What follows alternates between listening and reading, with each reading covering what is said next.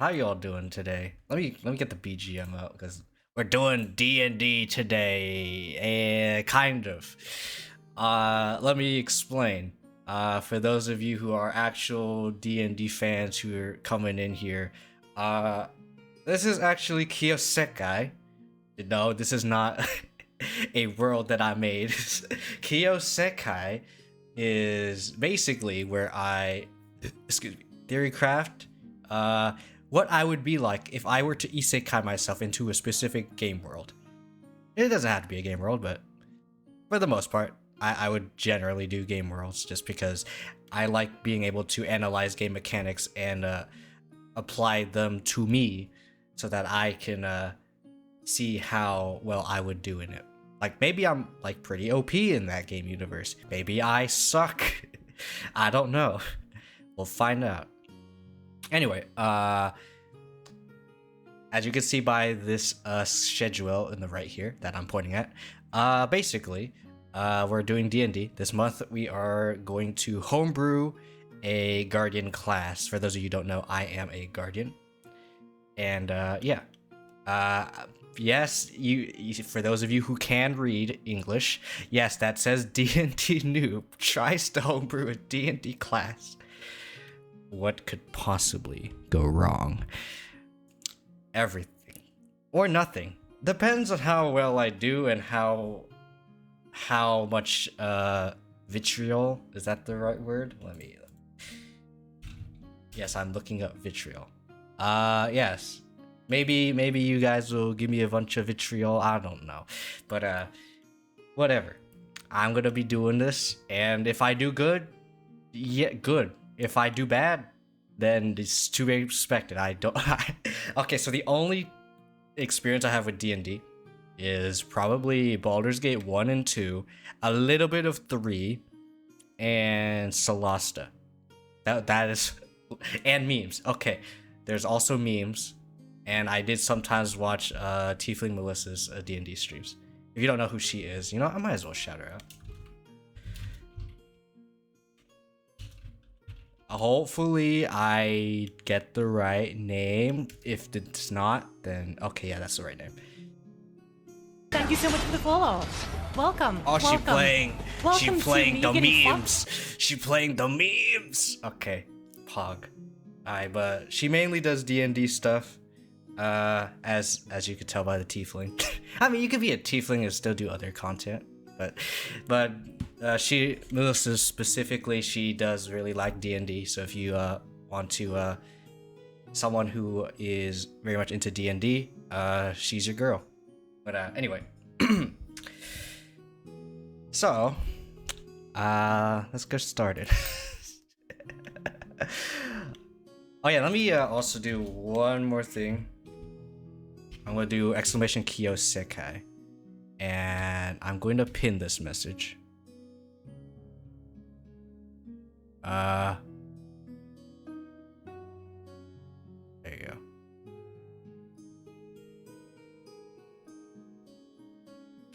That's just so people know what the hell is happening here. Why is Kiyo doing this? Why am I seeing a spreadsheet? This is why I am analyzing how I would be like. Well, not me specifically. This is actually just the Guardian class. I'm gonna tell you right now though. Next month, I will be coming back to this, not to this specific thing, the Guardian class, but I will come back to the D&D universe and I will insert myself into it, and I will probably do 2 or 3 versions of myself, and I would put myself into the universe, because one version will probably have this Guardian class.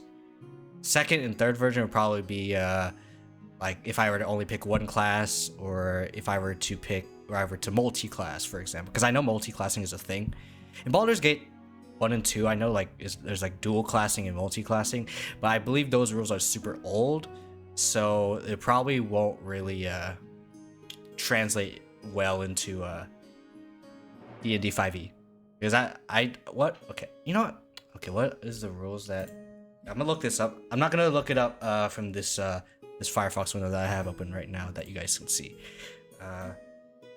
What rules does Baldur's Gate 1 use? The games are based on a real-time modification of the second edition advanced D&D rule set. Okay, so that's what Baldur's Gate 1 and 2 uses. Okay. Which is not what I'm going to be using. I'm going to be talking about D&D 5e. So if you're also into Pathfinder as well, you could talk to me about Pathfinder. I don't know anything about it though. Although so far that I've heard some of the differences being Pathfinder is much more feet oriented, and not as in the feet as in the bottom of your body. All right, not the feet that you use to step and walk and run. Not that kind of feet. All right. Okay, so there's gonna be a lot of me just doing research. I'm not gonna lie. There's also gonna be a longer stream, so you're probably gonna see me like BRB from time to time. I'm gonna be like getting food, not now. And yeah. So if I do like go away from the computer for a bit, that's why. Because this is gonna be a long stream. I have a feeling it's gonna be a long stream. Because I'm not only doing just a regular class, I'm also doing subclasses as well. So I'm thinking about maybe 4 or 5, maybe even 6 subclasses. Depends on how I feel and how much time I have. I'm not gonna do like a 12-hour stream, but I am able to like stream like for the rest of the day. For those of you wondering, I am in the eastern part of the US, so it is currently 3:12 at the moment for me. So I could probably go until like 12-ish. Or 1. if we ever get to that point. Just say. Anyway, oh yeah, also for those of you who want to know the BGM, let me make sure I'm looping this. This is the BGM. If you all want to listen in for yourselves at some point in time. And I'm leaving this on loop. So far, like, I listened to this like a few hours before stream because I was looking for some ambience. And this is actually kind of comfy. Not gonna lie, nice. No, I'm even gonna like this video. All right. So, Guardian class, what is it? Well, I didn't copy pasta everything. This is the generic stuff that I have copy pasted. Class features, hit point, hit die, yada yada yada. I am referencing most of this, like this format, off of, what is it? The D&D 5e wiki dot, or aka apparently it's called the D&D 5th edition community wiki. So that's what I'm using. And if that's not a good reference point, do tell me, because that's what I'm using right now. And yes, you do see spell slots. At most, this class is probably going to be a half caster. And I don't know all the terminologies for D&D, so do tell me if if you tell me a terminology and I ask what is that, please explain. I may or may not do the research myself if I ask, but you will probably be hearing me asking like, oh, okay, what is this? What is that? I'm not gonna go into very specifics, but I do know some stuff, but I don't know everything. But only some stuff. I am a noob after all. Okay, so I'm thinking Guardian is probably gonna be like a tanky kind of tanky utility half caster. But the subclasses allow you to dip into like very specific play styles. I will not go into the play styles, the subclasses yet. I do have at least maybe like 4 in mind. I do have a doc already that has like a rough thing of what I want to put in. But this is a rough thing that I did a month ago. I was so into like back in November, October. I was like, yeah, I want to play D&D games with my friends, and I've seen memes and stuff, and it's like fueling the fire even more. And I got so zealous that I even have this rough thing this rough draft ish of the Guardian class already, but I don't want to just copy paste that into this doc and be like, okay, we're done, because that would just be bad. And at that point, that would basically just be you guys, or aka the D&D fans, or people who know what the heck's going on, judging me, and that's it. I don't want that. So what we're gonna do is I'm gonna start from scratch. I will have the rough draft as a reference in the back that you will not see. But yeah. So let's not go to this area first. This is okay. We'll go here though. We'll talk about this. Guardians are called to protect, whether by the country they serve or simply to keep them and their loved ones alive. Most fantasize them as armored knights, but true Guardians will tell you that it's all about intentions and mindsets. And yes, this is basically saying that, okay, I feel like most people would think when you say Guardian, you'd probably see like a tanky armored guy. And I'm gonna tell you right now, this is not the answer. That is not it. Either that, or I did see another like class. I don't know if it was a homebrew class, but it was another. It had the same name as Guardian, but they were more like, they felt more like druids and stuff. They're like one with nature, and that's not me either. So, I it's not me, but it could be someone else. Anyway, we're gonna skip this scary table. All right, class features. Okay, hit die. I'm gonna be honest. I'm assuming hit die is for when you short rest. Is this right or wrong? I could be wrong. Like, please correct me if I'm wrong. Because that's the only time I see hit die. And I'm not talking about like die to like hit an enemy. It's like hit die for like hit point. This is why it's like under hit points. Right? Okay. You know what? I'll look this up because we're just starting and stuff, you know. Alright, D&D. What is hit die? Hit dice is the number of dice rolled to calculate how many hit points a character or monster begins to play with. No. Wait. Okay. Hit dice.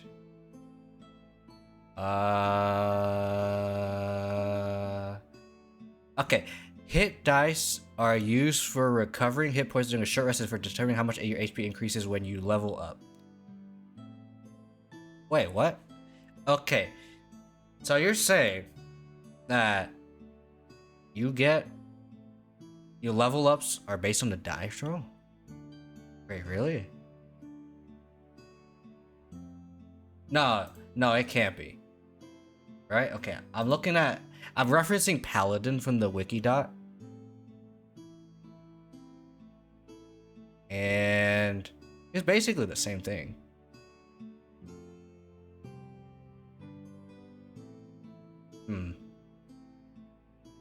Alright. Yeah. Okay. So, I think what I'm gonna do is, hit die and hit points at higher levels. I think it's just gonna be, the same. So, I'm seeing from this class thing, it says, hit die by class, we got Wizard Sorcerer with the D6, Artificer, Bard, Cleric, Druid, Monk, Rogue, Warlock at D8, Fighter, Paladin, Ranger D10, and Barbarian at 12. Interesting.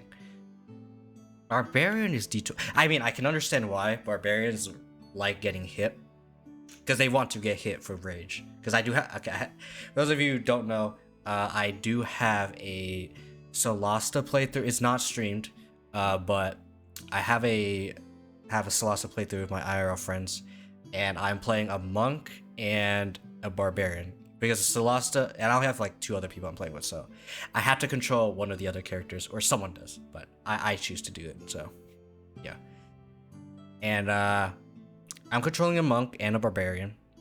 One of my friends is controlling a bard, and the other one is controlling a ranger. And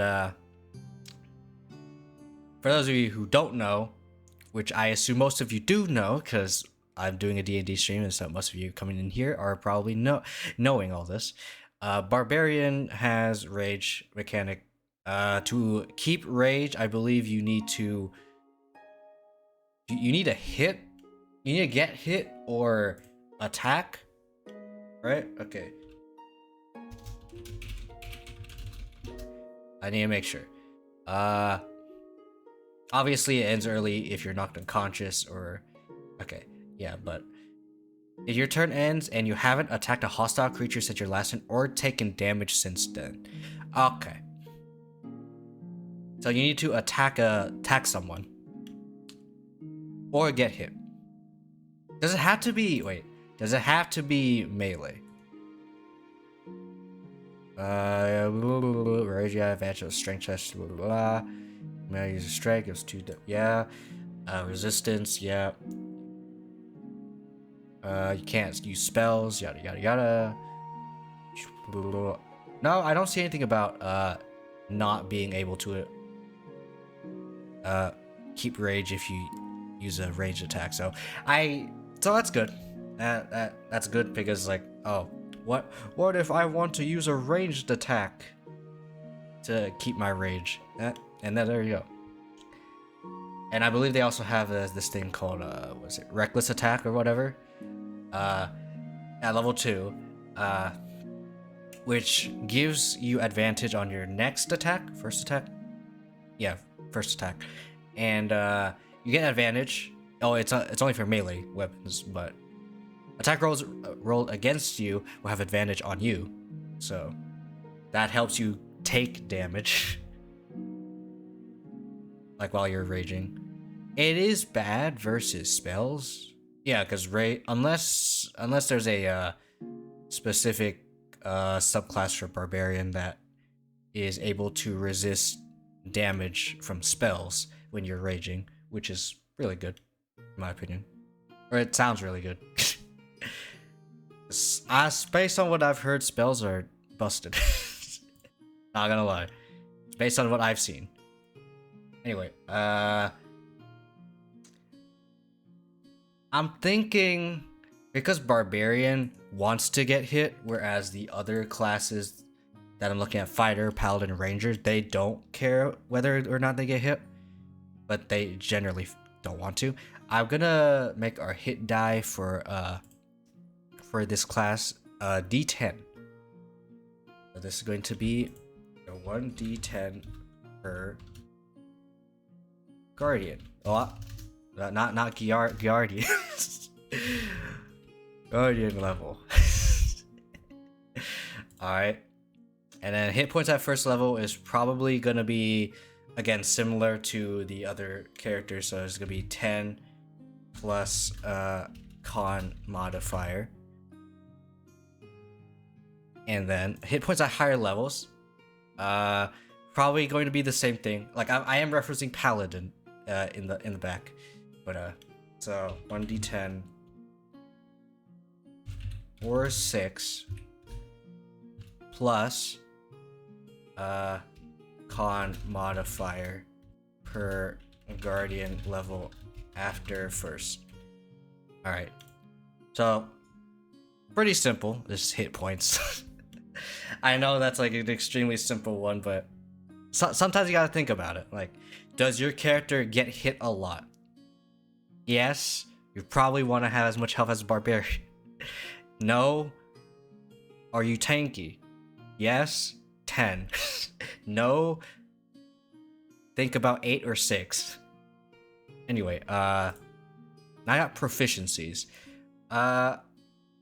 So this one is gonna be kind of hard to think about, because in one sense, like, you would think, like, yeah, guardian, of course he's gonna have all the armor, right?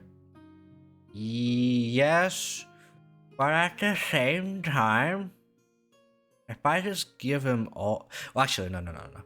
I think I know how to mitigate this. Okay, we're gonna do all armor and shields. Just like a paladin. I am referencing paladin. But I think some of the subclasses, because there's some subclasses that I have ideas for that benefit from like either not having armor or not having heavy armor or whatever. So I think that's what I'm gonna be doing.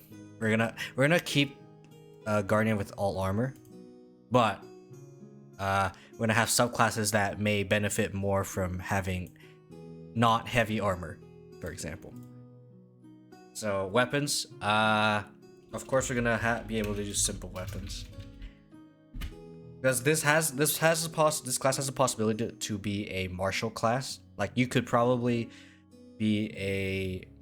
I did say this is a half caster class, but you could basically just be mostly martial for the most part. So like I could just do simple weapons and martial weapons, but I feel like with Guardian, you're not gonna be as proficient, right? Like you're not a fighter, you're not a specialized fighter, unless you are specifically going for a subclass that is going to be the more martial version of the Guardian class.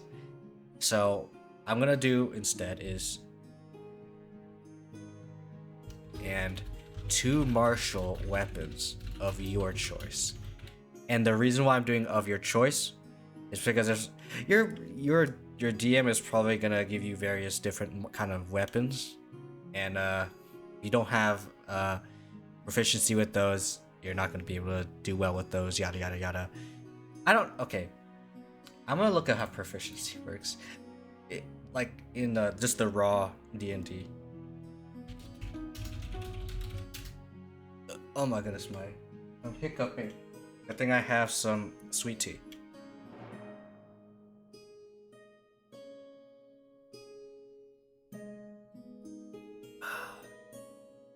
No, I don't care about proficiency bonuses. I just want just proficiency in general.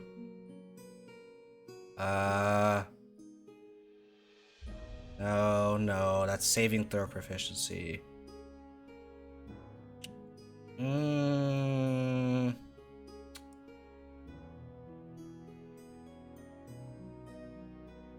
I guess it's different based on whatever other game you're doing. Because I know in Baldur's Gate 3, if you're not proficient, you can't equip it, I think, or you have disadvantage. But if you're playing if you're playing Solasta, you won't be able to equip armor at all. Like if you're not proficient, like for example, you're playing a monk, you cannot wear armor. GG, don't. Or you probably wear leather, I don't know, but you can't wear like medium or heavy armor at all. You're not gonna get disadvantage or whatever. You're just not able to use it. Whereas in Baldur's Gate, I believe you get disadvantage on your attacks or something like that. I don't remember, but it's something like that. Anyway, so this is just so like, oh, you have a favorite weapon specifically? Okay, pick those.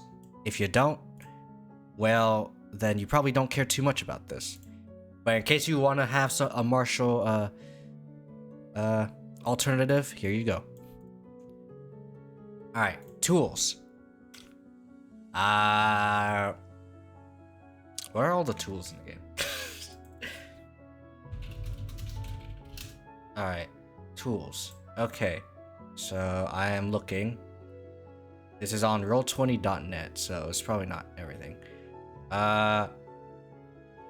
Alchemist supplies, brewing, calligraphy, carpentry, cartography. No. Let me go to wiki. Just so I can be a little bit more consistent. Okay. Oh, that's the same thing. Never mind. Smith's tool, tinker's tool, potter, painter, masonry, leatherwork, wood carver, dice set, chessboard, playing cards, musical instruments, disguise kit, forgery kit, herbalism, navigator's tools, poisoner's kit, thieves tools, of course thieves tools. But I think for Guardian class in general, I feel like we could do one tool of your choice, but I don't know if I want to do that. Because I do want the Guardian to be a little bit more versatile, kind of like Cleric, but I don't want to be like too much like Cleric, you know. Because for those of you who don't know, or have not seen my ramblings on Twitter, I think Cleric is a class that I might be, just myself. If I were to pick from the traditional D&D stuff. Like, barring whatever the hell I'm doing right here, I'd probably be a Cleric. Mainly because I saw a spiritual weapon, I was like, a spiritual weapon, yeah, that's for me. I have a spiritual weapon. For those of you who don't know, hello?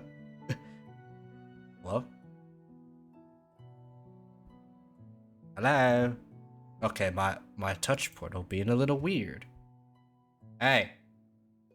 There you go, okay. There you go, that's a spiritual weapon.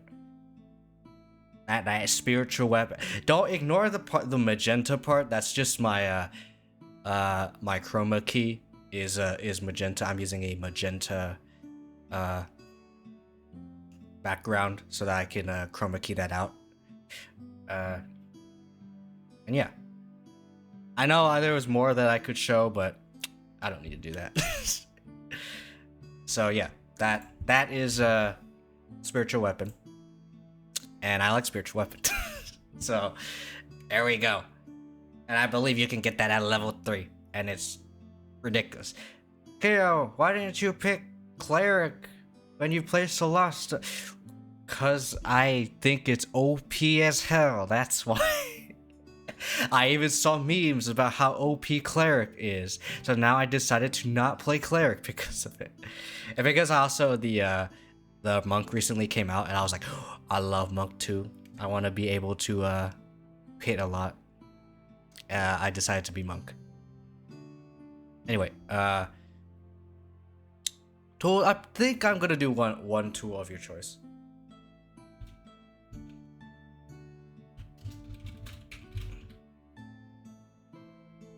And then saving throws. Okay, saving throws is good. This is gonna be kind of what should I do here? Kind of pick. Hold up. I need a mute.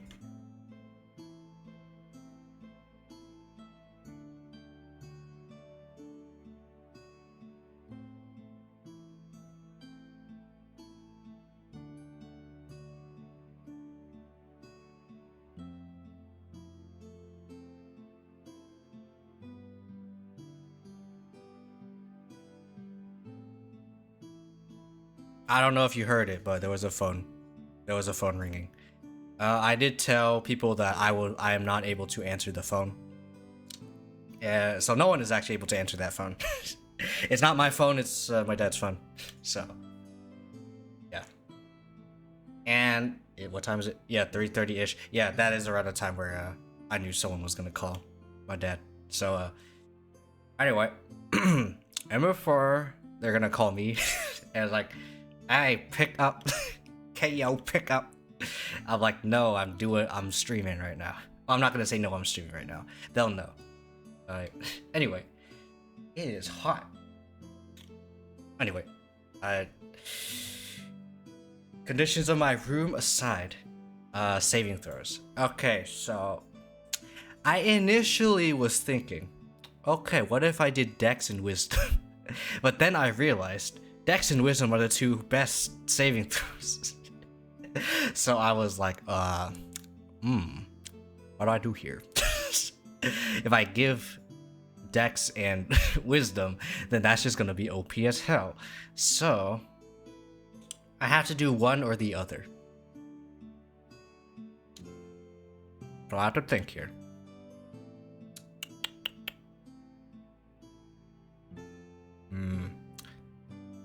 And for those of you wondering, I did say I was a half caster, or Guardian class is a half caster, so, and they're going to be using Wisdom as their saving throw, not saving throw, their spellcasting stat. So we have to think here. It's either going to be Wisdom or Dex as one of them. And the other one, okay, if we pick wisdom, the other one is probably going to be strength. Because I remember people saying the 3 good saving throws are, or I should say, quote unquote good, are Dex, Con, and Wisdom. And then the 3 quote unquote bad ones are Strength, Intelligence, and Charisma. So let me think here. This is just base Guardian. Because is for sure not gonna be Constitution, because I know that one of my subclasses is gonna get Constitution proficiency saving throws. So I'm thinking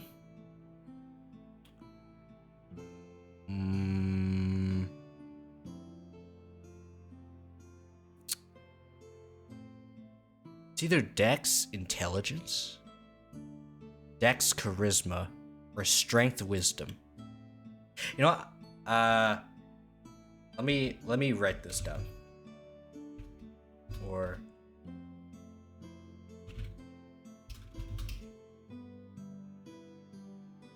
those are the 2 that I'm thinking of, or the 3 that I'm thinking of right now.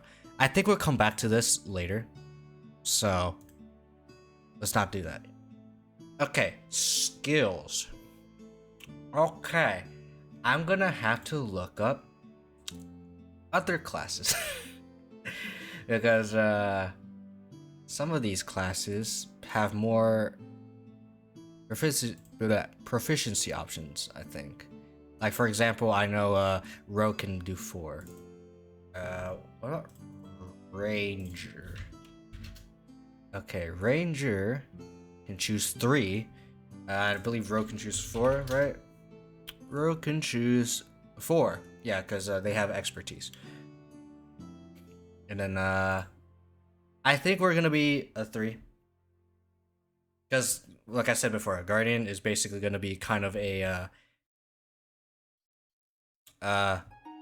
versatile pick.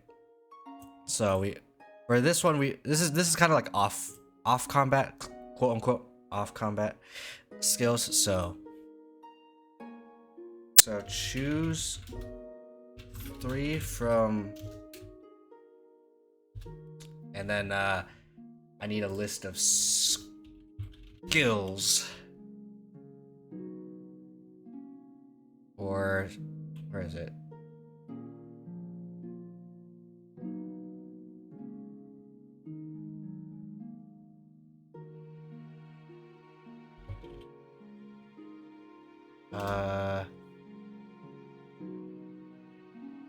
D&D list of skills.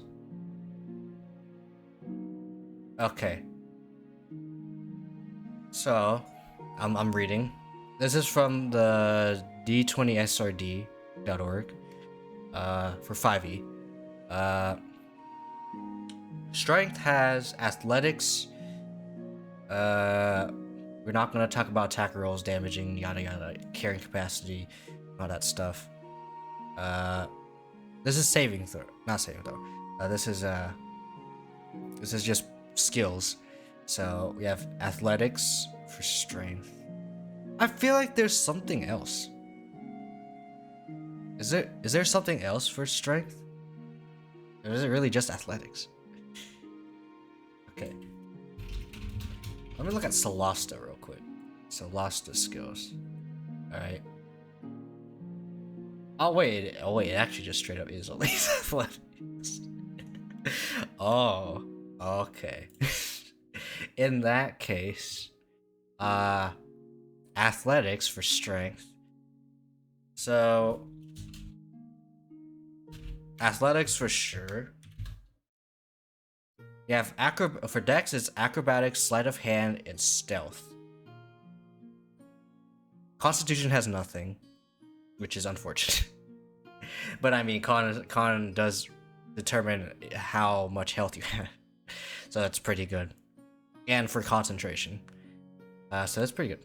I'm thinking acrobatics. Should we do stealth? Nah, not yet. Okay. Intelligence. It's probably a stat we're not gonna go too much into, but we're gonna have some of them as an option, just for the sake of lore. Let me look at Arcana. Call lore about spells, magic items, symbols, magic. Okay. Yeah, Arcana seems pretty fitting for a guardian. History. You know what? Well, history. Yeah. History. Investigation. How much? Okay. Let me look at Ranger. How much Ranger had? 1, 2, 3, 4, 5, 6, 7, 8. Okay, Ranger has 8 skills that they can choose from. So I already have 1, 2, 3, 4, 5. So I think we're gonna stop at the at investigation for that.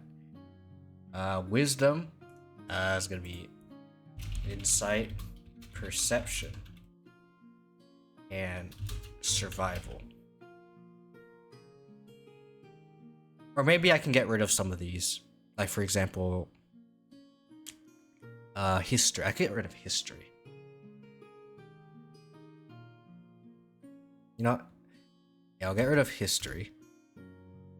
And then, we'll do either medicine or something charisma. Nah, you know what? Nah, not charisma. Here is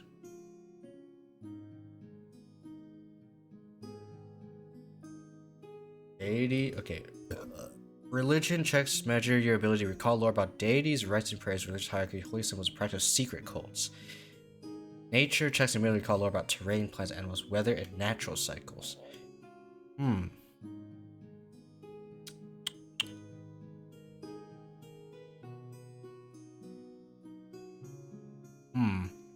Nature or religion? I think it's gonna be the thing I replace history with. It's either history, nature, or religion. And I'm thinking with Guardian, they want to know what they're defending against, or why they're defending. So I think history makes more sense. Whereas nature is kind of just whatever's happening around them in nature, and religion is specifically about religion, deities. So I think we're not gonna talk about that for now. This is a fake kind of religion, so you feel free to talk about that. Like, it is in the rules. I'd say, you can't talk about religion, but the fake kind is okay. Anyway, I think that's what we're gonna be choosing from, is these 8. Because we're gonna reference Ranger. We're not fully referencing Ranger, but these are what we're gonna reference here. Oh, oops. Okay, equipment. You start with the following equipment, in addition to equipment granted by your background. Okay, so A, we're gonna have either chainmail, or B, leather armor. Either chainmail, leather armor, or chainmail and scale mail. Well, I think leather armor.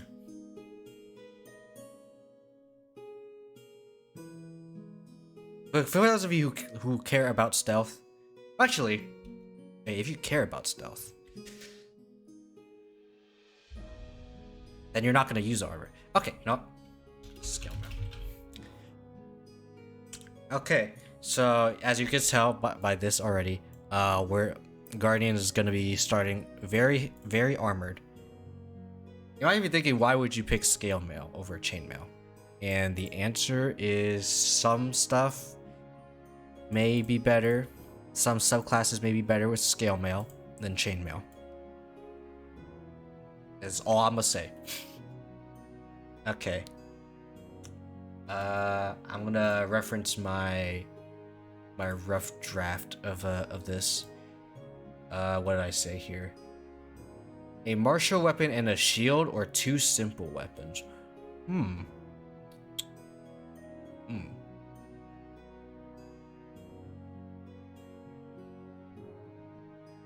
Okay.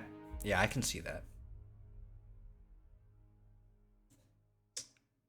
I believe hand crossbows are a thing. Yeah, hand crossbows are a thing in Baldur's Gate 3. So I'm hoping that hand crossbows are a thing in D&D in general. So it's fine. Wait, is a okay, wait. D&D hand crossbow. Hand crossbow is a martial weapon. Okay. All you had to say. Okay. A martial weapon. Any martial weapon. And a shield. Okay, what if you want a two-handed weapon? Okay. How many two-handed weapons are simple weapons? Other than like quarterstaff. That's the only thing that I can think about in terms of simple weapons. Okay, maybe okay, maybe there are like some like versatile ones, but we're not counting those. So what they be? It's like quarterstaff. Could be two. Oh, wait, quarterstaff is versatile. Never mind. I'm an idiot. Quarterstaff is versatile. That's why freaking monks like using those. It's because you can't use shield, so might as well take advantage of the versatility. We do like a D8 damage. Okay. Or B, two simple weapons. So this is two simple weapons because in case you want to one dual wield, or two use a simple weapon, a melee simple weapon, and a bow, a short bow or something. I don't know. Okay, there's like packs or whatever. What are these packs? Okay. D&D packs. Like equipment pack. Okay, so we have a burglar's pack. This is looking from the 5thsrd.org. Burglar's pack. Which we're not. No, that's not the answer. Diplomat's pack. Choose a chest, 2 cases of map scroll, set of fine clothes, bottle of ink pen. No, that's too. It's too.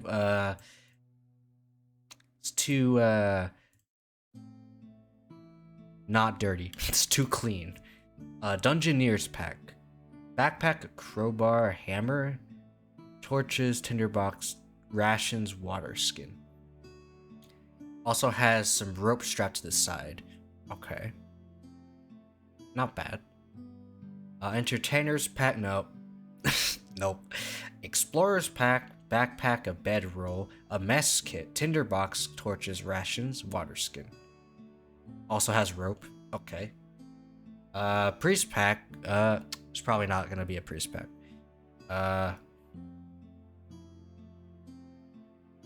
Backpack, blanket, candles, tinderbox, alms box, box of incense, censer vestments. No. I think it's Dungeoneer or Explorer. I think that's what we're gonna do for Guardian. Because you could still have your other backgrounds as well that can give some of these.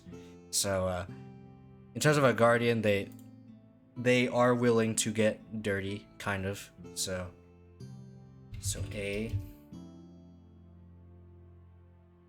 I think it's Dungeoneer. Here's pack, or B in this pack. And then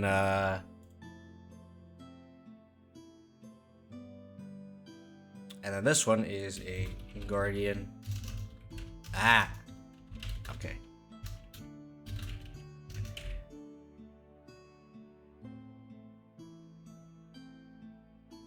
All right. This one's kind of like up to debate. Like, yes, the Guardian does have like their symbols or whatever, but in a sense, you could also have like, or any markings on the body or whatever. Consult DM.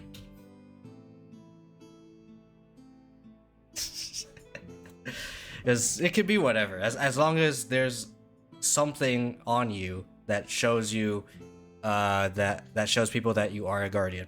You're good.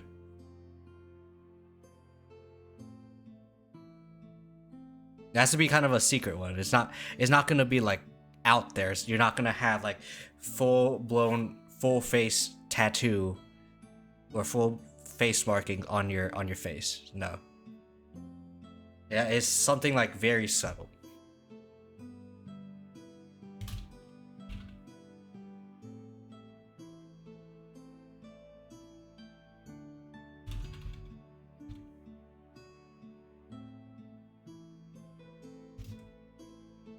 Yeah.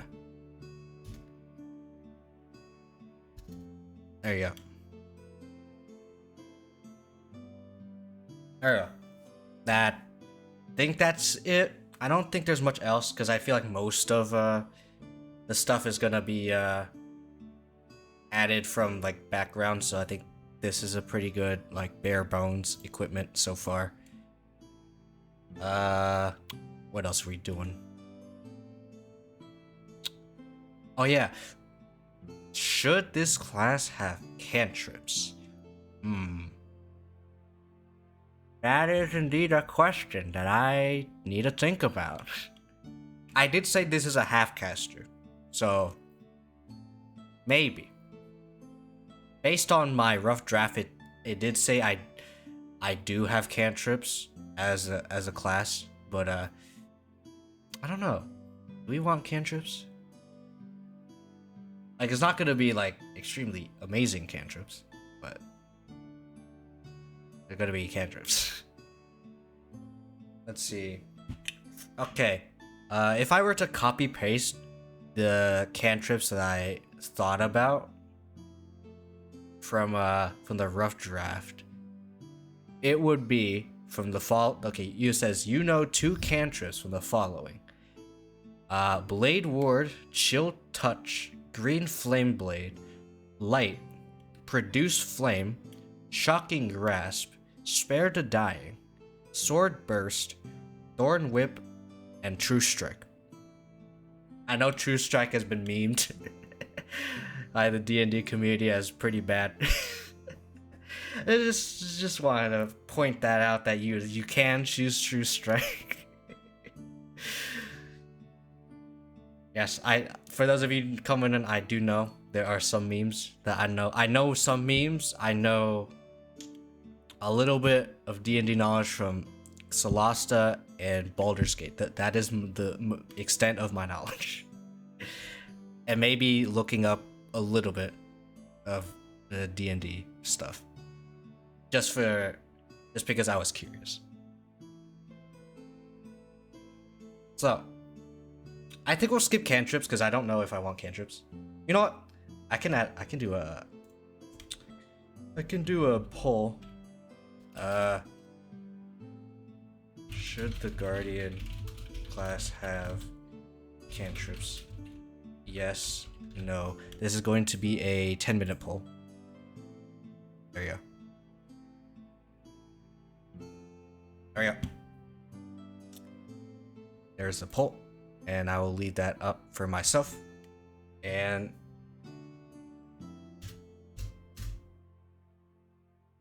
alright.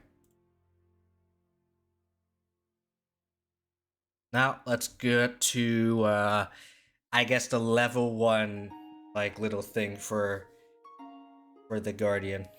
What differentiates a level 1 Guardian from, let's say, a level 1 fighter, a level 1 paladin, level 1 ranger?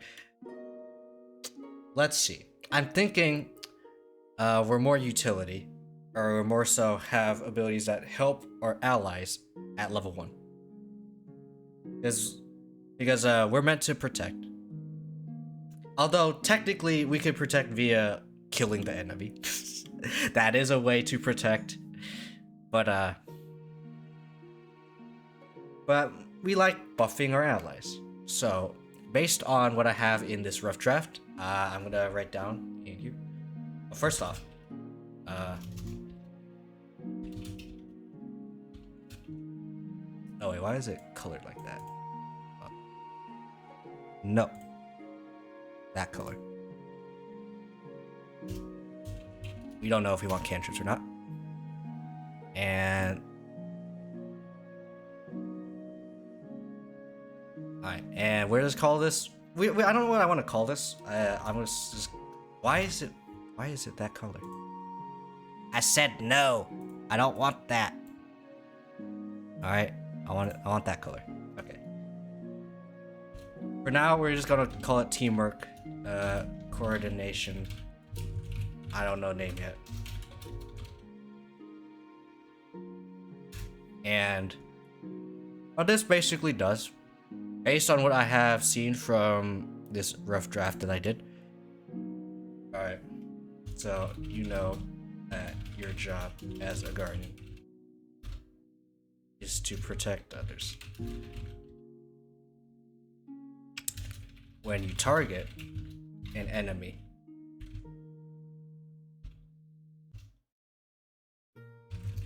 whether it hits or miss,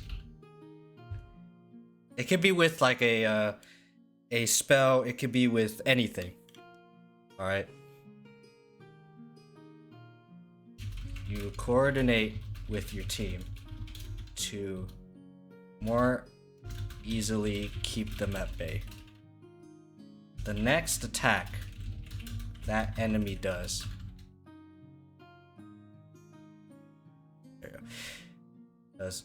loses -2 to its attack roll and spell casting ability. This can only happen to one enemy target at a time. So if you were to use this, or sorry, if you were to target multiple enemies, for example, it would be based on the last person you targeted. But let's say the last ability that you did was a multi-hit. Then at that point it would be whatever enemy you choose to target last. So let's say there's 3 enemies, like A, B, and C, and I say A, C, and B. So then coordination word work on, or whatever the name is going to be, is we'll be working on enemy B, because I said B's name last. And that's how it works.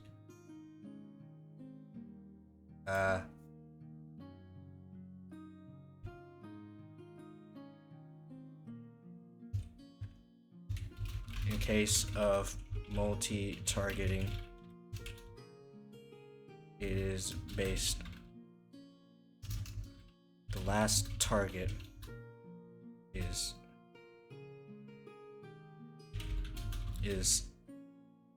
the affected. There you go.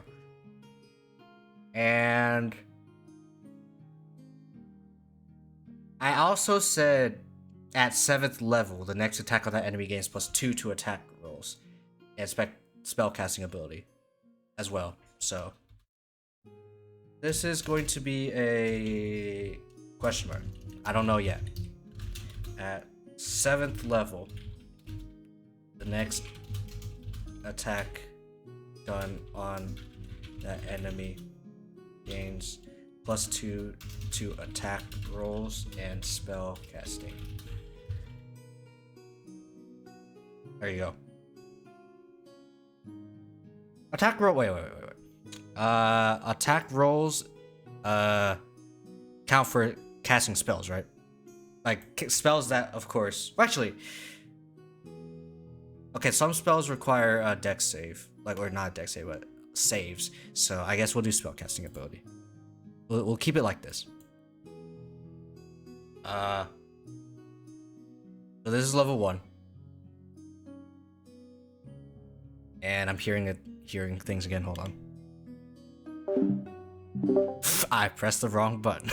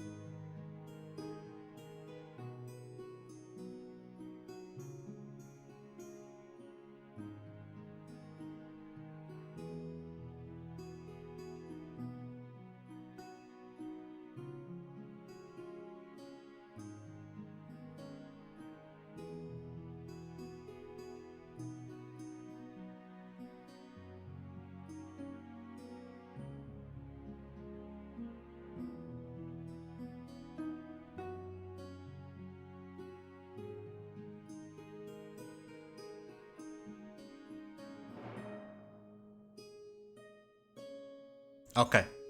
Alright. I'm here. I'm back again. Alright. I'm surprised I'm not able to extend this poll. You know what? It's fine.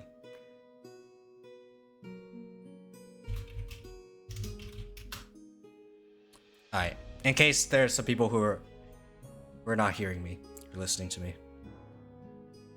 There you go.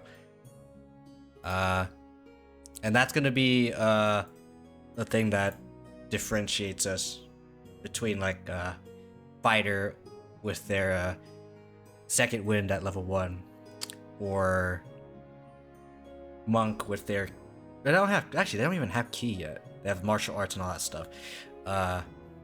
Unarmored defense, armored movement, yada yada yada. Paladin with their lay on hands and all that jazz. Actually, what else? Divine sense. Yeah, divine sense, lay on hands at level 1. We're talking about level 1, not level 2. We're not talking about freaking smite. When did they get smite? Second level? Yeah, second level. Okay. And yes, for those wondering where I'm looking, it's here. I am referencing all this stuff. I might as well have this as a reference, like, Kia, what are you looking at? This is what I'm looking at. All right. D&D 5e Wikidoc, because I don't know what the hell I'm doing. As you could tell by my ramblings. All right, got teamwork, coordination. That's our level 1 ability. I believe this is persistent. Yeah, this is persistent. Because I'm keeping them at bay. Because the last person I attack is the person I'm focusing on, and I am coordinating with my team so that they don't die. They don't die to that specific enemy. Alright, so that's the Guardian. Special thing for level 1. So for level 2, or should we talk about something else? Nah, we'll talk about something else. Oh, apparently I have this miscellaneous note. It says you cannot multi-class into this class, but you can multi-class out of it. This is a miscellaneous note. Okay, I understand why now. Okay, this is a lore thing. Okay. Oh. This is heading 4.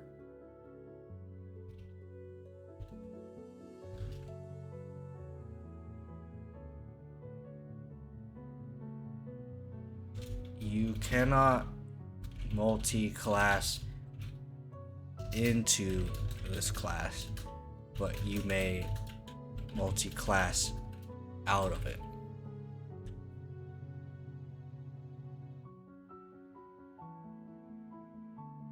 That's gonna be annoying. With the heading 4. Oh wait, I could do this. There you go. Now heading 4 is like that. Okay, we're good now. I don't know what was happening. Okay. I can do this. I can make things match what I want. Okay. That's miscellaneous note. I don't think there's any other miscellaneous notes that are in here so far. Poll ended. No answers. I'm. You know what? I can do it again, right? I can just. I wish I could make the poll longer. I hate that it's only 10 minutes. Should this class have cantrips at level 1? Yes, no. There you go.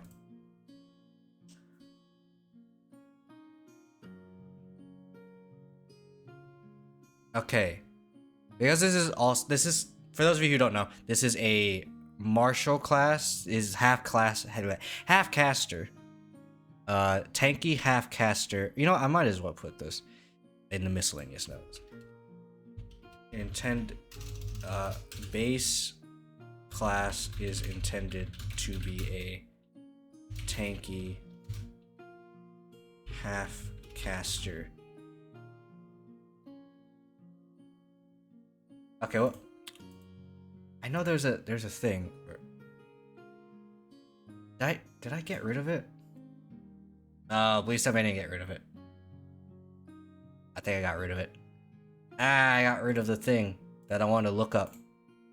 Okay.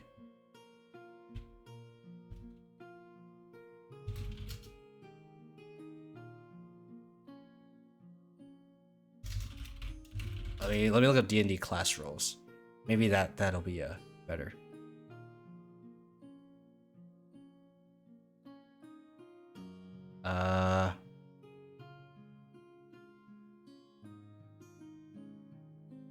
Blaster controller defender.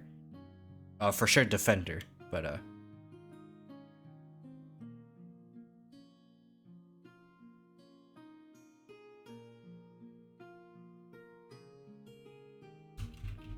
tanky support. Half caster.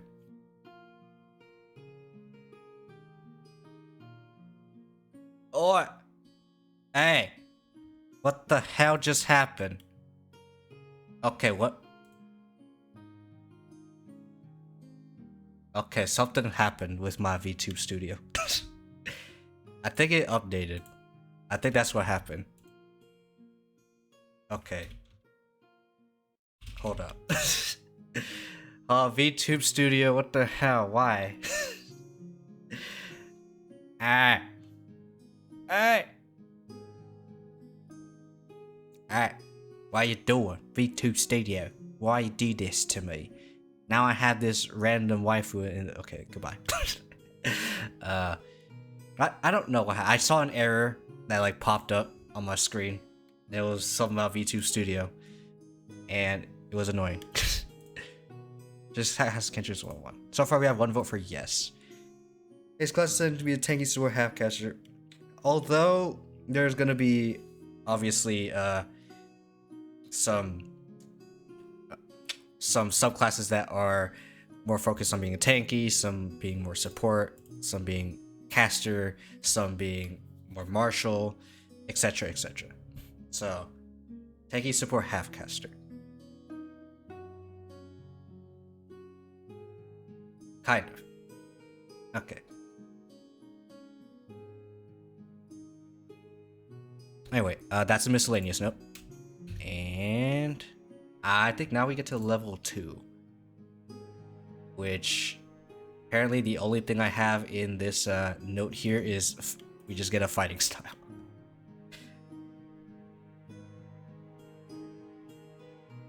But I think this fighting style is going to be a more defensive kind of fighting style.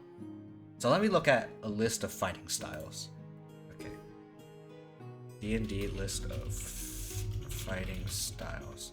Main reason why I'm not searching it out with this window is because I want to check in other places. I want to make sure I don't accidentally show anything stupid either.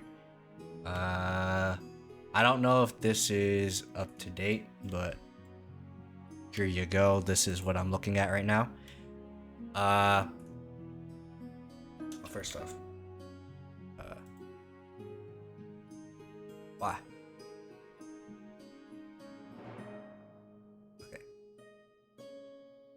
Oh, it's right here. I'm an idiot. Okay. Fighting style. You may choose a fighting style from the following. Alright. So we have archery, which is not we're not gonna give ourselves archery. Blessed Warrior is bonus cantrips. Or palette. Nope. I mean, I would need to know what the heck this means. Okay. Okay, it's Tasha's Cauldron. Okay. That's why I don't know anything about it. Okay, because I normally don't see Blessed Warrior at all. Blind Fighting. So gain short range blind sight. Let me make sure blind sight is. Monster with blind sight can see surroundings without relying on sight within a specific radius. Creatures without eyes, such as good blind, blah blah blah blah blah. Echolocation. Monsters naturally blind has a parenthetical note to its effect.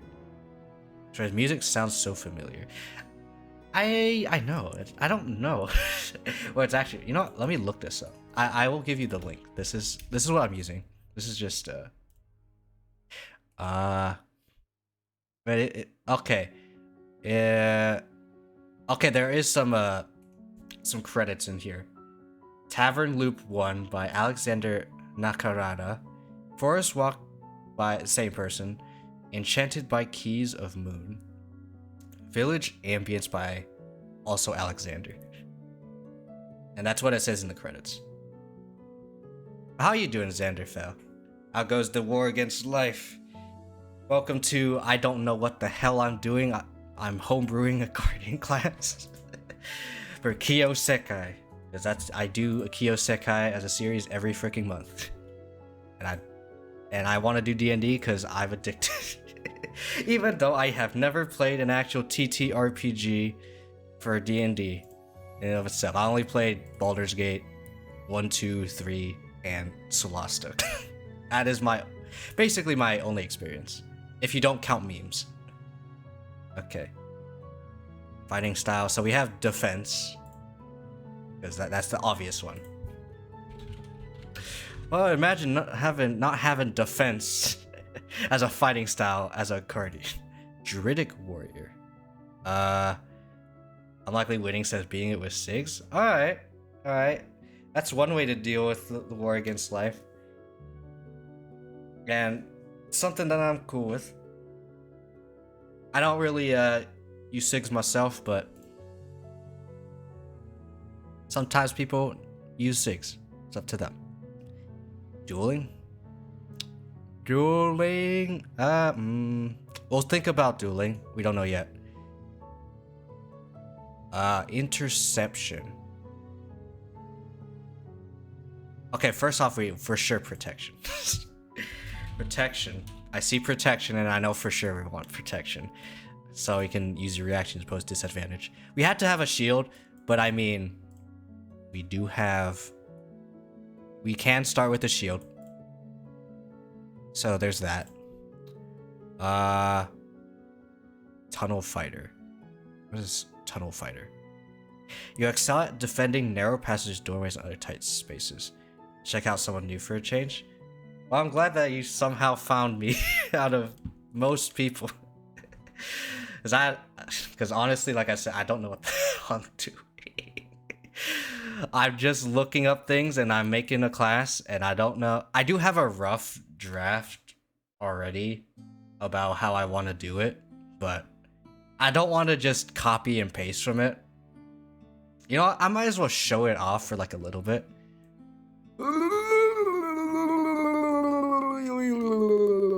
That's all I get to say. Nothing else. I mean, technically, you could look back at the VOD, but you know what? Whatever. It's fine. That was a rough draft from what I did from a month or two ago. And I know it says last edit was 2 hours ago. If you saw the thing, it's Guardian a tanky class, so it's meant to be a tanky support half-caster. From this, because I know people are gonna ask questions about it. Although the subclasses may focus more on being a martial-based class, or maybe I might as well spoil one of the subclasses. You may have a class that's more focused on having. This is probably very taboo. I don't know. And by the way, how you doing, Pokeniner? If I said your name right, I'm sorry if I said it wrong. And this is probably taboo as a subclass, but there could be a subclass that is able to have multiple spells that you can concentrate on. This is a support class, like that's a more support focused class. I've only made 2 classes personally. Ooh. Curious. What kind of class? Like a martial, spellcasting? Like I said, for those of you who don't know, I am kind of a noob, so at D&D in general, so undead. Oh. Actually, speaking of undead, okay. So when I was 5 or so, when I was like a little kid, when I first was like shown Baldur's Gate 2, like the demo of Baldur's Gate 2, I remember. Okay, my first class was a fighter. I know, so shocking, but at some point I did eventually like play other classes, and I played cleric because I was like, ooh, what is a cleric? Like young Kiyo was like, what is a cleric? And I remember I saw the word turn undead. And I thought, like, as a kid, I thought it meant like you turn undead, you become an undead. And I'm like, wait. I looked at cleric. I was like, wait, cleric has healing, all this holy stuff. Why are you able to become an undead? That's what I thought it meant at first. But now, if you ask me now, I know what turn undead means. It just makes them like run away or whatever. Maybe some extra stuff depending on what extra cleric freaking domain you're in. But that's what I thought at first. But yeah, defense, protection. Okay, I'm gonna look at, was it interception? Lessen the damage taken by a nearby ally from an attack. I need to look at this. Maybe interception. Played BG 1 and 2 before I played D&D as well. Ooh, I barely have any experience with 1 and 2 either. I'm gonna be honest. And 3. I don't have much experience on any of them. But I did play a little bit of 1, and I played the demo of 2. That is the most that I know. It's pretty cool to watch. Ooh. Okay. Interception. Fighting. So what is interception? When a creature's... Wait. No, this is a feat. No. Okay, tell me. Explain. When a creature you can see hits a target that's within 5 feet of you with an attack, use a reaction to reduce the damage the target takes by... What's your preferred shield? You must be wielding a shield. Oh. You'd use your... Okay. Yeah. I like the sound of interception. Yeah. I looked it up as well. It said 2nd edition AD&D rules. Yeah. Okay. Interception. I like that. I like the sound of freaking interception. It's something, I feel like it's something I would do, to be honest. So defense, protection, interception. Alright. Superior technique. So this is a battle master thing. I remember I saw a battle master in Baldur's Gate 3. So this is like a very specific gain a maneuver and gain a superior die. I don't think we're gonna be doing this. So no. But we can boof. I like seeing unarmed fighting, but they're not gonna do unarmed fighting. 2-weapon fighting. I think there could be 2-weapon fighting. In case someone wants to do a more offensive kind of fighting style, we'll do 2-weapon fighting. Icewind Dale uses 3rd and 3.5 damage. Which of the 2 you're playing? Ooh. It's Icewind Dale. I feel like I've heard of that name before. But yeah, that sounds so familiar. Okay. No, we're not. I don't care about True Sight. I mean, we. Oh yeah, I did see the poll said yes to cantrips. And Planscape Torment. I could, you know what? I might as well just copy paste this. Wait.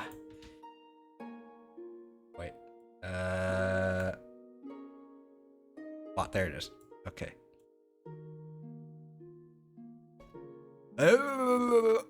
No, I mean to do that. Okay, cantrips. You know, 2 from the following. From here. Maybe 1 or 2. I don't know if I want to do 2, because yes, this is a half caster, but I don't want to be like casting that much. And I feel like some of these are pretty strong. I know Chill Touch is a pretty strong one. What else is it? I see everything. True Sight. I see everything. You cannot hide from me. I will challenge God even. Yes. Yeah, that's a true. I actually meant to say True Strike, but True Sight is something I would actually consider having in a subclass. not as an actual Guardian thing.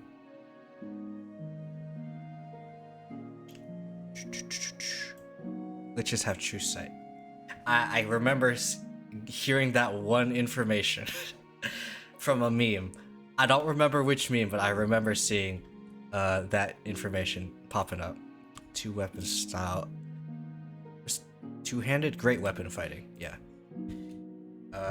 Great weapon fighting. Ugh. I guess I might as well have a dueling as well. And then those are the 6, I think, that we're gonna do. Yeah, defense, protections, excuse me. Yeah, I think those 6 are the good old standard ones. I don't think I need to do any more because there's so much here. Was Mariner? Nah. I wish I know more about what Tunnel Fighter is. You know what? I'll look it up. Tunnel Fighter.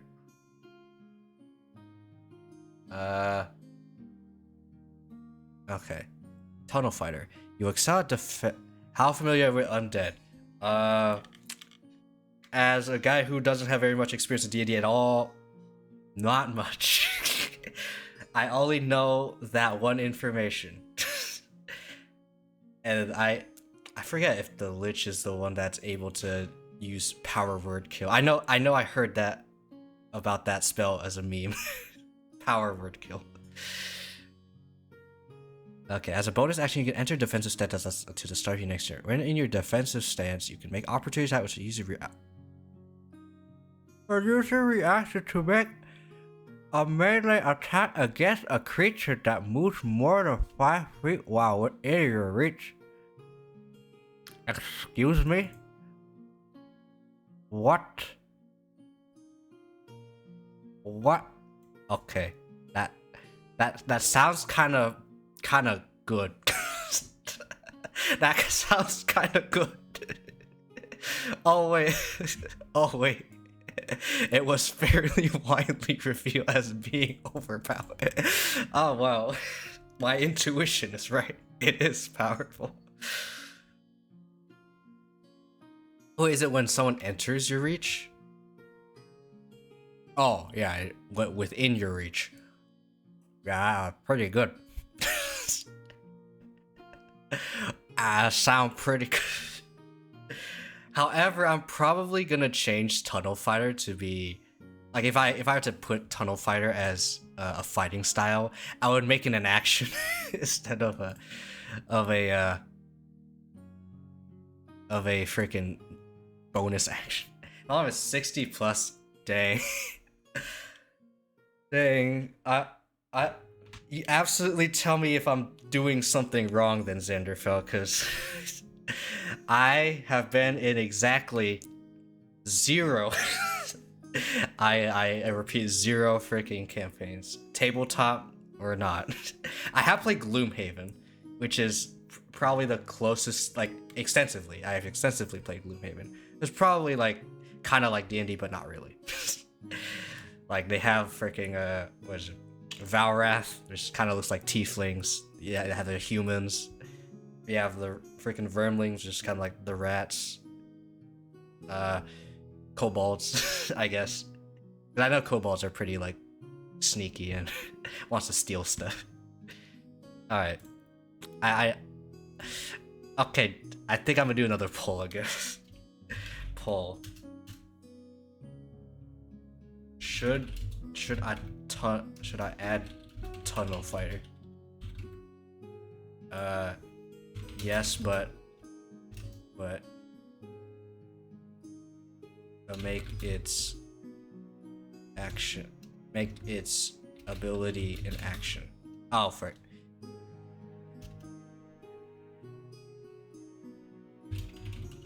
Nerfed or no? Yeah, we'll make this 2 minutes. Only play fighter in 2E, never really fight 5E. All I know is that fighters can freaking attack a lot. That's all I know from fighter. Not second wind. I mean, yeah, they do have second wind, but second wind and their freaking action surge. Their stupid action surge. That is all I know. You know what? I might as well.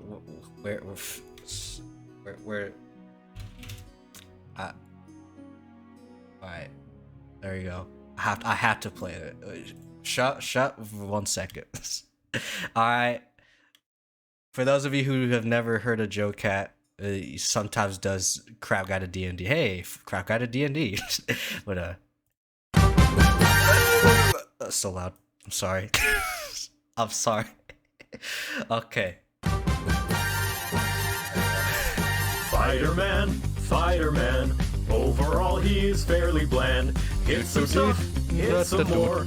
Outside combat it's quite a bore. Look out, he is the fighter man. Hammer, bow, sword and shield, there's no limit what you can wield. Flying fights, you have fought. Demon Lord's just another thought. This class, I don't want copyright, so I will sing over this time. Here comes the fighter man. Okay, there you go. Hit some more. Hit all the stuff. Okay, anyway. Tangent aside. I'll put Tunnel Fighter in. But I'll keep it as a question mark. Because I don't know if I want it. Nerf to only have nerf to ability being an action instead of bonus action. There you go. I guess I could explain it as well. Or I could just copy and paste it. Nah, I'll just look it up later. Oh wait, it says it right here for a freaking palette. I'm an idiot. I should have checked that one. Okay. But yeah. You can make opportunity attacks without using your reaction. I'm probably actually gonna make a a subclass that's gonna be based on having more reactions. Like more reactions, more concentration, etc. That's not gonna be in the same class. Those are two different subclasses. I'm not gonna be that stupid. You like trivia? What kind of trivia? Anything about martial arts, cooking, gaming, anything really? Like in general, like sometimes just random information just can be can be cool. Just because like you never know when it could actually be useful. Because I remember, like sometimes like when I just play Civ, and I just Civ 5 specifically, and I sometimes like playing Morocco, And I remember the capital of Morocco very well because of Civ 5. It's Marrakech, by the way. And I remember in high school, my history teacher asked about like, oh, so class, did anyone know what the capital of Morocco is? And I was like, yes, I know. It is freaking Marrakech. And then I was like, and then he was like, wait, how do you know? And then I was sweating. I was like, I looked it up somewhere randomly. I think that's what I said. Either that or he was just like, he just side-eyed me after he gave me the side eye after he said I was right. I don't remember. But yeah. I think that's gonna be the list of fighting styles that we're gonna have. I don't think we need any more. This is already kind of bloated enough. You know what? I'm tempted to get rid of dueling. You know what? Alright, this is going to be a very controversial thing I would do. No dueling. As the fighting style, no dueling. And that's just 90% smaller than Russia. There's a 90% larger population than Russia. Oh. I mean, I can see that. I can absolutely see that. Freaking Russia is just ice. I mean, yeah. What is the population growth rate of Bangladesh? Hold up. You know what? Okay, I should not sidetrack myself. I'm doing a freaking creating a homebrew freaking guardian class. I need to not be sidetracked here. Okay. Level 3. I don't think I have anything else for level 2. So level 3 is usually the time where you start getting your subclasses. This class is gonna be no exception. So heading 4. Guardians Resolve. Do I use moisturizer? I have a moisturizer. I actually do have a moisturizer on one of my desks, but I don't use it. It's just there sitting in the corner. Maybe I should use it more often. Although I feel like my hand kind of soft as is, so I don't know. I don't think I need to. But at third level, you may choose one type of resolve between different types of guardian motivations. Okay, so this is where we talk about the subclasses. And for now, we're not gonna go too deep into it just yet. We're gonna have... I have 4 already in this rough draft that I have.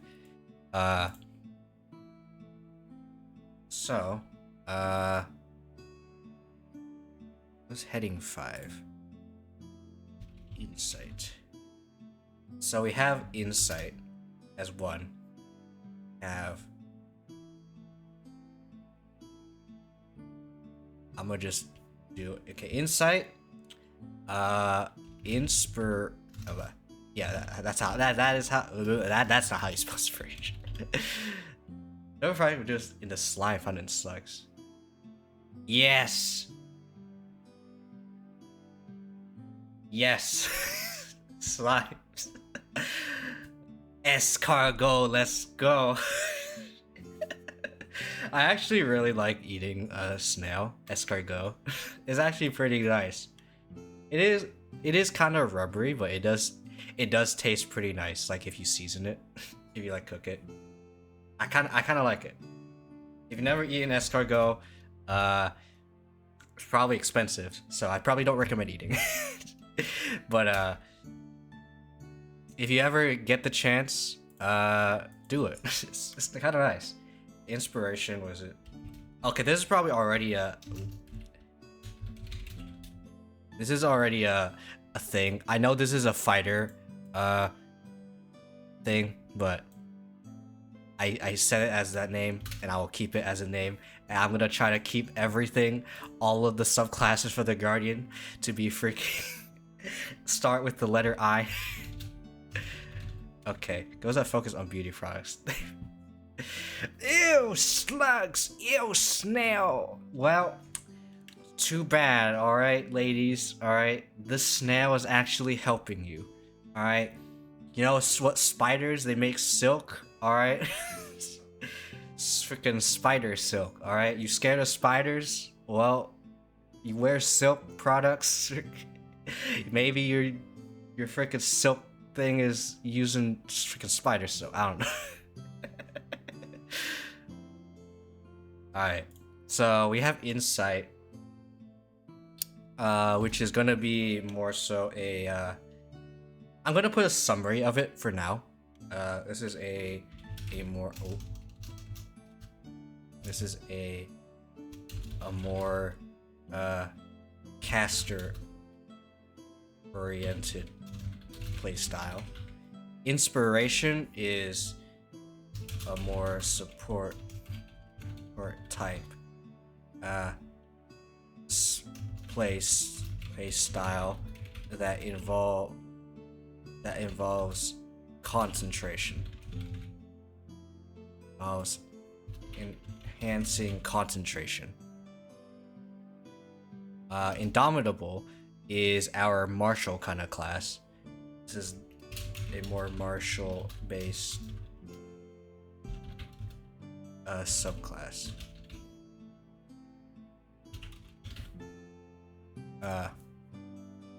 Oh, please. Okay, subclass. Subclass. No, okay. Incognito is gonna be the kind of the rogue monk type. This is the a more sneaky based play style kind of subclass. Probably uses mechanics from rogue / monk. Martial based subclass that is also pretty tanky. All right. Oh, sorry. Coca-Cola used to lose. Wait, I think I remember hearing about. Wait, yeah. I think I remember hearing that one. And I remember hearing, was it something about cocaine? Okay, so this is a fact that I learned from Monster Prom. This is probably wrong. I don't know. Maybe right.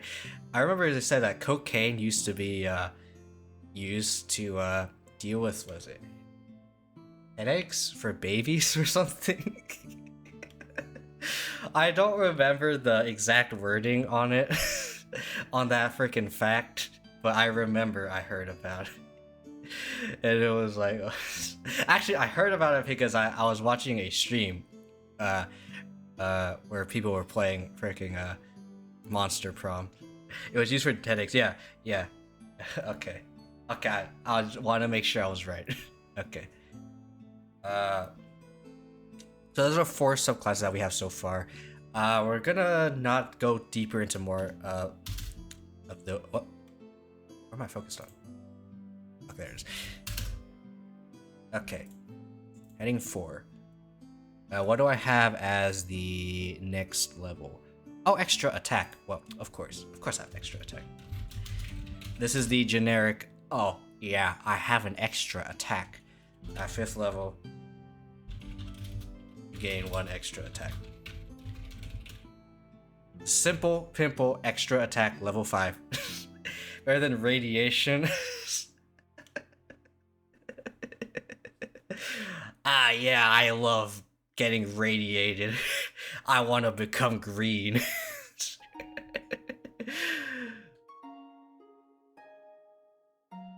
Oh my god, I actually do remember that fact as well. Because I remember someone like in that stream also mentioned that fact too. Oh my goodness. Freaking dumb.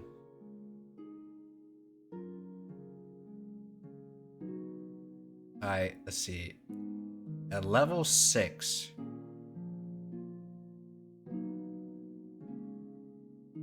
Oh. I have to think about this one.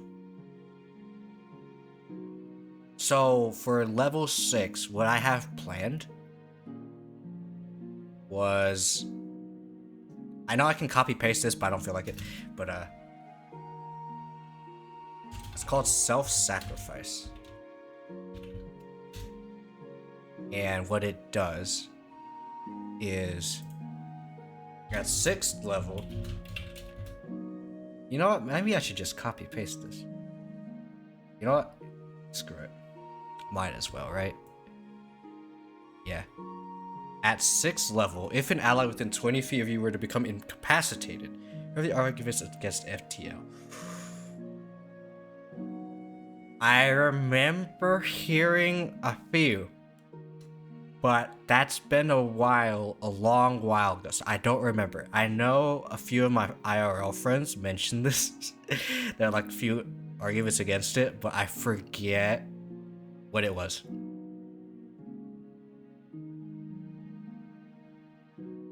And yeah. If an ally within 20 feet of you would become incapacitated or die from an attack, you may use your reaction to move to that ally, push them away.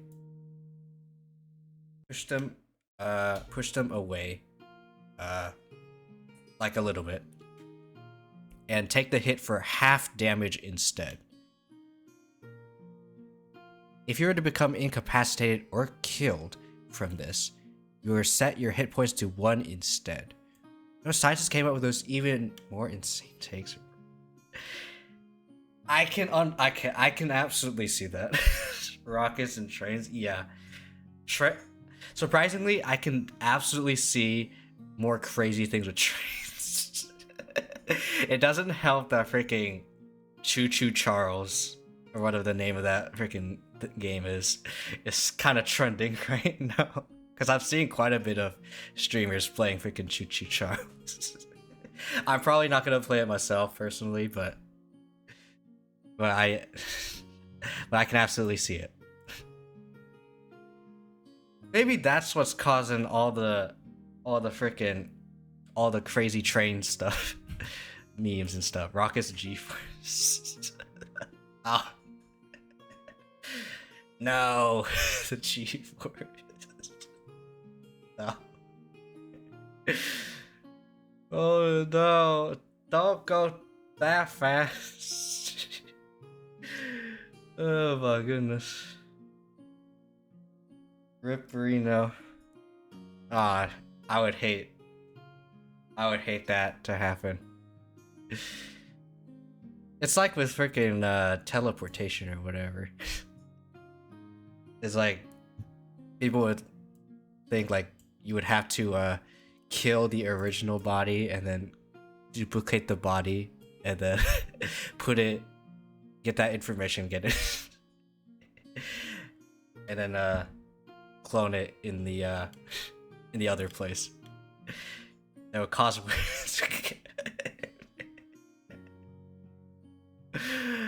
okay. That's an interesting one. Okay, so if you're becoming incapacitated kill from this, you set your hit points to 1 instead. And you can do this once before finishing a long rest. And at 14th level, you can do this twice. I don't know if I feel like this is too little. This might be too little. What do you think? Should this self-sacrifice move be used more than once per long rest? Or should it be a short rest? That's so wild. Oh boy. I know a person who knows about planes. And yeah, I can absolutely see that. I remember they talked about there was a specific plane that was just basically a gun with wings. I forget the name of that freaking plane, but I remember I saw a meme video about it. Because it was just like randomly in my feed on Twitter. So funny. You know what? Should I shout her out now? You know, I might as well shout her out. Alright. For those of you who love freaking planes and like Ace Combat and all that freaking like aviation oriented stuff, freaking check out Cindy Cat. Alright. Well, no, I don't want to spell her name wrong. Alright. She is, she loves that kind of stuff. Alright. Any kind of flight stuff. Oh, that's an old one. Hey. I mean, this is a nice one. But. It's a one shot. We made it, yo. The one yeah.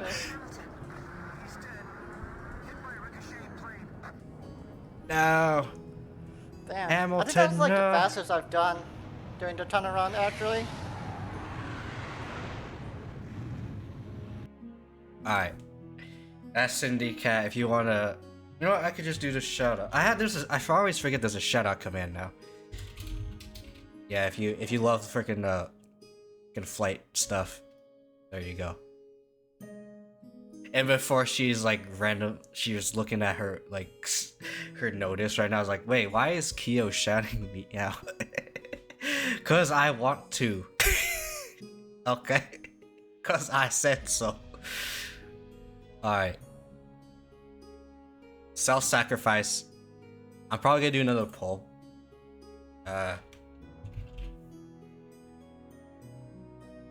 Should self-sacrifice have more uses or be long or short rest?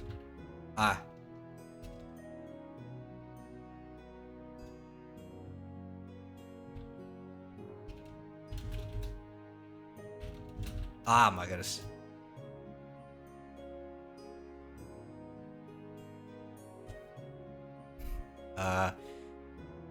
Two per rest. Okay, two per.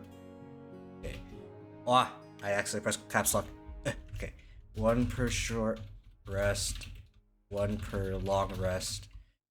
Two per short rest. Or two per long rest. That's gonna be a 3-minute poll. What's retro games? Pretty inconsistent.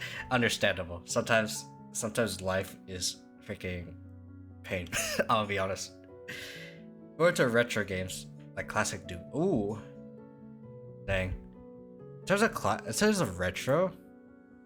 What is it? Like I played.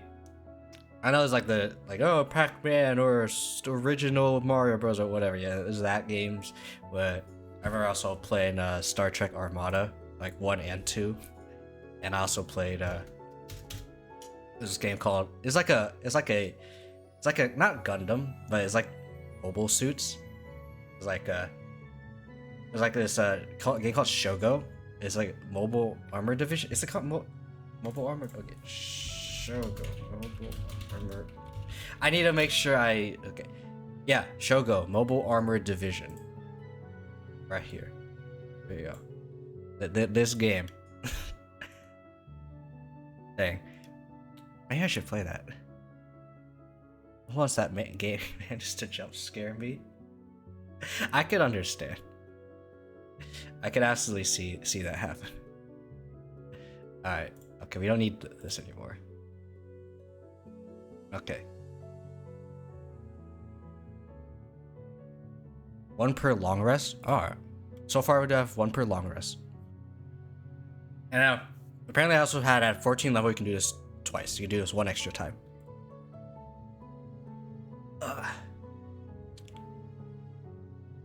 Alright. Or maybe it could be 2 extra times. I don't know. Or equal to your freaking whatever modifier. Wisdom.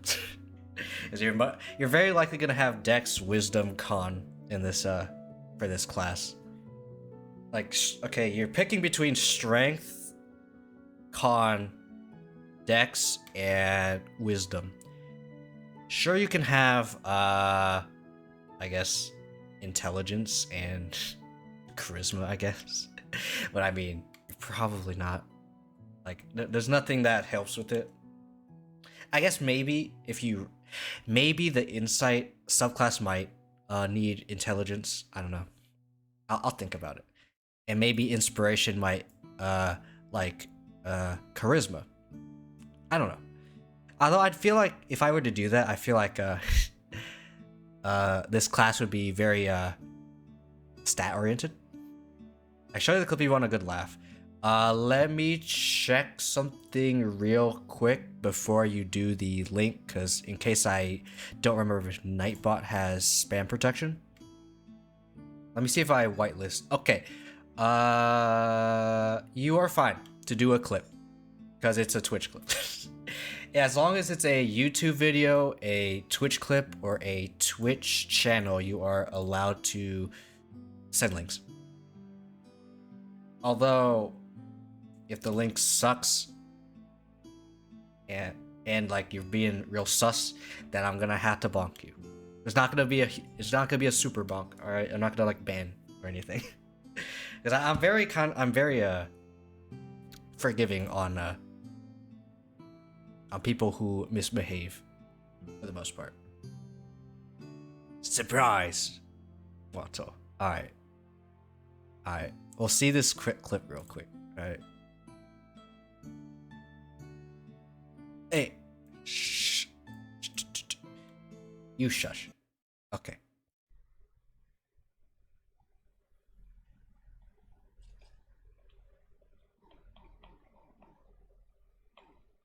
Just in case.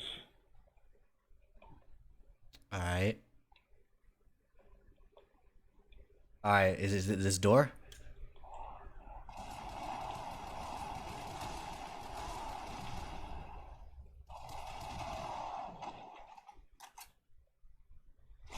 Ah!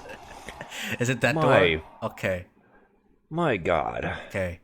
Holy shit. Forward? Nah. Okay. Was it that door to the right? Did it come from... Wait. Did it come from... too far back. Did it come from that door? I'm curious. If you're able to find out. Did it come from this door? Or this area? Because that's what I felt like it would have came from. Huh. It came from the right? Oh. Okay. Interesting. I guess I don't know the Doom maps very well. But I don't know if that area to the right was already explored or not. So if it was, then yeah, I don't know how, but if it wasn't explored, then yeah, I forgot about that. Okay. In that case, alright. So we're gonna keep this self-sacrifice at a long rest, says the Pearl. So, yeah, look at my rough draft again. Okay, this is probably going to be extremely...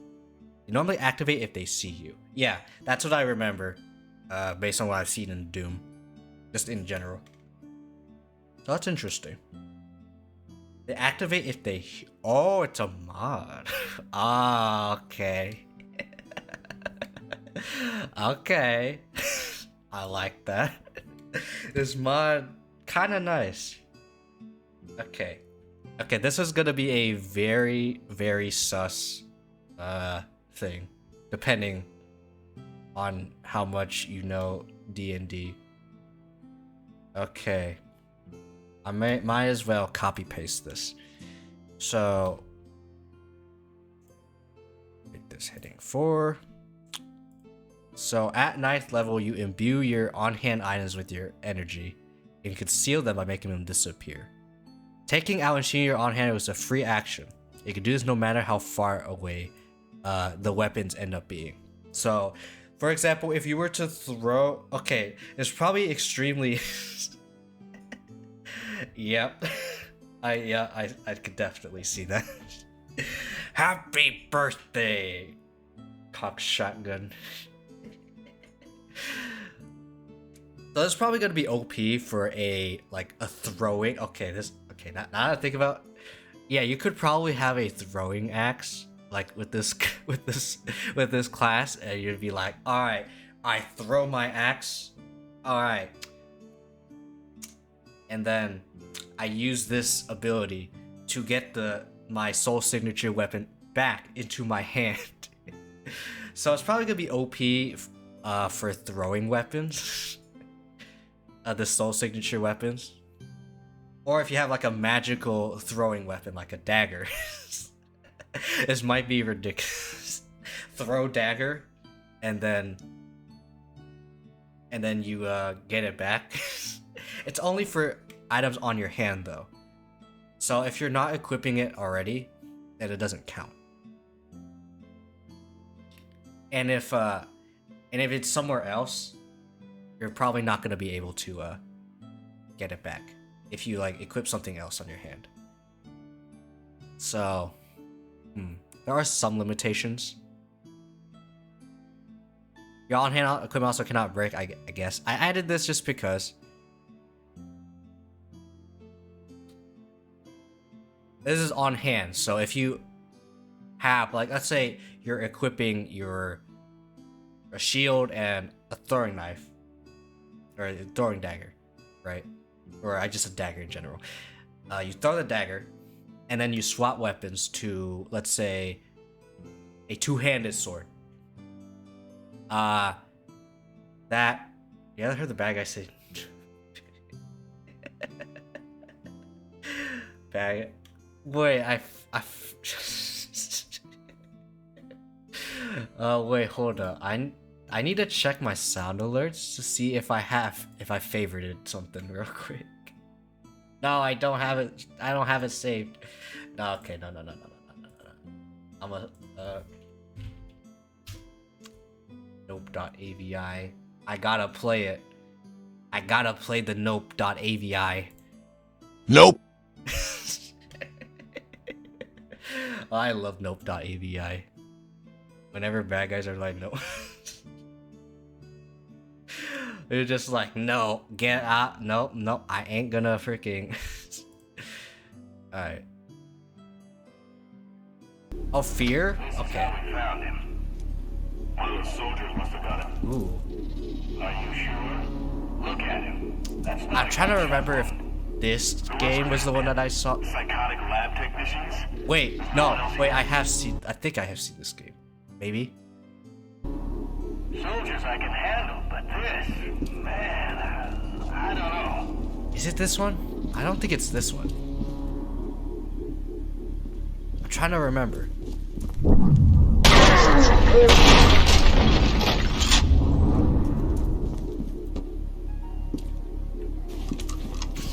Alright. Oh no.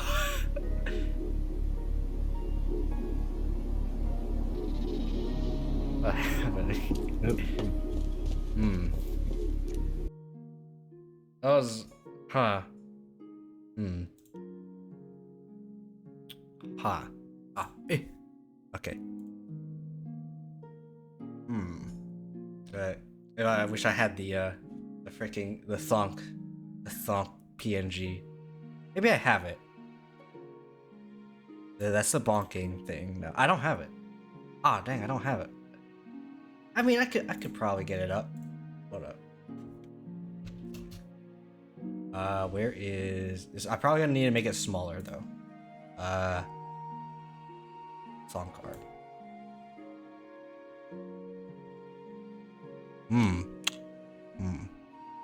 I see. There you go. This is too big though. It's too big. Yeah, I could. Sometimes they're just too freaking ridiculous. I'd probably not end myself though. It's not something I would do personally, but I'll probably. Okay, that did remind me about that one YouTube video. Okay, where is it? Where is it?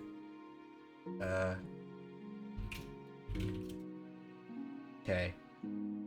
Wait, what was that thing I saw? Oh, I can't see it anymore. GG. Okay.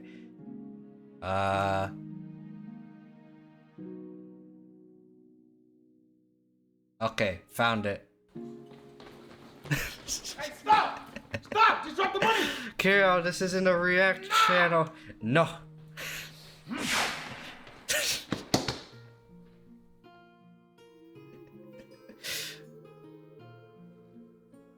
Wait, you didn't? You just teleport? Yes. Okay. Listen, just put the bag. What are you doing? Resigning. I will no longer participate in organized crime. So, you don't want to try to escape with the money? For what? Why would I try? You want me to look stupid, don't you? No, I'm surprised. No, you wanted me to do the whole run back and forth as you teleport in front of me each time, and then I fall on the ground and try to crawl away looking pathetic? No! That! I didn't have that in mind. Shut up! I'm leaving with my dignity today. Why are you throwing your shoes? They were bought with previously stolen money. I shouldn't have them. Okay, I literally wouldn't have known that. You didn't have to tell me that. You never see freaking Caleb City. So you're for real Okay. trying to go to jail? Willingly right now. I will Amazing. handcuff myself. You know, I'll link it. There you go. I love Caleb City. I love their skits. Freaking amazing. Sometimes, like when he does like sponsor stuff, it's still cool because the skits are just that good. But I don't know how I feel about that. I feel like Soul Signature Weapon could be really good. Just depending on what you do. Like I even thought about like, oh, what if you have a playstyle where you don't want to use a shield, for example? And you're like, oh, someone's attacking me. You know what? Okay. No. If you may use your reaction to use this ability if it is not your turn in battle. There you go. It's just horribly slow murderer with an extremely efficient weapon. Wait a minute. I think I know what that one is. Wait, hold up. I think I know what that is. And I think I have seen it. It's the guy with the spoon. It's the guy with the spoon. It's the spoon guy. Right?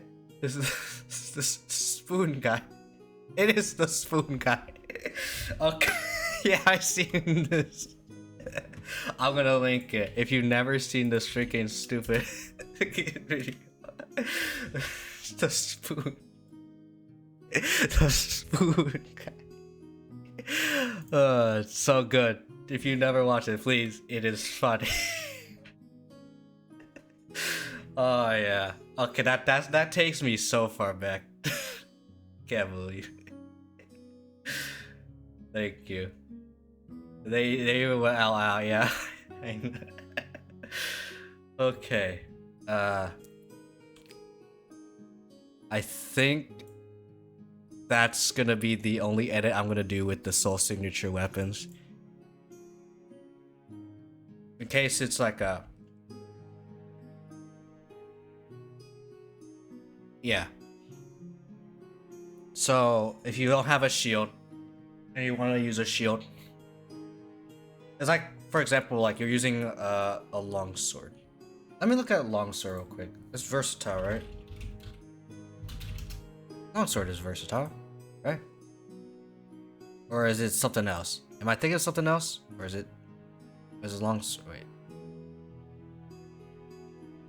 Oh yeah, it is versatile. Okay, versatile 1d10. So if you want to do want to have a longsword, and you want to be able to d10 1d10 with a longsword, and let's say someone is attacking you, which is a regular attack, you can use your reaction to use this ability to take out your shield, so you get +2 to your AC, and that could be like potentially really good. It's like, oh, they thought they could hit me, but no, I have a shield this whole time. So that's why soul signature weapons could be good, like for the more martial oriented subclass, the Indomitable, this one. Could even be good on like stuff like, I don't know, let's say inspiration or any of these. It could be good. Because sometimes, like with spells, you need a free hand, right? And then the soul signature weapon could be like, oh, I need my weapon back. I see spell sword. Yes. It's not exactly a spell sword, but yeah, in a sense. How you doing, Beck? How's the War Against Life going? Oh yeah, speaking of War Against Life, for me, I need to drink some iced tea. Not iced tea, sweet tea.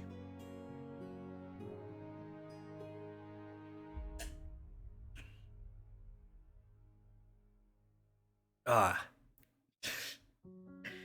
want some facts about making undead? Well, making undead. Oh boy.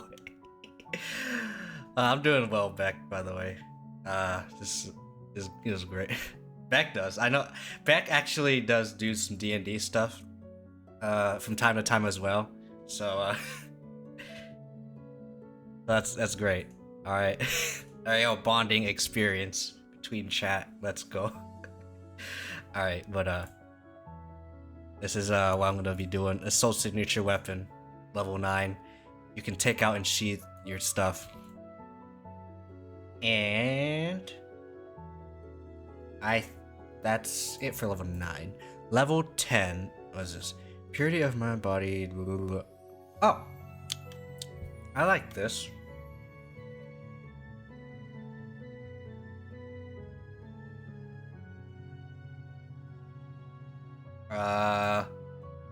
I'm gonna copy paste this. I'm probably gonna be doing a lot of copy pasting, which kind of sucks. There you go. Purity of mind and body. At 10th level, you may use an action to cleanse one status ailment or spell effect on yourself or on an ally. You may use this action while you're not incapacitated or unconscious, and you may use this action on yourself while having any other status ailments that prevents you from acting. So let's say you're charmed. You can use this. Let's say you are stunned. You can use this. So if you want to like CC tank, you can probably do this.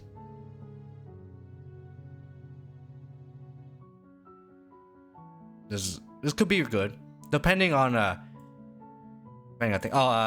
In terms of the range of this ability,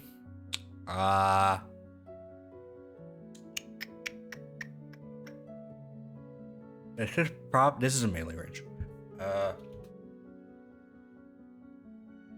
And an ally you can touch. There you go. Because I feel like this is gonna be pretty good, like really good. It's not extremely good, but good. Hire someone to kill someone who's living a happy life. I guess it goes. And they can rest, so they kill the killer and never. No. Pepe hands just hires.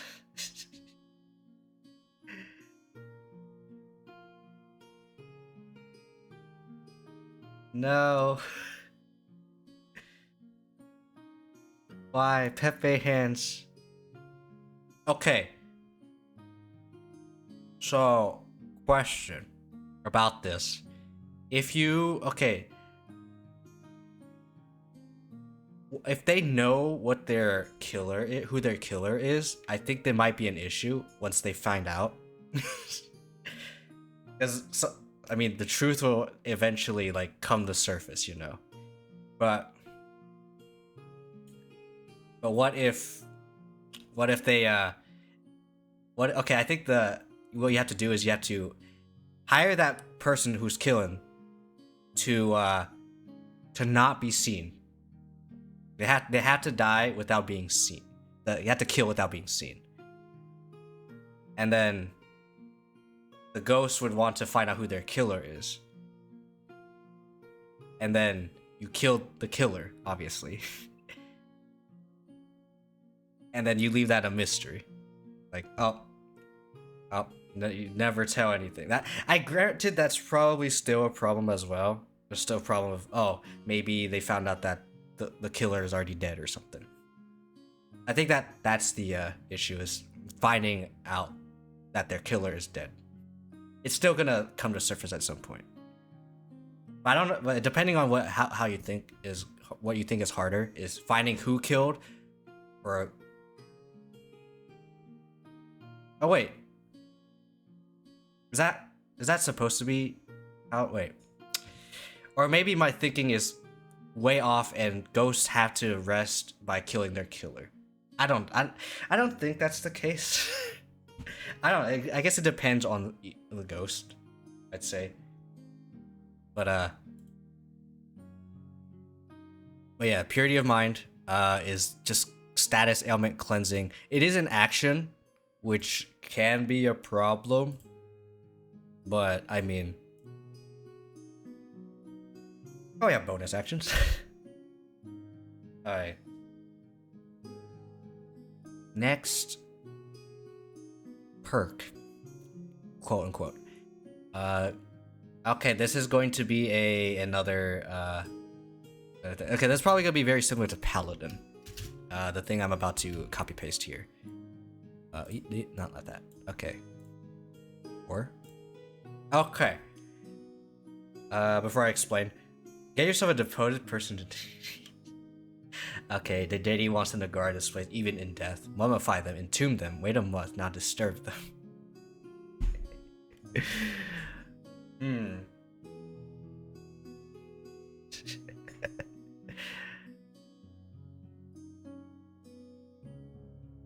I see.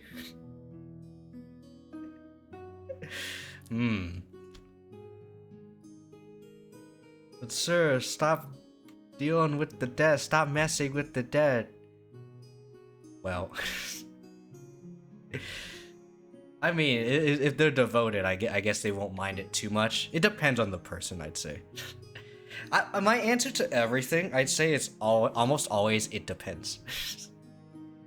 It's like, oh, it depends on if I feel like eating, if I want to eat, or it depends on if I want to eat noodles right now, or whatever.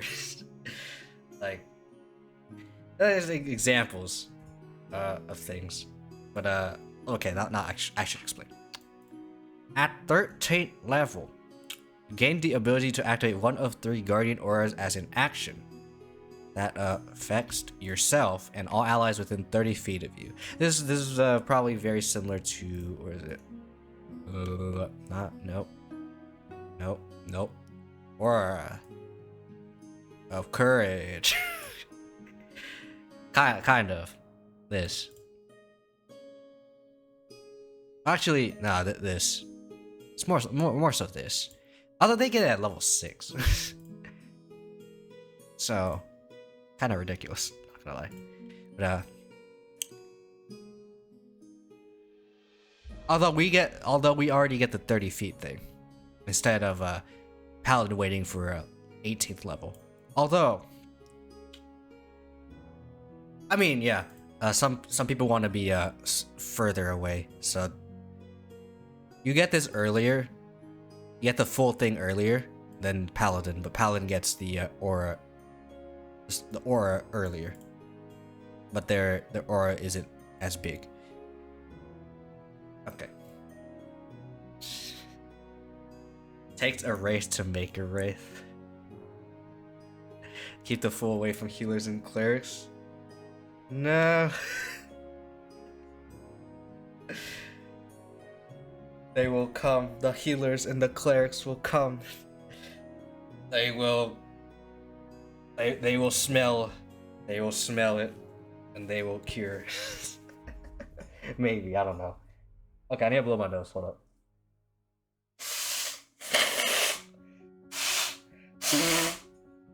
Oh.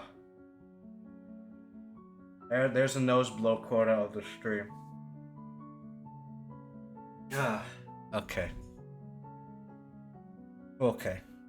Oh boy. Nah, there's even worse now. Okay. While I wait for that, I'll explain the auras that we have here. So we have Aura of Resolve, which is +1 to AC and saving throws, and taking 1d8 less damage, which is calculated after resistances from any source of damage. So this is the tanky aura. Aura of Insight is the I want to hit things. +2 to attack rolls and spellcasting ability. So that's good. And Aura of Comfort this is the Healy one. And 1d6 plus Wisdom modifier hit points at the end of your turn. This one I might change this. Should it be 1d6? This is 13th level, so this is probably a very low number. So I might change Aura of Comfort to be either 2d6, 1d8. I don't know. What are your thoughts on Aura of Comfort? 1d10 maybe, 2d6. I don't know how much health people have. And that's the issue. Because I like I said, I'm a noob at D&D, so I don't know how much health you would expect to have at 13th level. This is within 30 feet of you, so it might still be pretty good. I don't know. Kidnap someone any age, starve them to death. No! Desperation. Feed that person only running. No. No. Pepe hands. No, it's just like that one scenario in frickin'. Okay, I don't know if people know about this game. I think this is probably the predecessor to Monster Prom. If you know what I'm talking about, you know what I'm talking about. If you don't, then oh well. It's called the Yogg. Between 90 and 360. And depends on the character class if they roll for hit points or run with standard. 360. What the hell? Okay, playable characters. 360 for playable characters. Excuse me. Oh, right, okay, you're right. Okay, Barbarian. I always forget about Barbarians and how stupid their stuff is. Okay. 90. So in that case, it's probably gonna be like.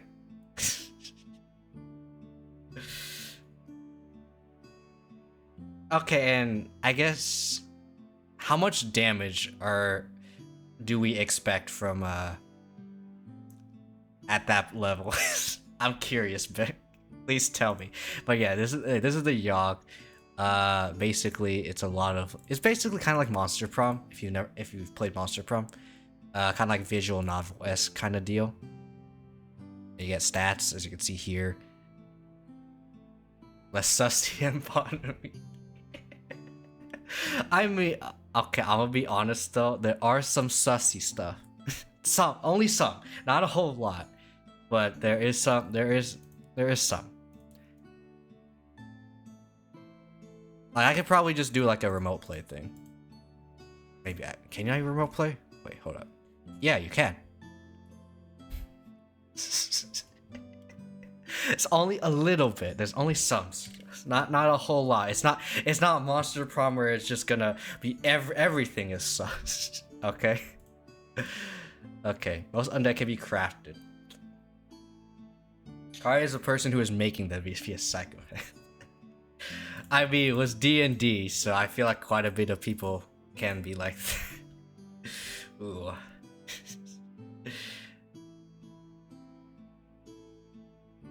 Okay. In that case,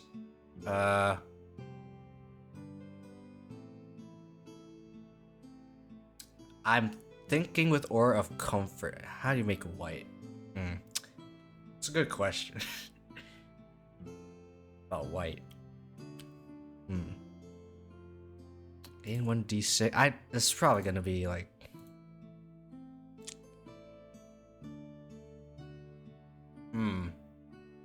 Could be 1d6 plus 1d6 times Constitution. No, that sounds. Actually, you know that sounds decent.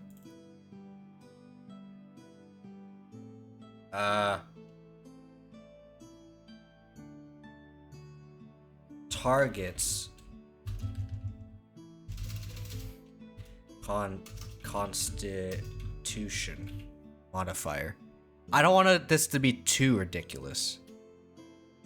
So times. Frame is like rate of 20 to 140. So the mode is around 50. Okay.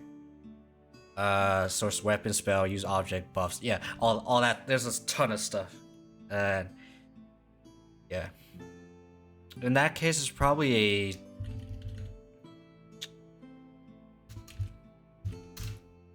3d4 times con. So that'd be the max would be around like 20-ish. So 12 times 5 would be 60. If you have 20 con.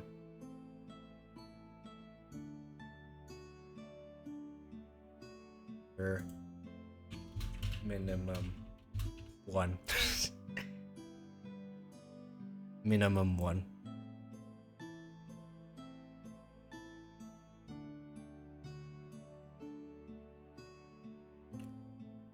I feel like Aura Resolve could be a little bit stronger. 3 or 4. Minimum 3 or 4. Okay, is minimum 90 having like negative con modifier? I'm curious.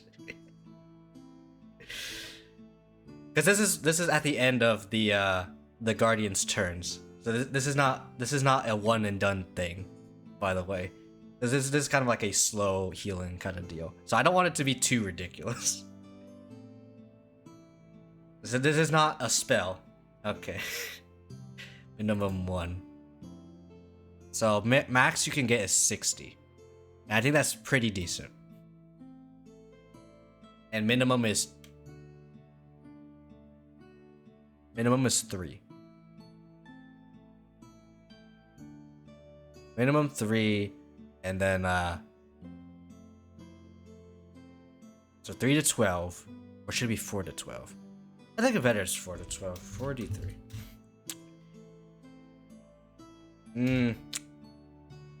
Nah, there's no D3s. What the hell am I thinking? 3D4. And a D2 is literally just a coin flip. There's okay. There are no D2s, right, guys? I'm just asking for a friend. There are no D2s. It's just a coin. Keep away from your zombie army. The zombie to ghoul is yeah. Yeah.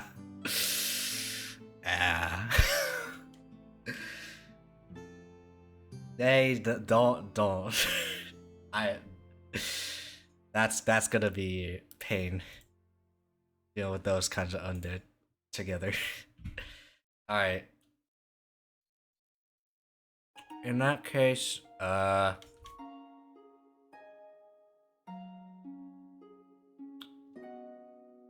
2d6 less damage for Aura Resolve. And I think +1 AC is fine. Because if I do 2, it's gonna be ridiculous. This is gonna be like a, what's it? I mean, Shield of Faith is only one person. And it is a level 13. Nah, if I make it too big, it's gonna be ridiculous. Okay. And then +2 to rolls is already good enough. Okay. That's Guardian Aura. This one is gonna be a little bit underpowered, probably.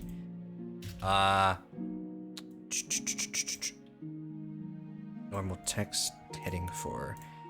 Too bad Rick Grimes didn't have Pet Ghoul. Too bad. Wait, ghouls aren't not a thing in Walking Dead, right? I don't think they're a thing. If they were, I think that would literally solve the the zombie problem.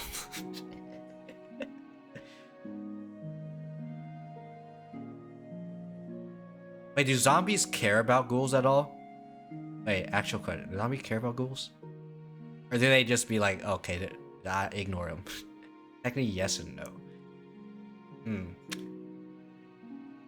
They're asking the big questions. Oh boy. I am not prepared. I'm not prepared for this. Okay, anyway, Guardian Day. This is gonna be a sussy one. Wait, let me look at proficiencies. Oh, history is one of them. Expertise if you already have proficiency. The cannibals they encounter in the show count as go. Okay, you're right. Okay. I guess. Of course, gotta leave it to the cannibals to make this question complicated. Dang you, cannibals. Alright. Please don't be a cannibal. They did in the end eat tainted. Oh boy. Oh boy. Monka S. Alright. So for Guardian databases, this kind of an underpowered one. Probably could make this a little bit better, but meh. Okay, you have achieved a high enough Guardian ranking to see the database of all potential, current, and former Guardians. You'll know if someone you have identified is potential, current, former Guardian and what their alignment is. This is probably kind of a more roleplay kind of a perk. This is level 16, so it could be better. You now have proficiency in history and expertise if you already have proficiency. This is kind of a throwaway one. So depending on the other stuff that we have, we could keep this as is or add something else to this, maybe. Level 20 is also a sus one. I have how to make it. Oh. Okay, Death Knight. If you were to tell me Death Knight and I was playing Divinity, I would be like, but Xander, I'm already playing a Death Knight. Because I like in Divinity 2, I like playing like warfare plus necromancy plus what is that? What's that one called? The one that lets you like transform into animals or stuff, or like not transform, but lets you have like animal stuff. I don't remember, but that one. Not Druid. It's a divinity thing, which is completely different from D&D in general. Divinity. I could just look it up. Divinity 2 skills. Okay. Mute tab. Okay. What is this? What is it? What? Dang it. Polymorph. Okay, it's polymorph. Okay. Divinity 2 is actually the 7th case. I have seen so many freaking divinities, I'm just like, I don't know anymore. Yeah, polymorph slash necromancer slash warfare is what I do. And then like probably a point in scoundrel, just because adrenaline is OP. Adrenaline is OP. You need to kill someone right now, adrenaline. Oh, and I guess if you have like, if you can make scrolls, there's also haste. And there's also, I guess if you somehow get enough points for this, where is it? Tactical retreat. You go Draconis, play Dragon Slayer, he goes the last Dragon Knight. Oh boy. Maybe I'll look into Divinity. But I'm already looking into playing like other games though, like Utara Nerumono and something else, like a lot of other games. Like there's some retro games that I do plan on playing, because I know there's like a few games that I played like back in the day when I was a kid on the Sega Genesis, and I want to come back to those games as well. And then freaking Shogo, because you reminded me a lot of other retro games. One Divinity that's watered down Witcher 3. That sounds interesting actually. But I think for the level 21, I'm not gonna do the one that I have in my rough draft, because the rough draft basically is just a copy of literally Cleric's Divine Intervention, which is, I don't think we need that. So I'll think of something later. I think this is where we start to head into the direction of, let's think about and flesh upon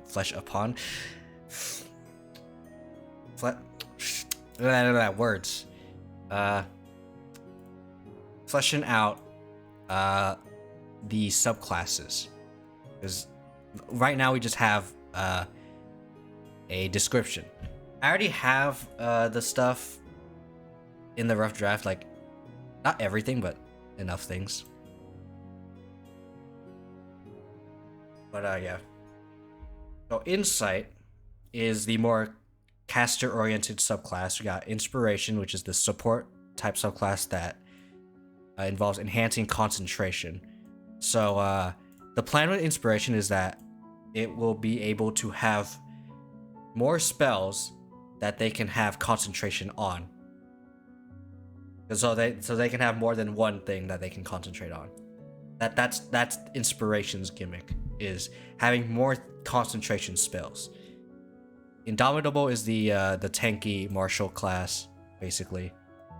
Incognito is gonna be basically gonna take a page from like Rogue and Monk. Is this me? Maybe. This does say Incognito. I am an Incognito Guardian, for those of you who don't know. And yeah, that is exactly why I am a guy in hoodie. Because spoiler alert, aka it's not a spoiler. I am not just freaking guy. Look at that. I have armor and all that stuff. Alright. There you go. Alright. Alright. Alright. I still am very salty about that freaking magenta freaking transparency. This is supposed to be, the axe stuff is supposed to be green, but because my chroma key is magenta, it messes with transparency, so it looks purple and not green. Kind of sucks. Like as you can see with my like the bottom right of the axe, right here. Move, dang you. Cursor. Okay, right here. This is like more. This is, you see the green in there, but in here it's all magenta, and I hate it. And like everything else is like kind of like grayed out because of the transparency.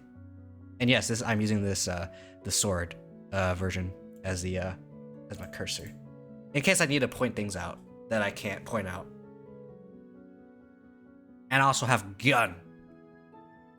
Let's go, gun. For his neutral special, he wields a gun. Actually, speaking of the stuff, yeah, I do have those as I do have the that as a redeem now. If you want me to get out the gun, that's a redeem now. Okay. There we go. Release order. Divine Divinity. Divine Divinity, Beyond Divinity, Divinity 2, Ego Draconis, Divinity 2, Flames of... Oh, there's a lot of Divinity 2s. Divinity 2, the Dragon Knight, then Divinity Dragon, then Divinity Original Sin 1 and 2. So yeah, I played the Original Sin 2. That's the one that I played. So everything before Divinity 2, I don't know anything about. So it's gonna be interesting if I ever get into like Divinity. Let's start with the first one. That's gonna be interesting. Alright. But let's focus on what we have right now. We have our subclasses. I kinda wanna go into Incognito first just because I am an Incognito Guardian. So this is a more sneaky based playstyle kind of subclass, which is probably going to use mechanics from Rogue/Monk. I'm going to read out what I have from my draft, my rough draft. So, when you pick this subclass, you get advantage in stealth checks. Stealth checks. You get dexterity saving throw proficiency. This is kind of a... We're just throwing things out. We don't know at what level they're gonna get this. We're just spitballing ideas at the moment. You get the minor illusion cantrip. You also have sneak attack, which is a questionable one. I might actually not have this one. No sneak attack. So, sneak attack, maybe. The same feature that Rogue would have, basically. Well, I don't know if I want that. So that's why I'm putting it as a question mark.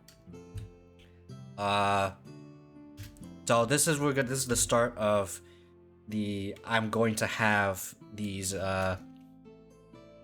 classes that are better with not using heavy armor. We're gonna have unarmored defense.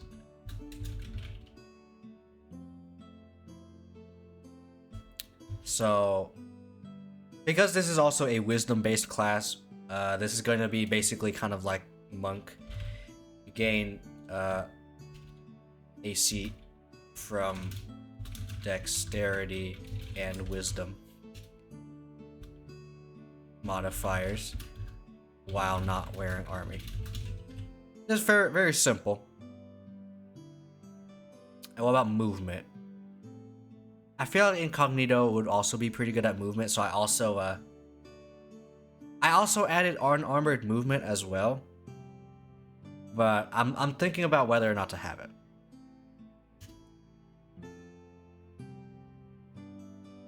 Because maybe Incognito could have like another like spell or something that can like help them move faster. I don't know. Or have stealth. It's either better stealth or something else. So for now, I'm gonna have, you know what? I'm gonna be consistent and have the question mark in the front. Alright. Armored defense. Not defense. Unarmored movement. We don't know. We don't know if we want this. And this is the one that I do want for sure. Is arts. This is not actually martial arts. So I know how to make Death Knights. That's Void Dragon. Alright. Good to know. Good to know.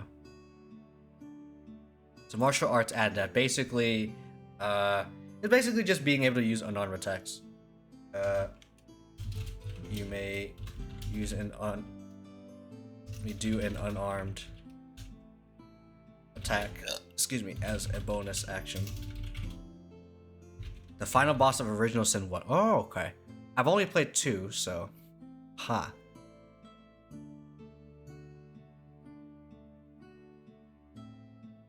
I believe me and my IRL friends, we played Divinity 2. Okay, so I was the Death Knight thing, where I was just going warfare. I was the melee two-handed guy, swinging with warfare, necromancy, polymorph, and then some other extra stuff that just helps. For example, like one in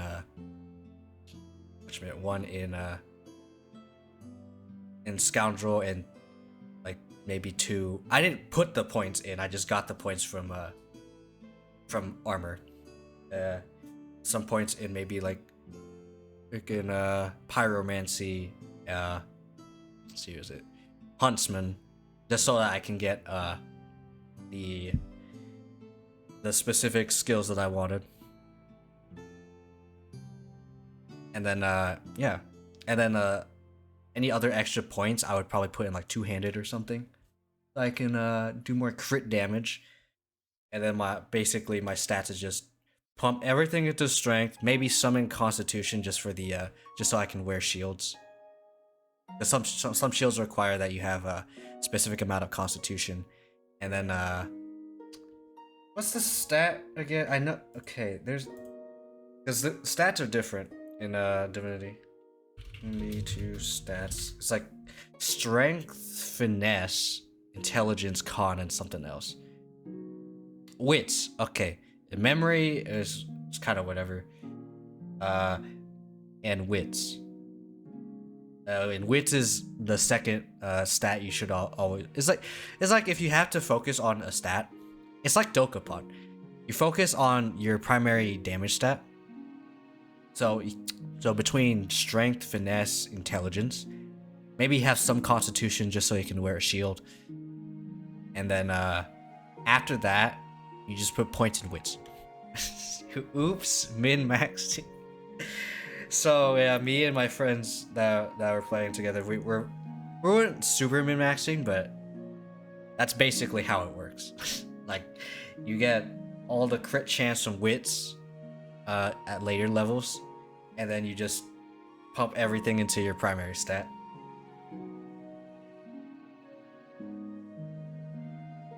Alright.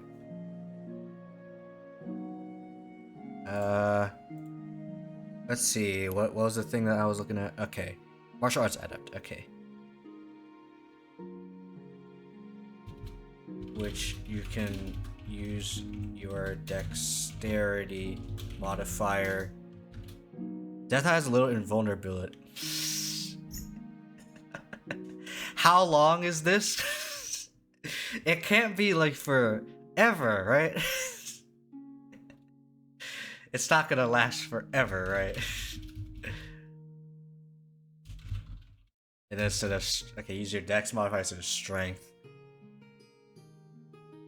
for its attack damage roll.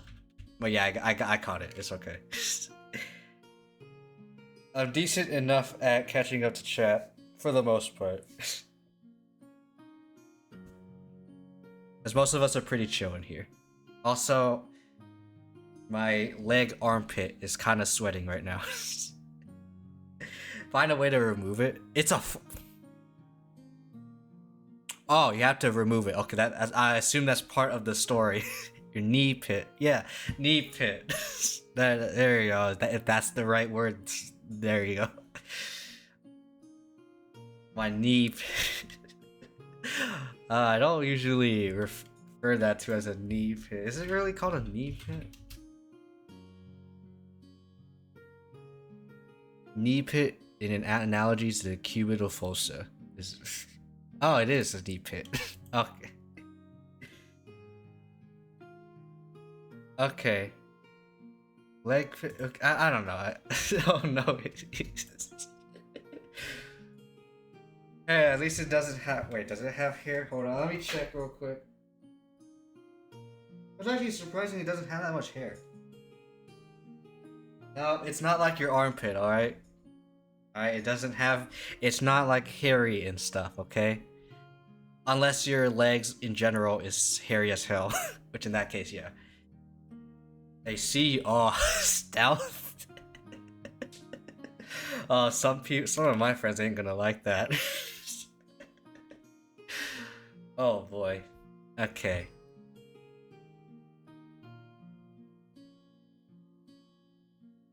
Alright, so Incognito is probably gonna have probably 1d4. It does 1d4 damage plus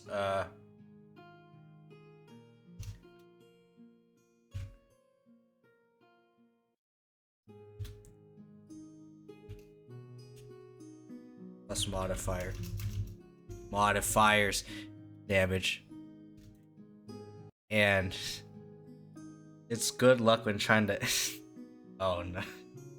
I mean, yeah, once you remove your invuln, it's still there's gonna be a bad that's understandable. Does 1d4 modifier damage, increasing to 1d6 plus modifier damage.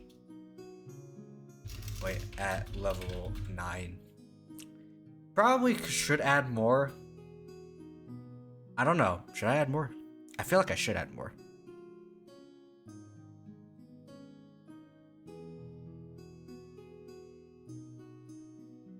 But at the same time, I don't think I need to. Just because... Yeah, just because, like, you can be an Incognito Guardian and still use, like, a two-handed weapon. And do tons of damage still. I think this is fine. Probably. We're not gonna have key. Incognito Guard is not gonna have key. Don't worry. 7th level. Okay. You like shot from the sea. No. This isn't a dark. Wait. Wait a minute.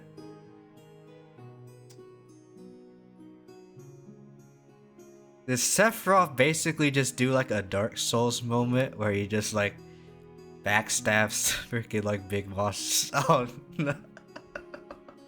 Wait, I don't. Was it a backstab? I always forget it was a backstab. It was in the front. I think it was in the backstab. No, no. He did a Dark Souls moment. Oh, this is actual Pepe hands. Okay. Anyway, I need to move on. At 7th level, gain evasion. Oh, okay, evasion. This is evasion. Basically, for those of you who are versed in D&D, basically you can take no damage past the dex saving throw against AoE effect, and then half damage otherwise. Right before, oh. It still be. Wait, oh yeah, okay. That mod, okay, I love that mod, because sometimes I have like other friend groups, and that friend group has like a lot of people. And yeah, sounded roguish, yeah. So Incognito is meant to be like kind of a more roguish kind of deal. Like roguish / monk-ish. As actually, I remember, actually, I did shout Tiefling Melissa already, but basically, she was like, well, you know, I might as well do the shout out. I'm just gonna do / shout out instead of the clip thing. There you go. But like when she did the tier list, I put my PNG in, and she was like, I didn't put PNG of what you see right now. Actually no, I might have been this one. No, I didn't have the hood. Oh yeah, this is the basically what I sent is this, as you can see, and she said I was a basically a hybrid between rogue and monk, and yeah, I can see why.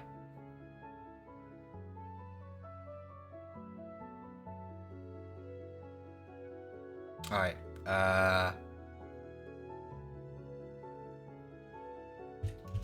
Oh yeah, I also want to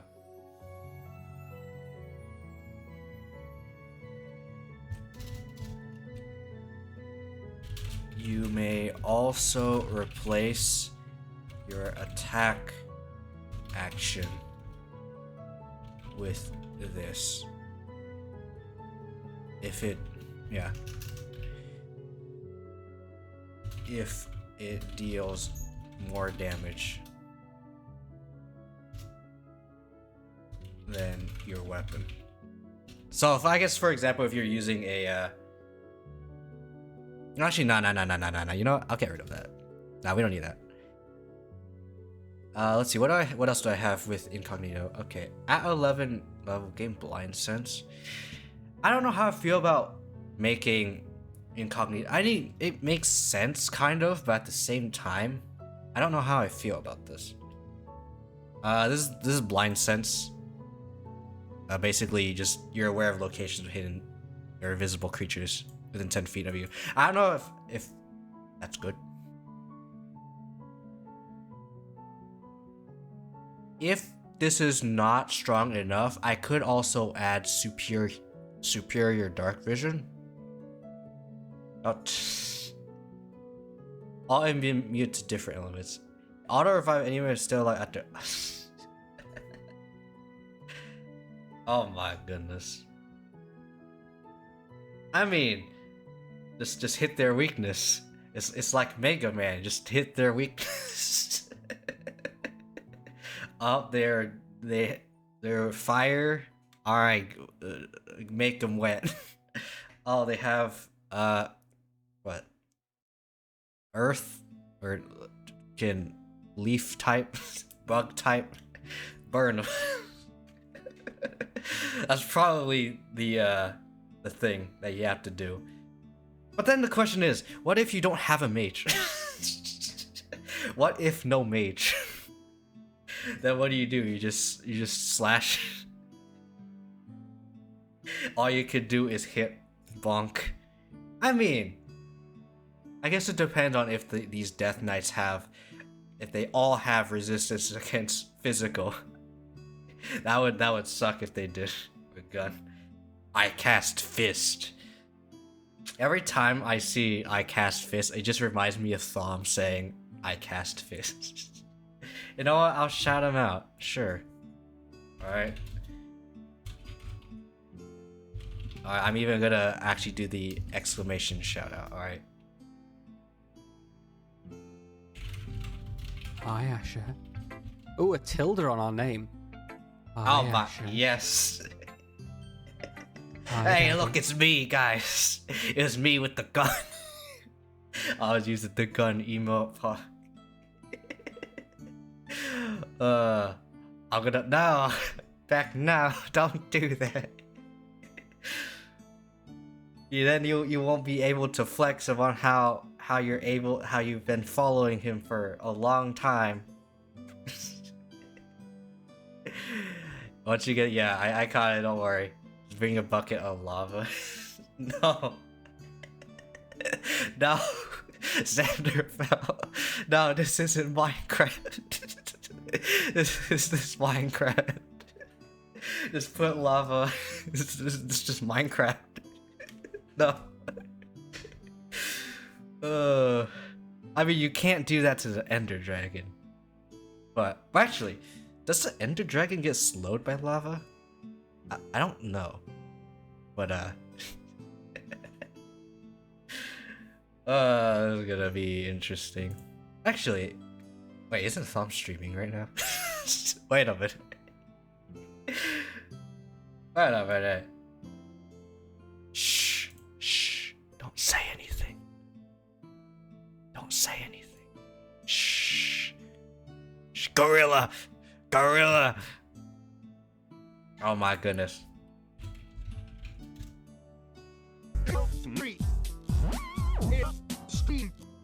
Okay. Okay. Okay. Yes, true. Oh, the freaking gorilla. That could surprise me. Divinity, basically Divinity of all doing.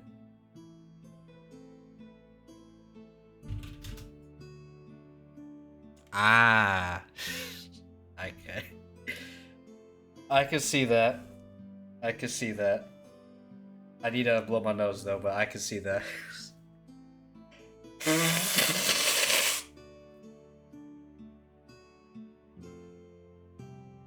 Okay.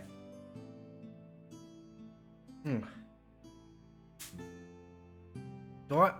Am I sure I have the nose blow thing? Okay, I need to check my commands. Alright, do I have nose blow command? I don't. Dang it. Oh well. Alright, so. If blind sense is underpowered at level 11, I might consider adding like dark vision or like superior dark vision or whatever.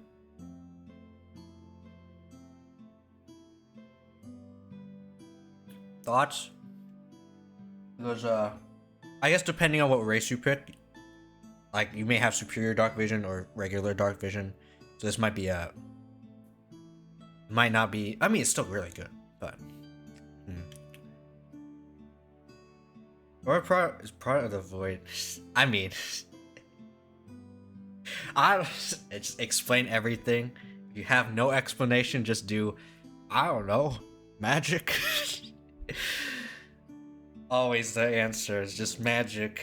Welcome to D&D. The answer? I don't know. Magic. Hey, wait. What happened to my other hand? Hey. Okay, VTube Studio acting a little sus right now. Okay. Hold up. Let me disappear for a little bit. Hold up. We see where's disappear. Oh, there's disappear. Okay. Goodbye. Real quick. Hold up. I'm still here. Y'all can still hear me. It's okay. I need to check something.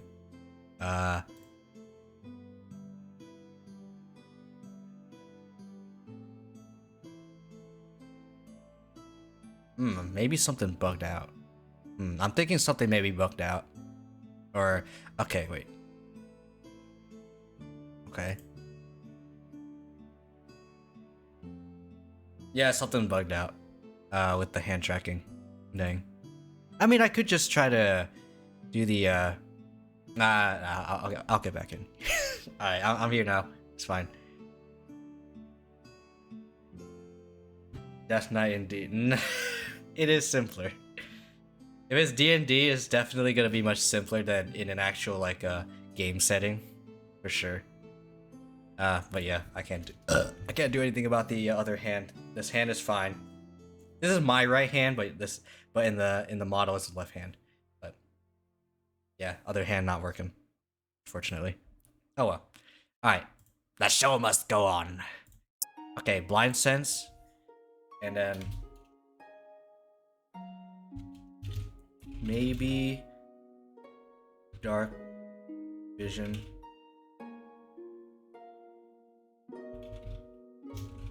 Vision. Or something like that. I don't know. That's probably what I'm thinking of doing.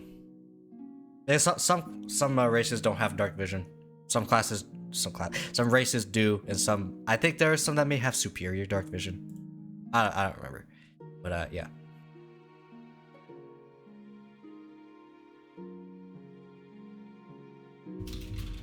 Oh yeah, that's yeah. If I have better feedback, I might share this. To NPC monsters and certain tieflings. Okay. Okay. That's good to know. Because I know for sure there are NPCs with superior dark vision that I've seen. So, and certain tieflings. I actually thought it was Drow that might have had superior dark vision. Wait, what does Drow have? Wait. I'm not gonna look it up here. I'll look it up in the other window. Drow.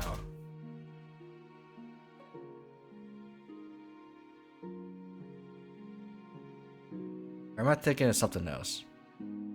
Oh my god, that's so many words in that one. D&D Beyond.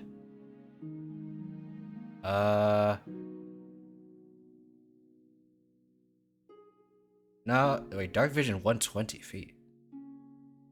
120? Yeah. Yeah.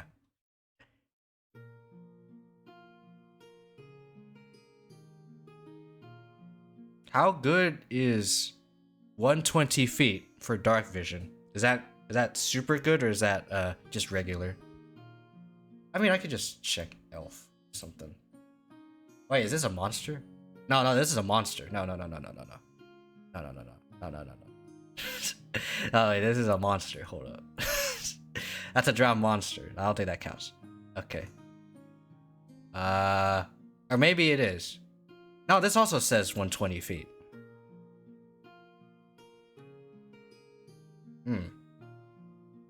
Okay, what about elf? 'Cause I know they have, yeah, okay, yeah, elf only has 60 feet. So yeah, I think that is superior dark vision. And superior is basically just double that. Right? Or am I wrong? Huh. Yeah, it says there. Okay. This could also be wrong as well, but I don't know. Alright. In that, yeah, don't worry. Alright, so it's all devoted to no. Stop. No, you dare disgrace the paladin. The freaking divine smite guy. How dare. Not a power play, but you see for 21st fit. That was great. Oh. Okay. They do have the sunlight aversion or whatever. Yeah. This is their downside. They don't like the light. Although I feel like in like Baldur's Gate 3, they don't have that. Baldur's Gate 3 Drow. I think they don't have superior dark vision. Never mind, I'm wrong. Okay. Yes. Yep. They also have superior dark vision in here too.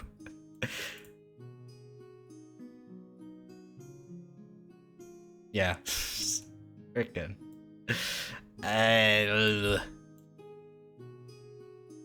Dex 2, Charisma 1. Could be an interesting bard. Probably. I don't know. Although I probably prefer a half elf. But Death Knight can redeem themselves. Oh yeah. I am aware of Paladins being able to redeem themselves. Yes. I absolutely remember that from Baldur's Gate. I remember seeing the fact that they can redeem themselves, and become booted out or whatever it's called. What was it called? Hey, tell me. Vines. No. You know what? I shouldn't waste time looking at this. All right. 11th level, probably blind sense, maybe dark. Okay, what's the other thing that? Okay. Ah. Wow, incognito sure is a very defensive one, surprisingly. So the other thing that we have for for incognito is actually at 17th level. Gain elusive. So this is another, I think, rogue one. It's either rogue or monk. Attack rolls cannot have advantage against you while you are not incapacitated. Okay. Killed as Death Knight. No.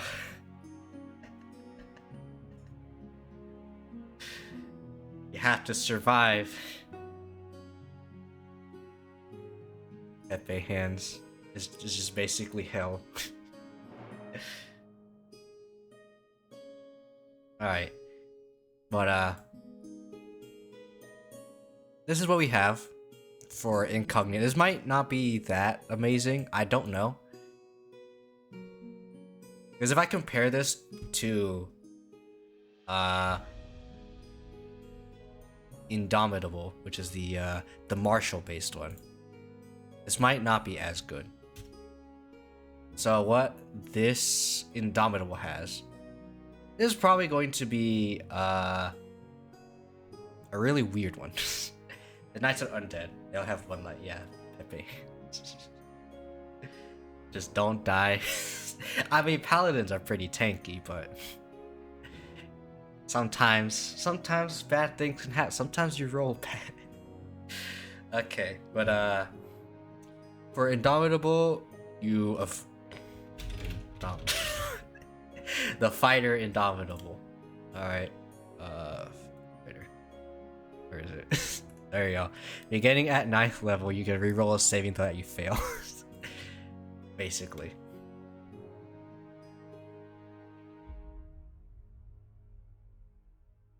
Where is it? Okay, there it is.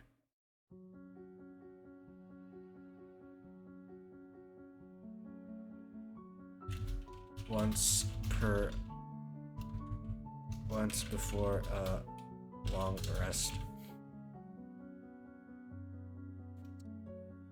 Alright. And then you get more uses after as well. Let me look at fighter. Use for your choice between lawless 13 and 17th. Okay. The same aura as liches. Aura of fear and aura of cold darkness. Darkness. Okay, now I'm remembering the meme now. It's darkness and redness and whiteness.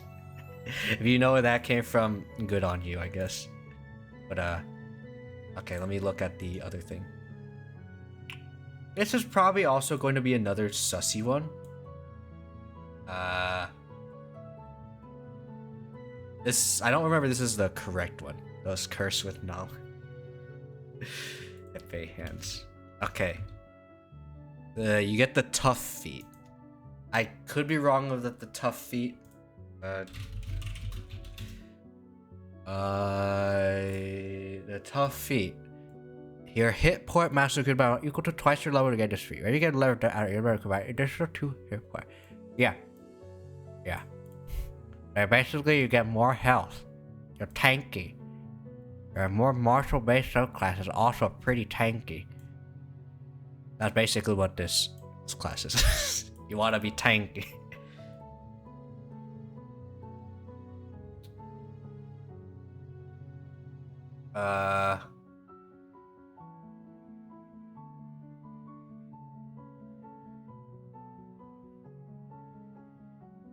Oh, this is the, okay, I'm looking at my rough draft, and apparently this is the class, or sorry, not class, the subclass that I thought was gonna have extra reactions. Okay, sure. So the other thing that I have in here, in the list is reactive positioning. You may use your reaction to impose disadvantage on an enemy targeting either yourself or an ally within 5 feet of you. You may also use this up to 2 reactions before your next turn in battle. This is technically another perk.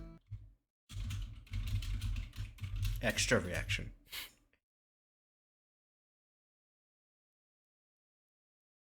So, this might be a bit strong.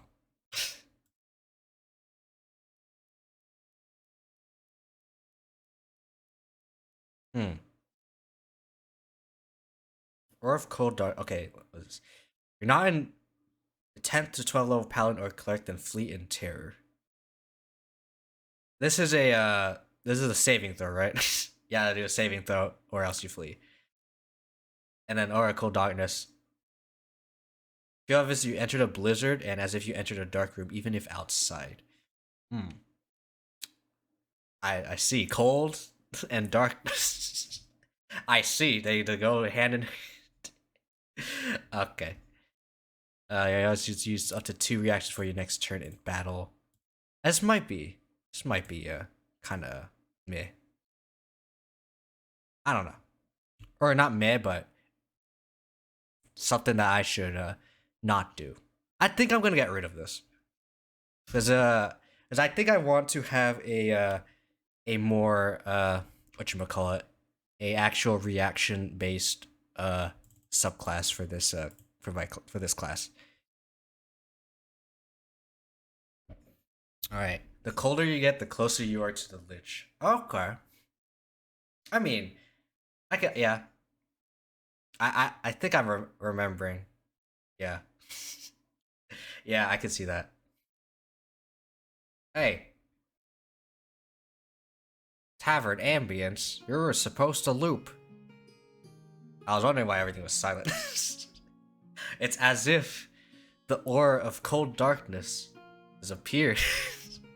Don't worry, I undid it, so it's fine. More reaction features your class has more can be mistaken for. Yeah. I mean, we already have a rogue monk hybrid already. We already have a rogue monk hybrid here.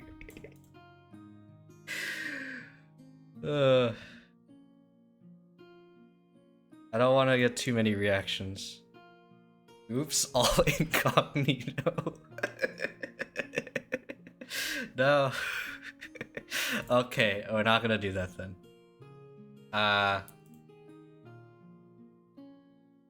Also, cold touch ability, they could tap you and you'll take damage. Yeah, that's another one that I know about as well. Also, my toes are itchy. I don't know why my toes specifically, but it's itchy. It's probably not a good sign. But all right. I'm looking at the, you know what, I may as well just copy paste this whole thing. All right, so at the higher level stuff, I have. There you go. At 7th level, you gain.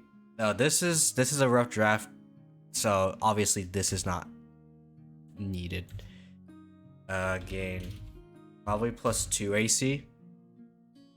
Just gain +2 AC. I know it's probably very generic. Might change this to something else.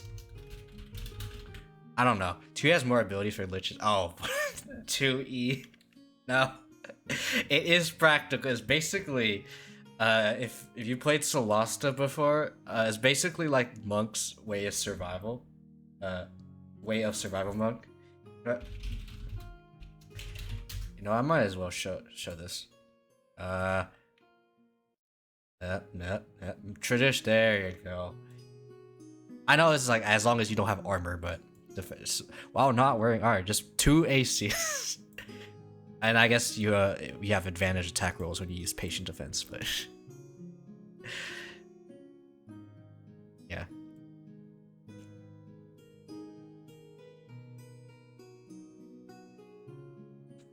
It's like that's why I picked it. Where are you? Oh, thank you, Xanderfell, for coming in from behind. I really appreciate it. And yeah, 2 AC is redonkulous. That's why I saw like stuff like Bless and not I guess Bless too, but Bless and was it Armor of Faith, Shield of Faith or whatever. And it was like, huh, that seemed pretty good. I mean, I could make this better. I have one more stock. Oh, now I have 161 stalkers.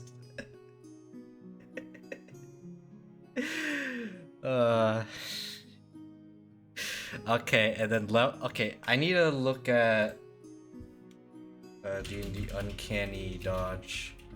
Make sure these are correct. I can just look at roll 20. There you go. Uncanny dodge.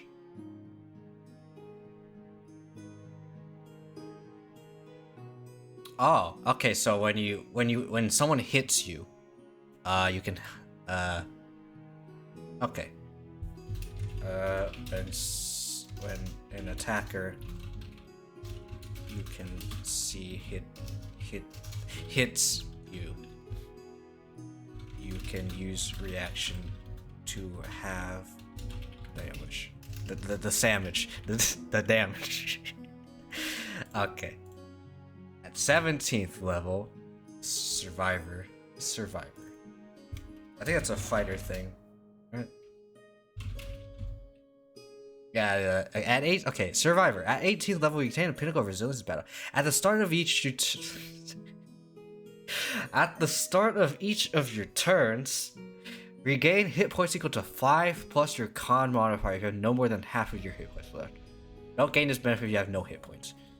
Oh. Okay. Okay. At the start of your turn. Yes. You add survivor plus freaking where is it? Like a guardian aura. The aura of comfort. You get health at the end of your turn. If you have less than half health, you get more health. Yeah, this is a tanky class. And 5 plus con modifier hit points if you have no more than half of your max hit points left. There you go. I know I'm gonna capitalize hit points. Hit points. Hit points. There you go. Alright. I think this is already like kind of loaded. Not gonna lie, this feels loaded as hell. I think in my draft, I remembered the draft I had a whole lot like earlier. Like I even added for this subclass that had an extra attack. And then I realized, wait, no, that's stupid. It was like this 17th level could have been extra attack instead. And no, I think this is gonna be just a tanky subclass. I don't think I want this to be an actual like offensive powerhouse. Because yeah, it basically have only been like, you know what? All right. You know what? I think I have a better idea. Instead of +1 AC, +2 AC, I'm gonna change this to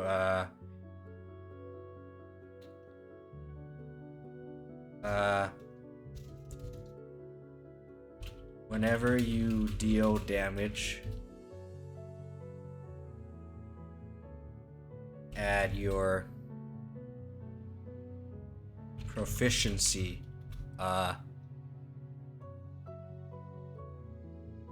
Is it proficiency? What's the term?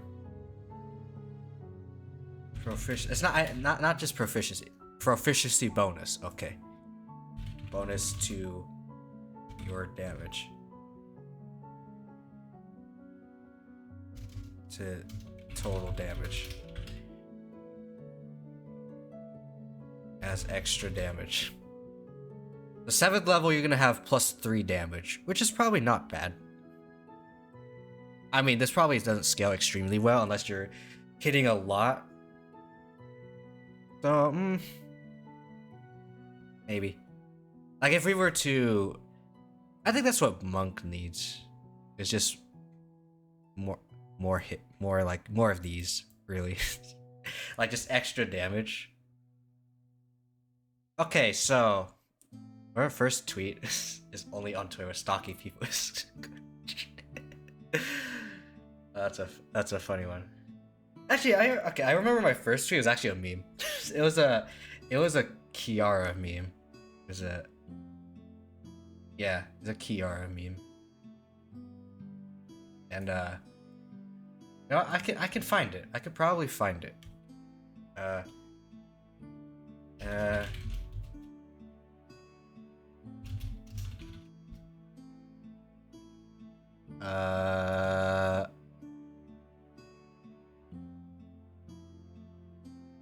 What about if I just write first? Sort from latest so I can.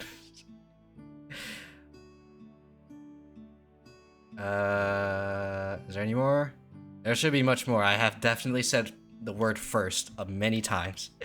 A ability you might like for your class. Aura of Stalwart. Temporary creates a barrier for you and allies. All those in a predicament ending up time for 5 turns. After it ends, you become prone for 3 turns, gain 1 point of exhaustion. So I don't know the exhaustion mechanic. Oh, I found it. This is... Okay. This is Kiara. There you go. I did a meme. Okay, what was this? On December 9th at 2020. So, redo your debut? Nah. Meme review? Yeah. Reset yourself to top left. So, for those of you wondering, back in the day, this is back in December 2020, most people consider Kiara to be bottom left, which basically, in layman's terms, means she horny and she dumb. And then when you get reborn, because she's a phoenix, she gets reborn. You basically are treated like a baby, right? So you dumb, but you say so, and you pure, okay? So that's resetting yourself to top left, and that's why I made the meme. Also, because she was trying to do her re-debut, or not re-debut, but a meme review of her getting struck down. Never seen the anime or meme. It's a VTuber Hololive thing. So like you see me moving about and stuff like animated kind of deal. Basically she's kind of the same deal except more anime looking. And chicken. All right. Okay, Indomitable. That's there you go. I feel like Aura of Stalwart. Okay, could that be good? Prepare for your allies. You know what it reminds me of? What does that remind me of? I feel like that reminds me of a skill. Actually, wait. No, it also reminds me of a Guild Wars 2 skill. Hold on, wait. Guild Wars 2 Guardian skills. Hold up. List of Guardian skills. Hold up. Okay. Hold up. No, it's not a profession. No, not. Okay. Ah, yeah, there you go. Sanctuary. Sanctuary. Form a protective healing shelter for all allies. Block foes and their missiles from entering. That's what that reminds me of. So I actually played Guild Wars 2 like for a little bit. Like some of my friends had a Guild Wars 2 a phase, and they wanted me to join in. I was like, okay, sure, why not? And I basically just created Garen. I just made him a guardian, 2-handed sword, spin, spin, and that's it. Okay, that's all I did. All right, where's the no, not main hand, no, 2-handed. There you go. There you go. Whirling Wrath. Spin in place and swing your greatsword while hurling powerful project. Okay, I don't think Garrett would hurl projectiles, but still, yeah. Whirling Wrath.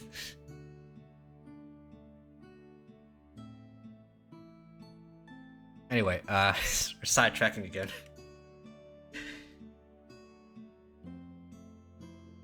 But I think for the Guardian, or for, I guess, not for messages showing stream chat? Wait. Which one?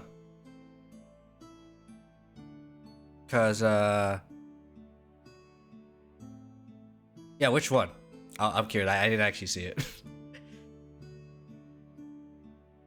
Like, if it were to be like, oh, hidden by moderator or whatever, the Twitch system, then I would be able to see it because I'm the streamer. Look like a reptile's cage being.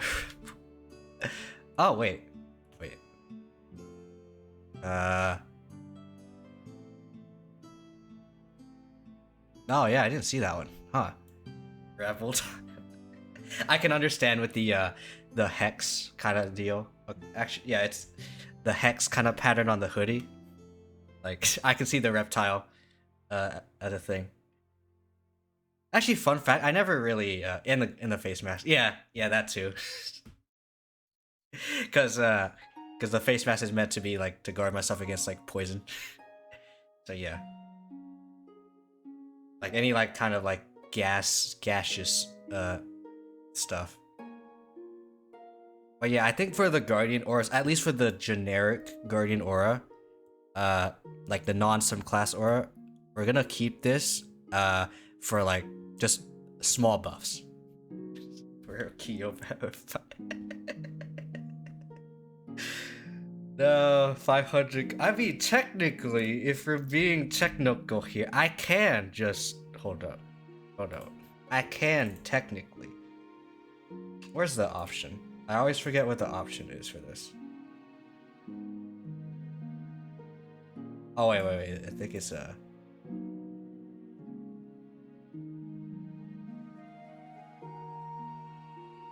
Wait. Okay, one of these buttons does the thing. Oh, there it is. Yellow, green. Yeah, it doesn't change the face fast, unfortunately, but dude, yellow.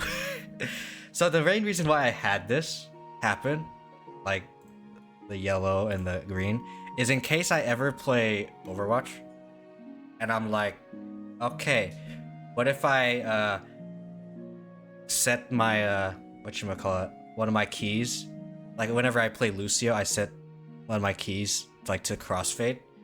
So whenever I swap to healing, I become yellow. And then whenever I go back to speed, I go green. And that would be kind of dope. And for those of you wondering, my favorite character in Overwatch 2, and 1 for that matter, to play is Lucio and Reinhardt. Reinhardt's probably not that good, unfortunately, because it's kind of slow. Reptile is acid. Reptile, Sub-Zero, Ice, Scorpion, Toad. Yeah. What is it? Is there more? I feel like there's more. There's smoke. Oh wait, the smoke. Smoke. Mortal combat and smoke. Drinking smoke. Just smoke. Hey, load, you fool. Smoke. There you go. Smoke. You're just invisible. That's it. He's okay. Anyway, back to our subclasses. And I need to blow my nose again. Hold up. Again. For the freaking fourth time.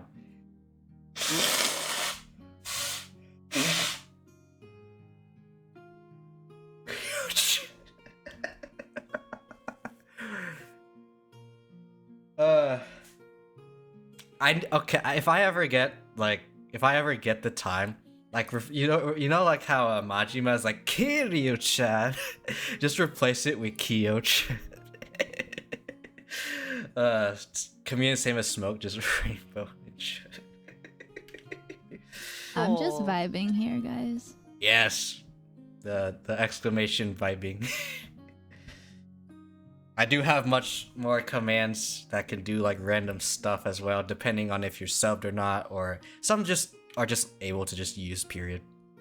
If you want more information, Vibong. I mean, we have Vibong as well. That's the secret command, okay? That Herbs specifically. You know what? You know what? Just because you've been a good sport, Herbs, let me go to Trigger Fire. I will give you Ermac. Oh yeah, Ermac. Oh, I remember Ermac. Okay. Yeah. Look at him too. Okay. Where is sounds? Don't forget me. Oh, Herbs, you should have asked freaking everyone else to time that.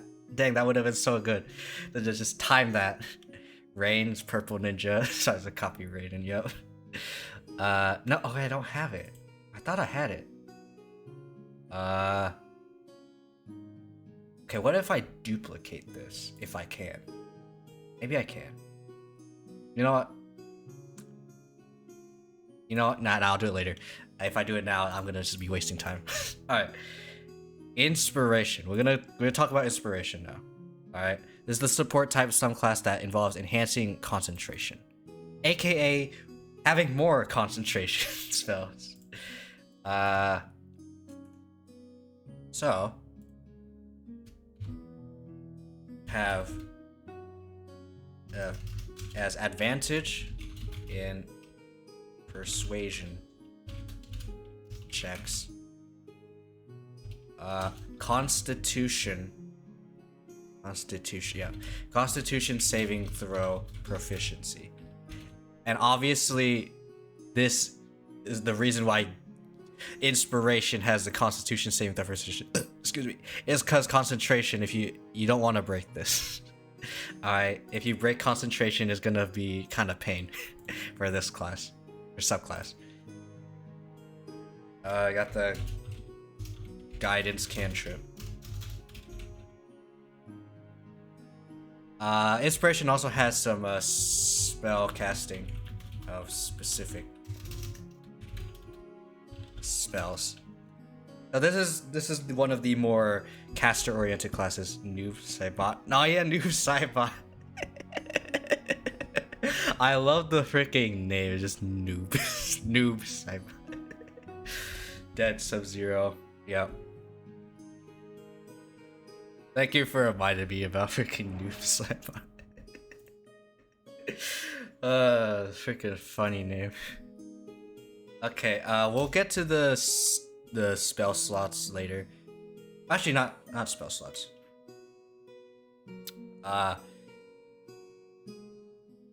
So I actually have this little sub thing that I sub note that I have for this. It says, I don't know if I want to keep this though. Instead of spell slots, you reduce your hit points by triple the spell's level when casting it. I don't know how I feel about this. So if I use a level 1 spell, you would lose 3 health when you use it. And if you use level 2, be 6, 3, 9, 4, yada yada yada. I don't know how I feel about it though. So, This is gonna be a question mark one. I might have spell slots, or maybe inspiration will have spell slots and insight will have the reduce your hit points. I don't know. Sounds okay for level 1, level 2, and upsell. Yeah, that's why I'm like, I feel like that's kind of be very iffy. Tobias Boone, one of the developers. Okay. Okay, I see now. Why is your last name gotta be Boone? Fucking noob. Fucking best name. Best name. Thank you, Tobias Boone. Or thank you, Boone. Self-insert. It's like me, guys. It's me.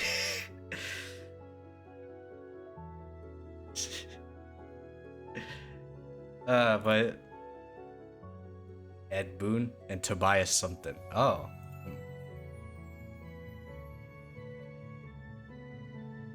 Okay. We'll skip the spell casting part of the the spell list and all that stuff.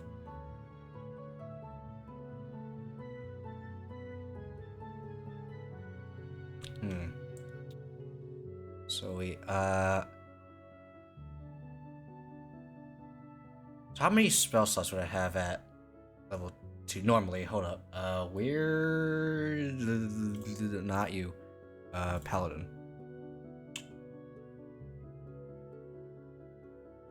At first level, you have that. Okay. At 5th level, you have 2. Okay. Yeah, so yeah.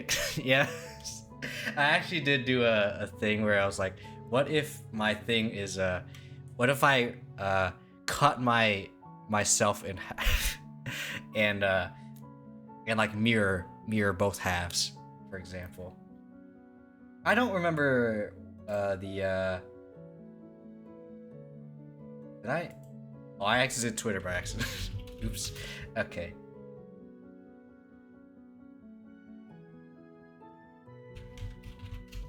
Maybe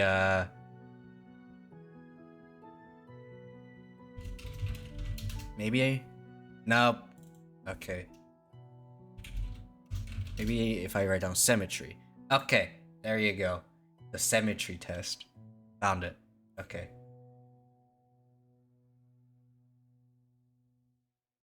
There you go. Oh, the freaking hair. The freaking hair. And of course I'm not using the hood. Just putting it out and then just the original is here.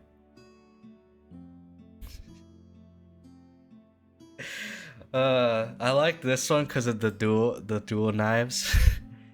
But I also like this because the hair looks funny. I just realized here is like my fly is down. And then this one just doesn't have a zipper at all.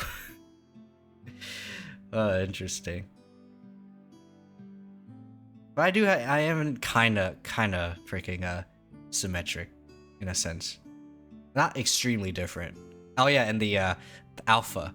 Yeah, only alpha here and then only omega here. And then of course the emblem on the hoodie, like on the chest, is the same. Because that's meant to be symmetrical. Alright.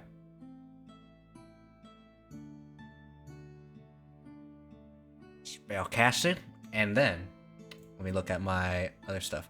Okay. So this has a lot of things. Oh no. You have a ton of stuff. This is probably gonna be OP then. Inspiration. More dagger or more armor. Basically, yeah. So at 3rd, 8, 14, and 20 levels, you gain the ability to have one additional concentration spell up at a time.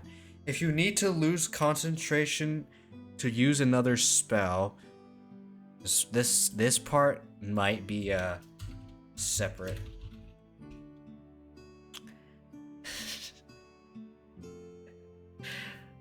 Daggers and jogger pants or armor and fly.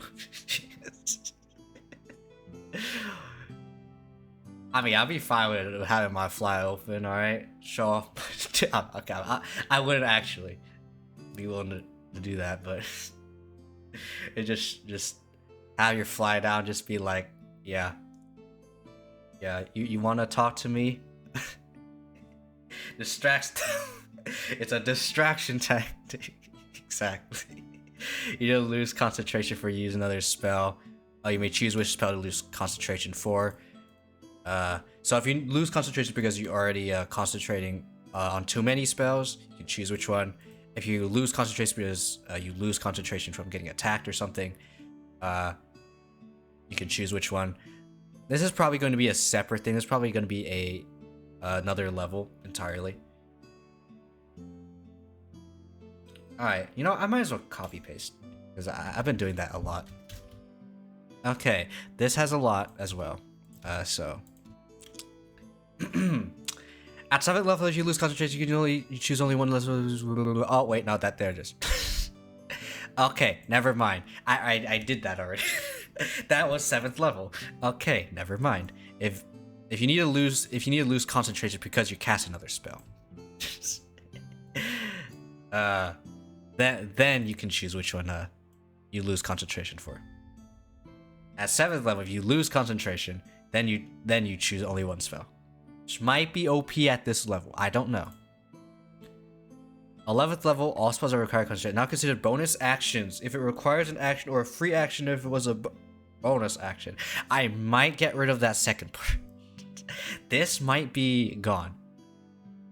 I'm thinking this is a strike through. We might be like, no. This is probably the OP part. Is the free action. So I'm gonna scrap that one. that was it. This is a rough draft. All right. So we're not doing that. It requires an action. And then 17th level, all concentration spell give you an aura that gives you and nearby items plus what?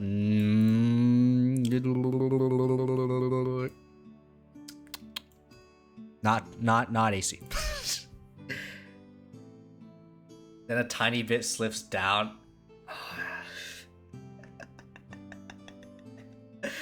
Yeah. Yes, this sucks. And before I drink this freaking sweet tea that I have, gonna do the same thing to me.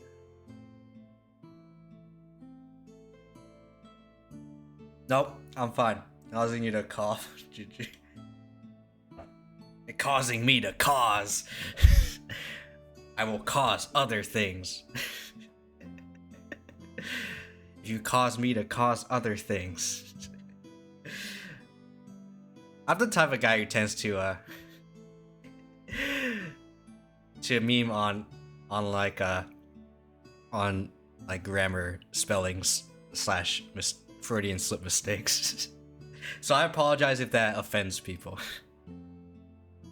I don't mean it to like insult or anything. I just mean it in a joking manner. Almost all the time that's what I mean to do.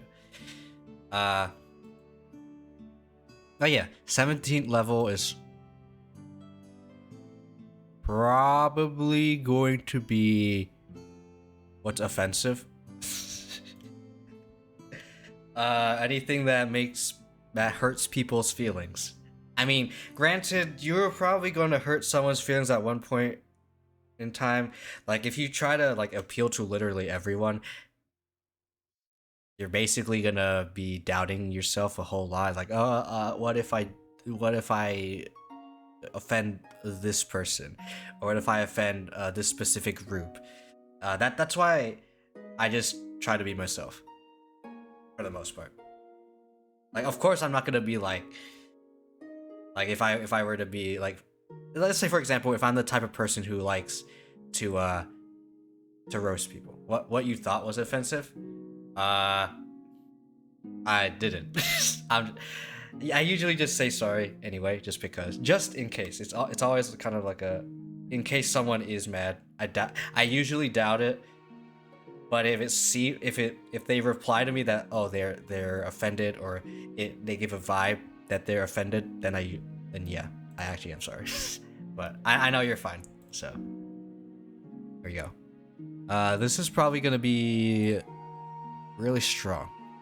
This is inspiration is probably gonna be a really strong one. I might have less concentration. I don't know. Like, is 1d4 damage extra damage? I don't know. Because you can, at 17th level, you're gonna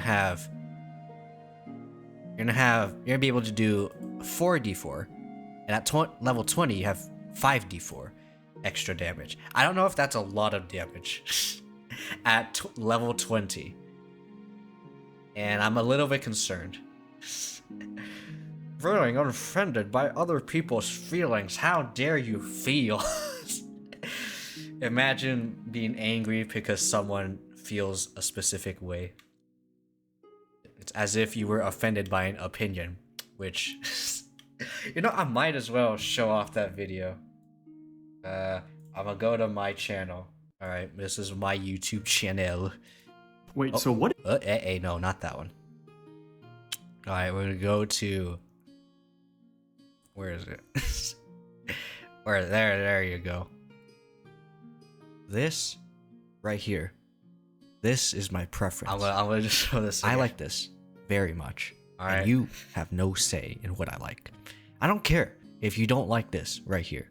All right? Because if you have the opinion that I am wrong, then you have to accept that you are wrong too.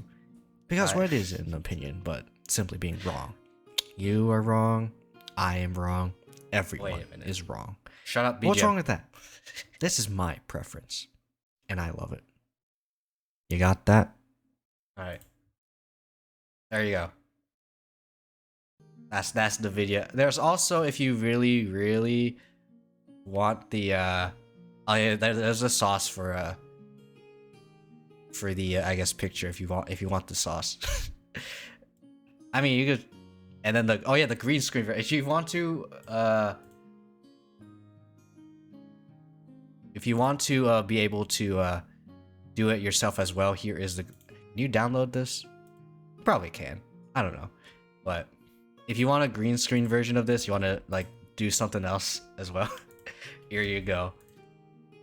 You just add whatever the hell. Please use it responsibly, okay?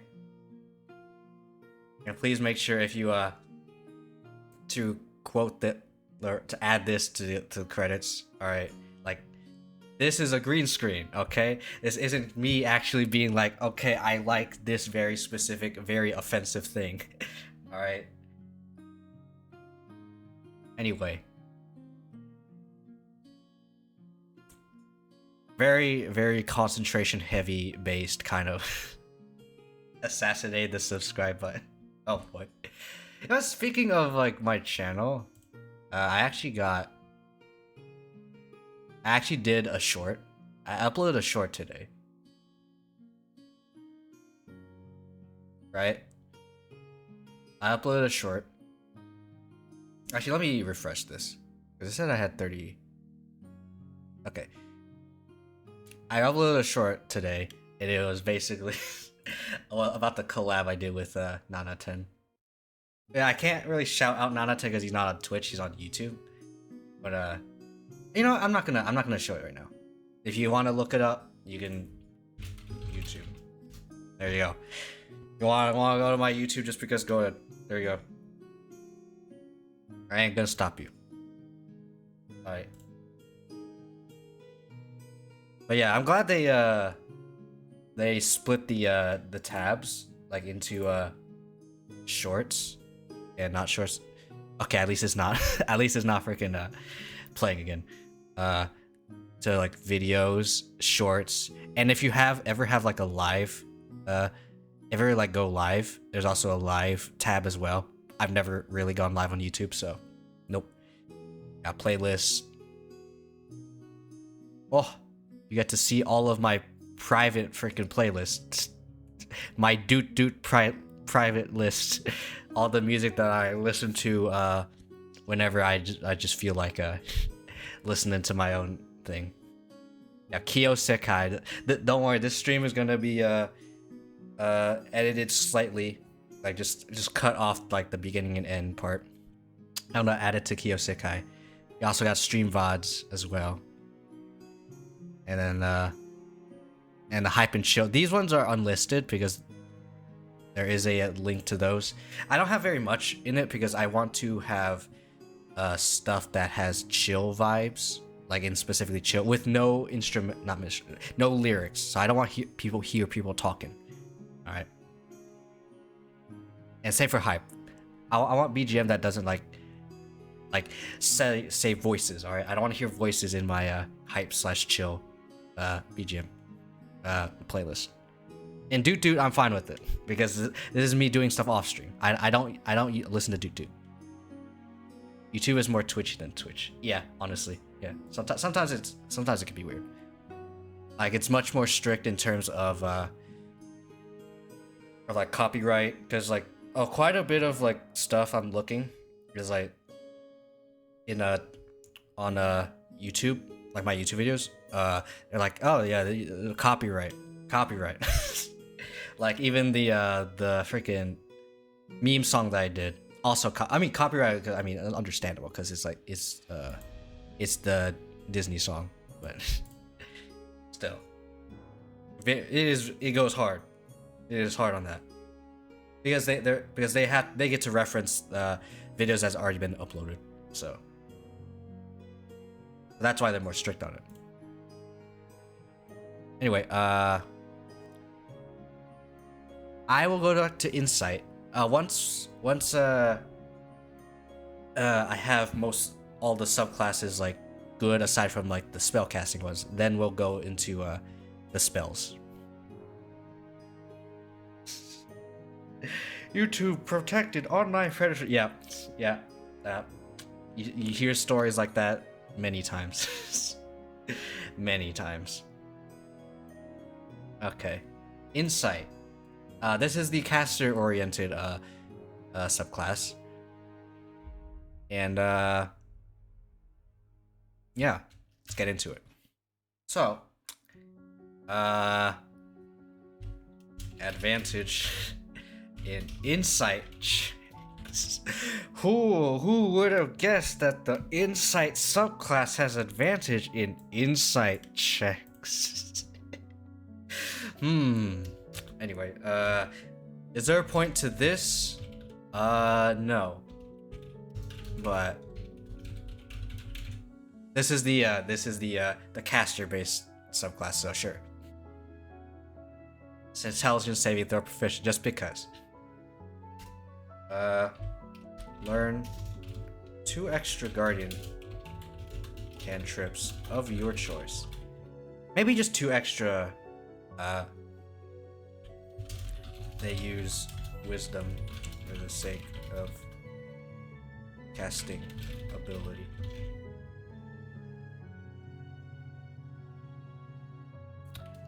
And then this is spell casting of specific spells.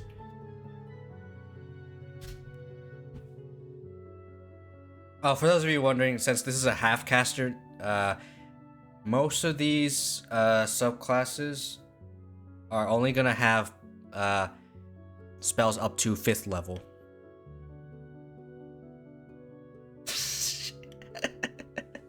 Yeah, it's like, oh, who claimed it?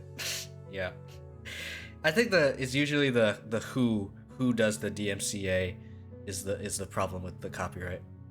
It's because if the actual person, like, let's say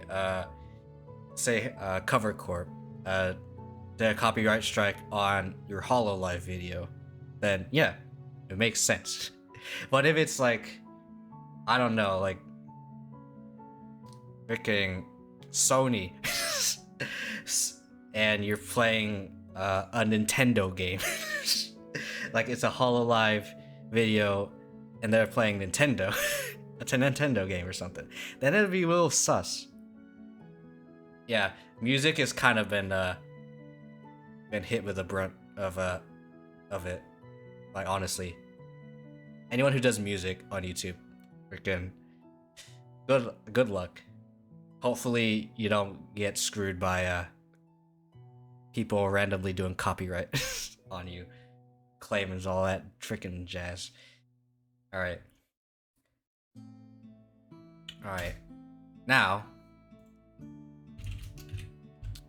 what do I have here? Okay, Insight. Oh. Okay, I'm gonna actually look some stuff up because this is what I wrote down. So I need to look at what unerring accuracy is. I think that's a monk thing. Wait, dang it. Monk. Then the next thing, Foe Slayer, I believe, is a ranger thing.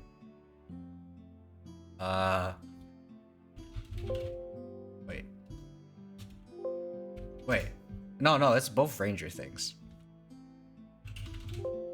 Wait. Okay, what's unerring here? Wait.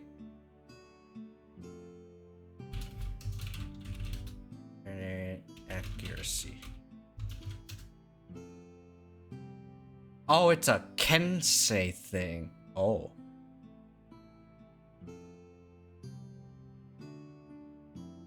If you miss with an attack roll on your turn, you can re-roll it. Oh. That's what unerring accuracy is. Okay. And then Foe Slayer, I believe, is a okay, at 20th level, you become a parallel hunter of your enemies. Once each of your turns, you can add your wisdom modifier to the attack roll or the damage roll of an attack against one of your favorite enemies. Not as bad as Metallica and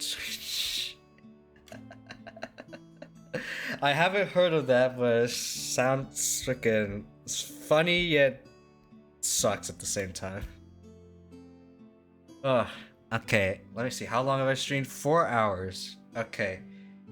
I'm not ending, don't worry. I will be right back. I will get some food because I for sure need some food. You know what? This is probably a good time for you all to do some self-evaluation, which for those of you who don't know what that is.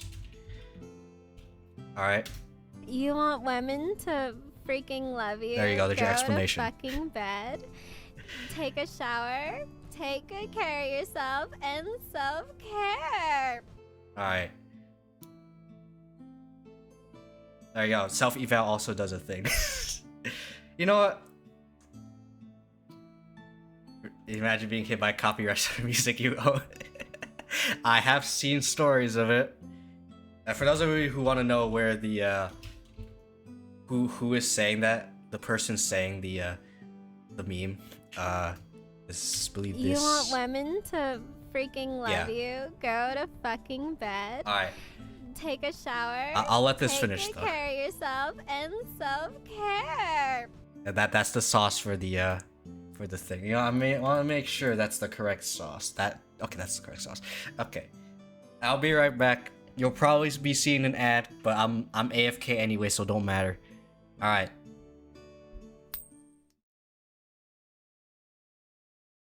One thief.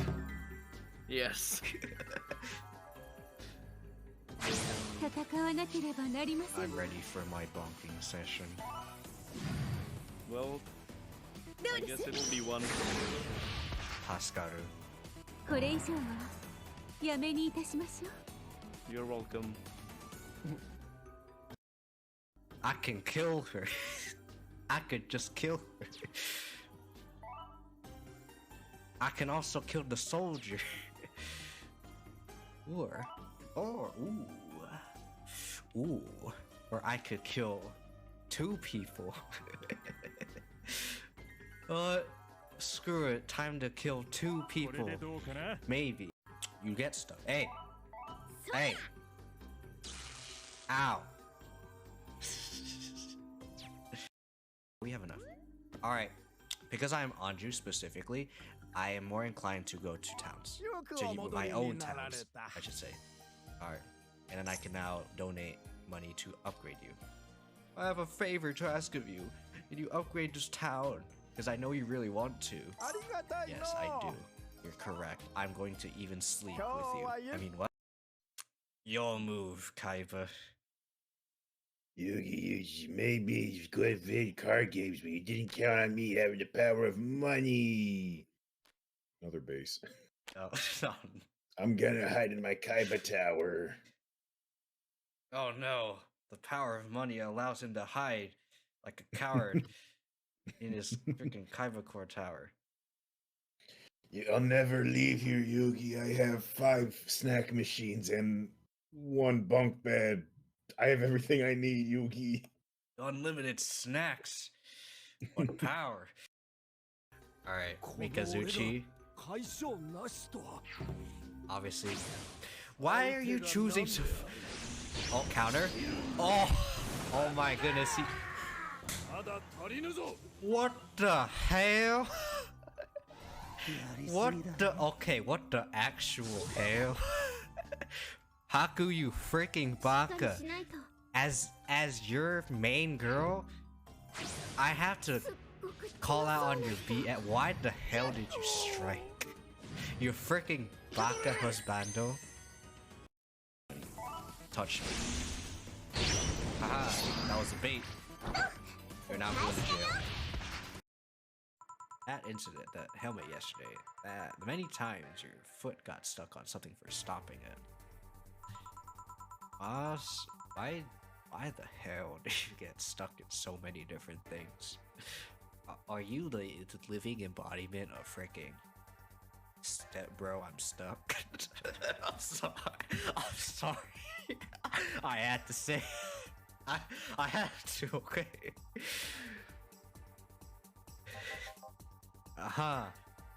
Dang, you right. You right, Joe. Actually, right. Dang, you actually are the embodiment of freaking step bro. I'm stuck. What the hell, Dana? Do you even have a step bro? Also, Kiyoception. You might be thinking... Kiyoception. I forget if is Aru part of his harem. Hey, nice. I am corrupted. I have the corruption tag on me. Heal me. Just take it off of me, please. Thank you. The freaking woes of having transparency. Transparency has been such a pain. It's like, oh, nope, this thing is now freaking magenta.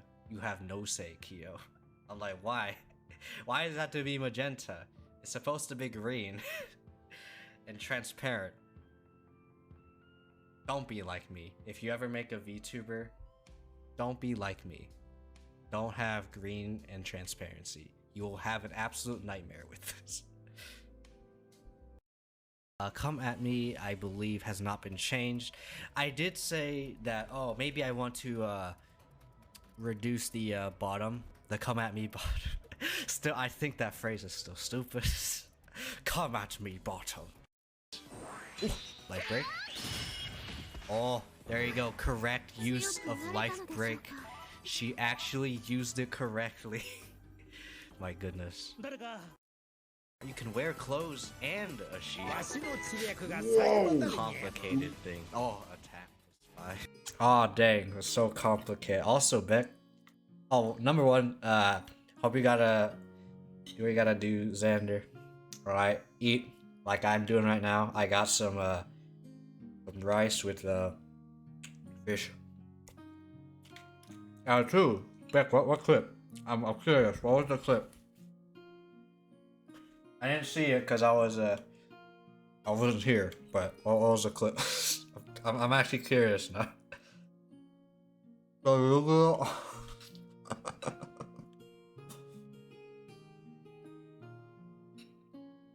the Kaiba Korcha.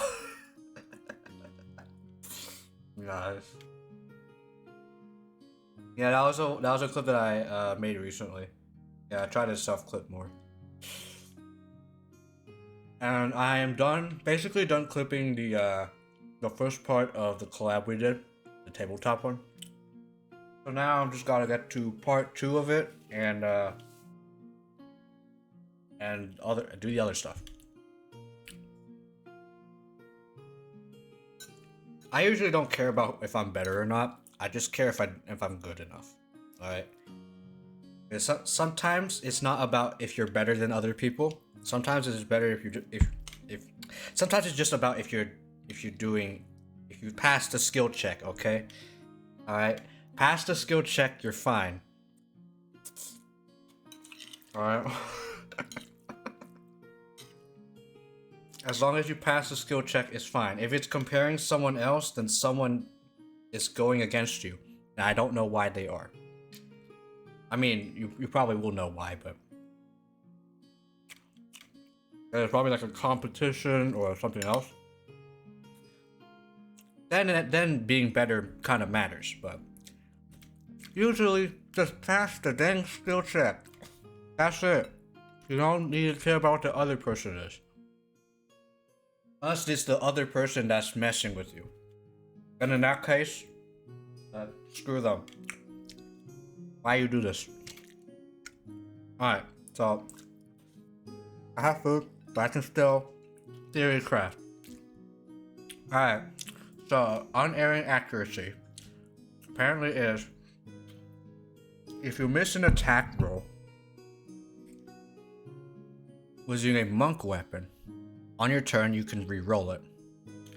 I'm probably gonna change this to something else.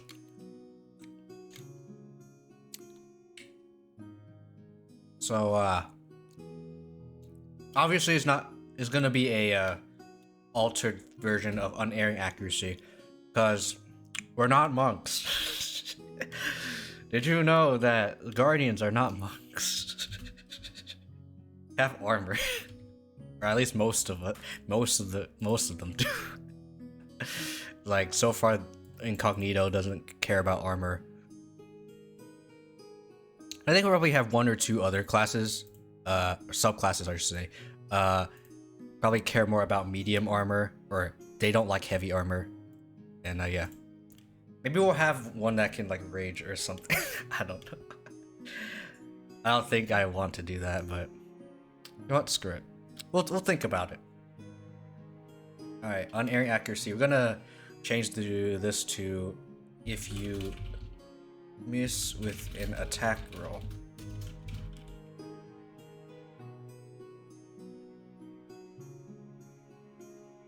This is at level 11, and for Kensei this is 17th level.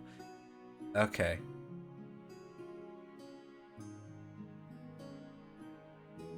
You may re-roll it.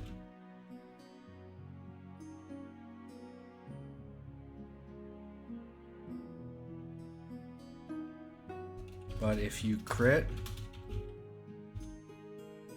treat. Oh, but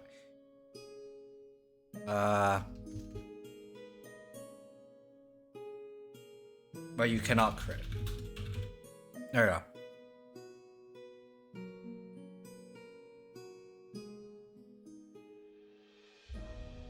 That's what we're gonna do. If you miss with attack roll, whether it be a spell or a regular hit, if you can re-roll it, but you can't crit. So if you roll a 20, you hit for sure, because that's how it works. But you cannot crit. So it's as if you treat the enemy as if they were wearing a helmet. And then Foe Slayer. This is a alternate version of the way of the Kensei's unerring accuracy. And Foe Slayer is a ranger thing. Apparently, you can add your wisdom modifier, or once on each of your turns. Add your wisdom modifier to the attack roll or the damage roll and attack roll. Make it against one of your favorite enemies. Okay. You can choose to use this feature before or after the roll, but before any effects of the roll are applied. Okay.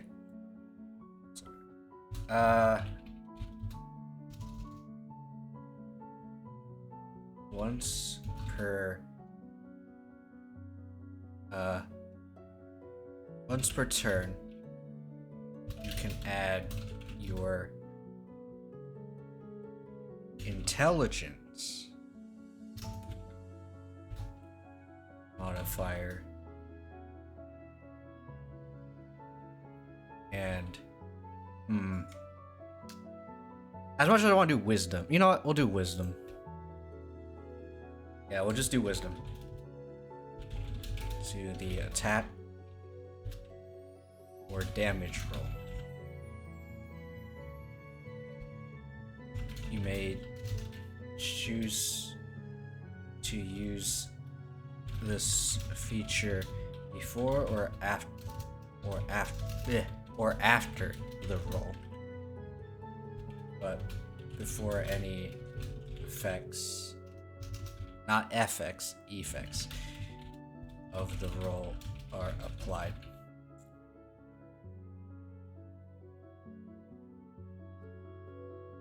There you go. I could probably make this a little bit better, like a more castery. But I feel like for now, this is what we'll put down. So this is probably going to change. Insight's probably the one that I spent the least time on. It's like Insight and Indomitable are the ones I feel like I spent the least amount of time on. Inspiration is like second most, and then Incognito is the most.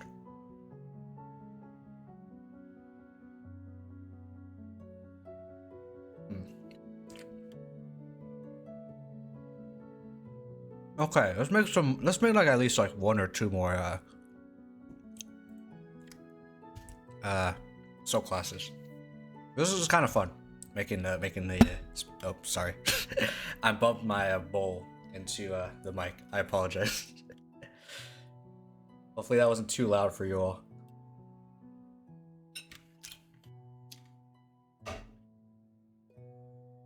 Alright. I'm not done eating yet, but let me think.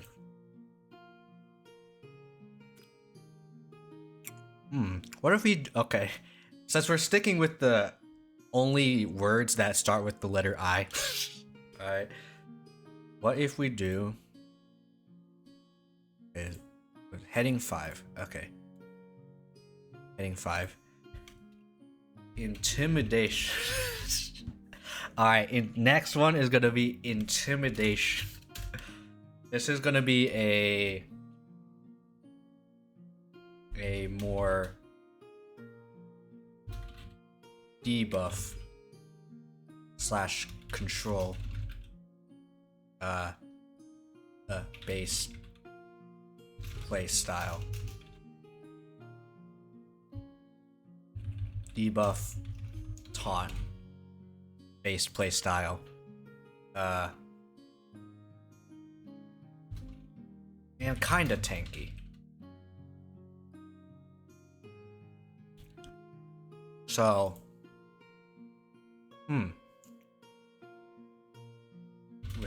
Maybe what if intimidation uses rage? Intimidation uses rage. Okay, you know what? Okay. This could be an interesting thing. Intimidation uses rage. Okay. Obviously we're gonna have advantage in... Where is it? Advantage in intimidation. Obviously, we're gonna have advantage in intimidation checks. Gee, I wonder why. It's as if the name of the subclass is the exact same as the skill. Introducing what I know what a water bug is fine. Wait, what the hell? No, I don't want a header. Alright, advantage in intimidation. We're gonna put a question mark here. I'll put rage. It's probably gonna be a different rage though. It's not gonna be we could do a different kind of rage. Maybe. I have to think about it. Because this is, like I said, this is a more debuff taunt based playstyle, so you want things to hit you. So that's what intimidation's all about. You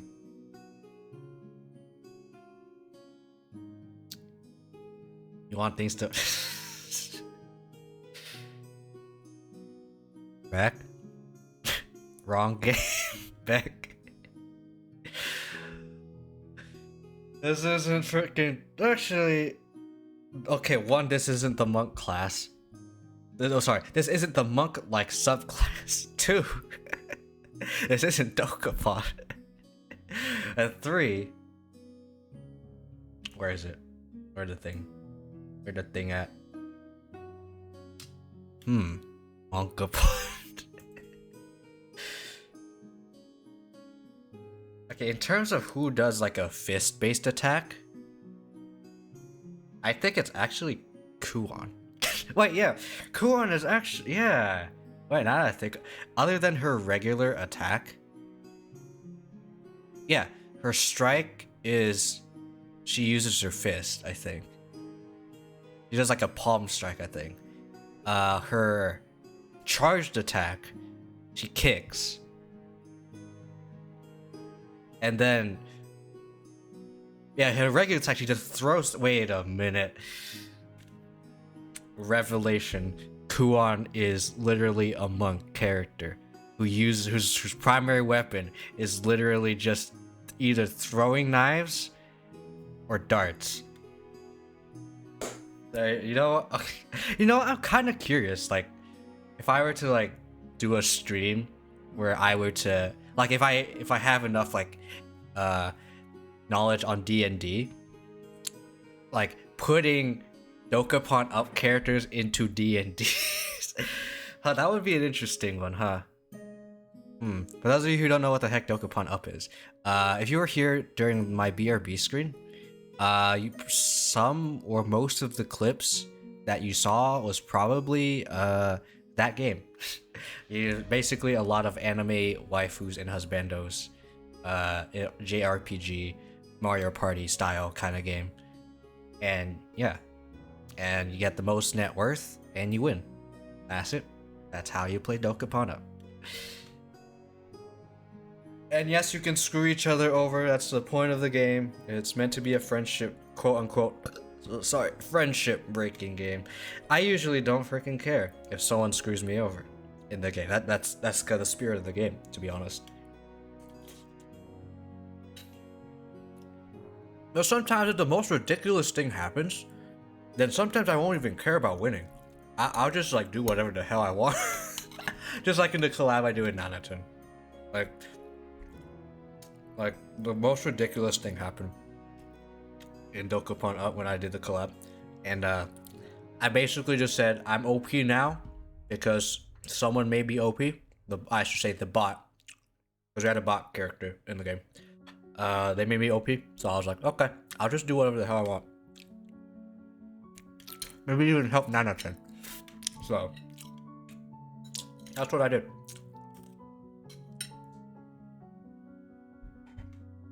Okay. So, intimidation. What's another thing? Oh yeah, because rage, you can't rage while you have a heavy armor. So, yeah. I like this because we have another subclass that doesn't like heavy armor. Okay, this is good. Okay, now we just need a we need a sixth thing, subclass to not be to have stuff that doesn't like heavy armor. Quick, someone tell me, other than monk and barbarian, what's a class that doesn't like wearing heavy armor? Because of a certain like game mechanic, not because of because I don't have proficiency, but because you have a mechanic that says it doesn't work unless you don't wear heavy armor or something like that. Because we already know about unarmored movement, unarmored defense, rage. What else is there?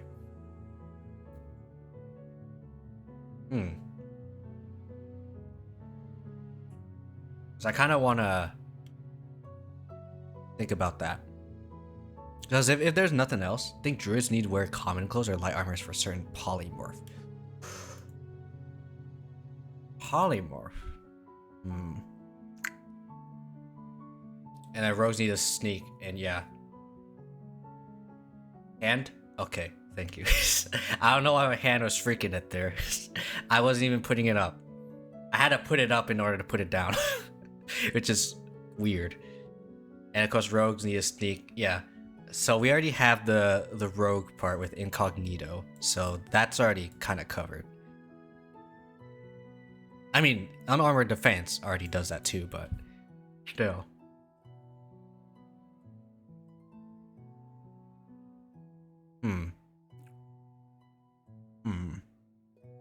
I mean, technically, if you don't use unarmored defense, like no, it's like you're like screw unarmored defense, and you just have disadvantage in stealth checks, but this cancels it out, then I guess sure, you're probably fine, but still. At least this is advantage in stealth checks, not expertise or something like that. Also, you do not where is it? Yeah. You do not get stealth in here as a choice. So you have to have a background that gives you stealth. Oh, oops. I didn't mean to do that. Oh yeah, alright. Okay. There's another thing that we needed to think about. Saving throws. Okay. So what our options is strength, wisdom, dex, int, or dex, charisma. Because I want either wisdom or dex for sure. I just don't know what the other one should be. Because for sure, if it's if wisdom is the one we pick, then for sure I want strength. Can't do con, and I feel like int and charisma is kind of weird. So, dex int or dex charisma. I'm leaning towards strength wisdom, just because of the fact that we're probably not gonna do anything with like finesse weapons.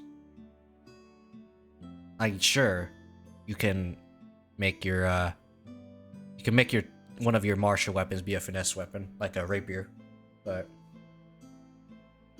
you know what? I think I answered my own question. Strength and wisdom. Because depending on what my answer was to that, I would have changed incognito and inspiration. Not inspiration, and insight. I may have changed one of those. And I need to blow my nose. Or I actually don't need to blow my nose, I just need to wipe it. Okay. You know, I might as well copy paste the spells, right?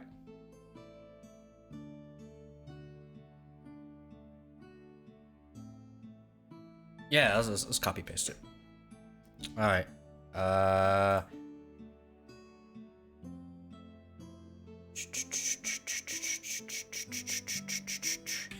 So this is the rough draft that I have for insight.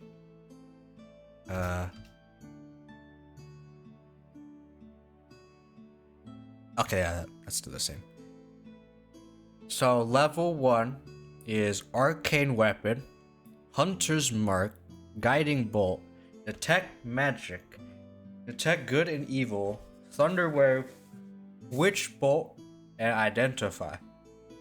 Level 2 is Borrowed Knowledge, Cloud of Daggers, Dark Vision, Detect Thoughts, Hold Person, and See Invisibility.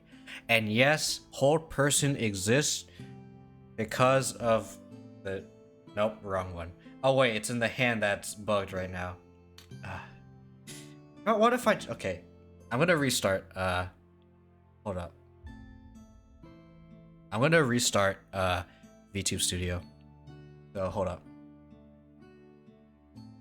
Whoop. Alright. It's kind of annoying the fact that that it crashed on me and it messed with my hand tracking and all that stuff. Alright. You make sure everything is good before I do anything. Okay. Okay, yeah. Everything's fine now. Alright. There we go. Everything, yep. So this hand, the chains here, this is important, alright? Alright? I use these chains in battle. Quite a bit. There you go, Kiyo lore as well. So yeah, hold person. Is hold person really level 2? It sounds more like a level 3.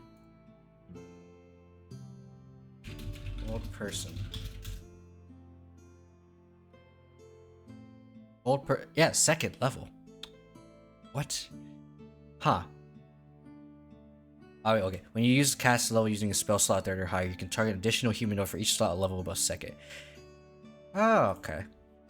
I see. I have so many tabs right now. I have so many tabs. Okay. I think it needs concentration. Ah, okay, that's why. Okay.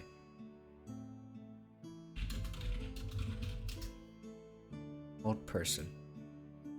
Yeah, okay, it is concentration. So unfortunately for the inspiration subclass, which I'm actually gonna copy paste as well. This subclass doesn't have that. It's more so a ton of healing and all this other stuff. Yeah. So yeah, like heroism, bless, protection, good, evil, healing word, shield of faith. This is kind of like more like a cleric kind of like spell list. This is not done yet, obviously, because we do want to get up to 5th level. And then maybe with insight. Okay, with insight. Okay.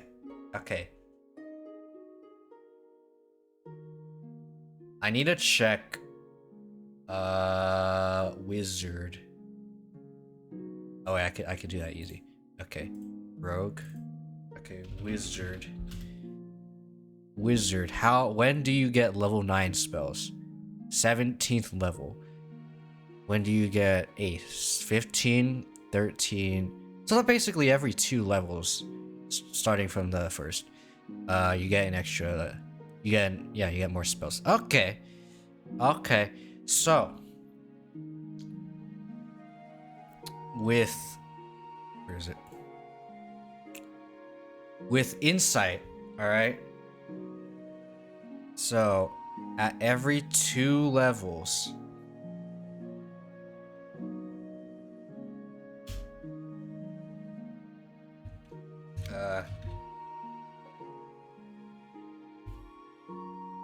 you choose to also use spells at a higher level than 5. Okay, starting at level 12. Or sorry, 12th level. You gotta have the right terminology. Sorry, at 12th level. You may choose also use spells at higher level than 5.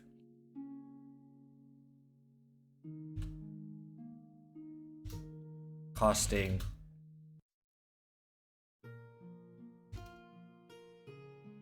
hit points.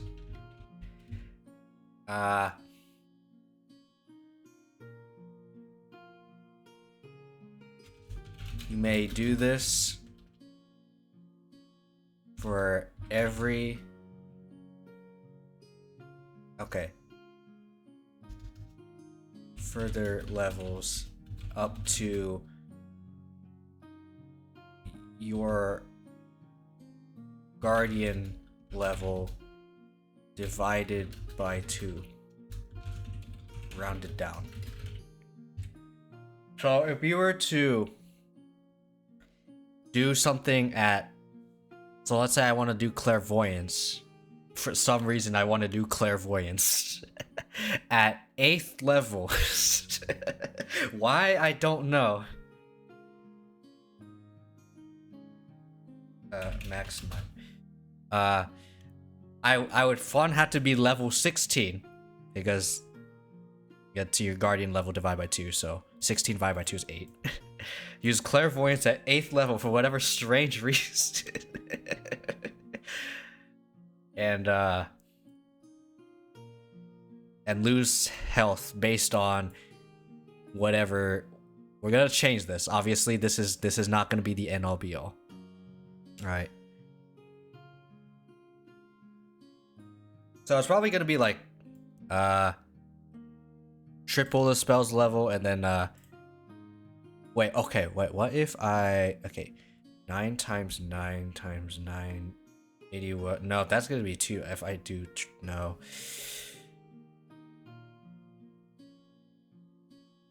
Back, quick question. How much health do you have by level 20? Okay, no, not 20, 18. How much health you have by 18th level? Normally. As a fighter, how much health would you expect a fighter to have at 18th level? Barring any feats. A featless I probably shouldn't say featless, but featless fighter at 18th level. I'll learn Ripperino. Alright. I guess I'll calculate myself. Okay, so 10 times 18, so that's... Wait. Okay, if... Okay, let me look at your comment where you talked about Barbarian. Like you said 360 at specific, was it level 12? If you're saying something to chat, I am not looking at the moment. Actually, I can. There you go.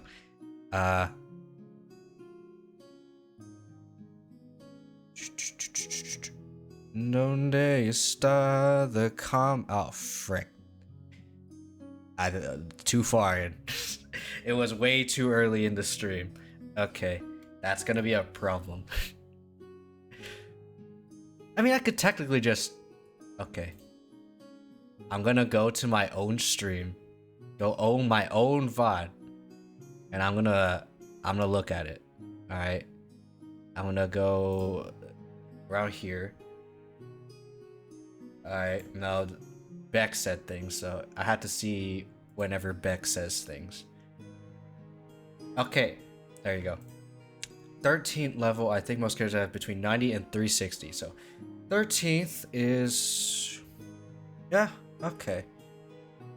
360 to... Yeah, 12 times 13... 360. Jeez. 360. 360 at 13. So it'll only be 300 at 13 level. Right? That means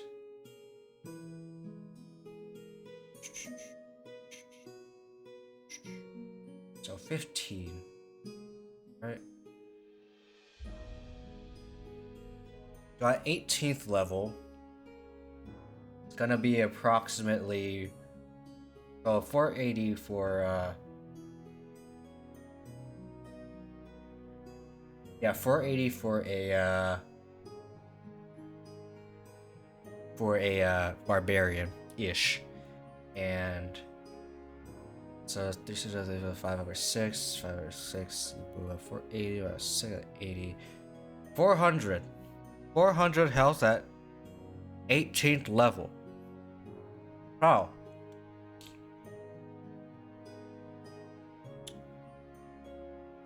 What I'm thinking is the spell level that you want to cast squared. So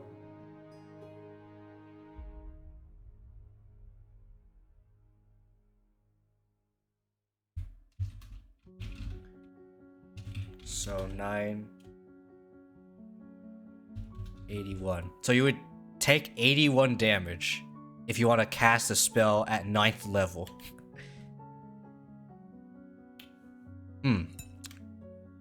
But your spell slots are limited to or not spell slots, your spell list is limited to a specific amount of spells, and it's up to level 5. But you can play them at higher level. Thoughts? Oh, minimum 3 damage. Actually, minimum 4 damage.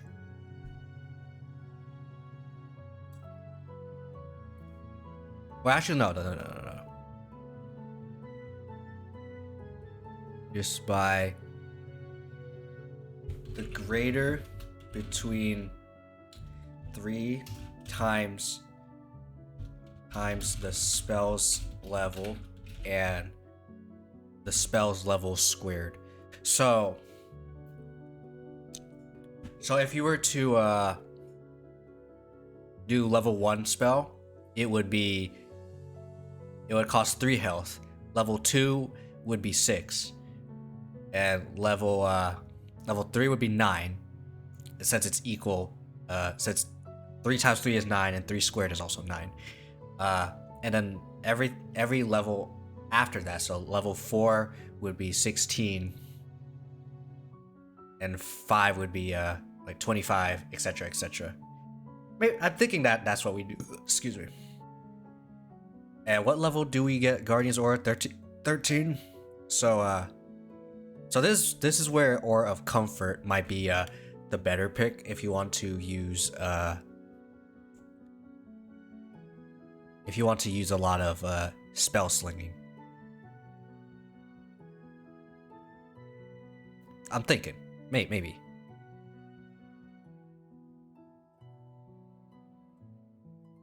And I think we're gonna do the same for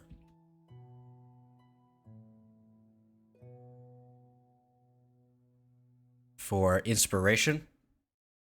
And for those of you wondering, why are you doing this instead of spell slots, Kiyo?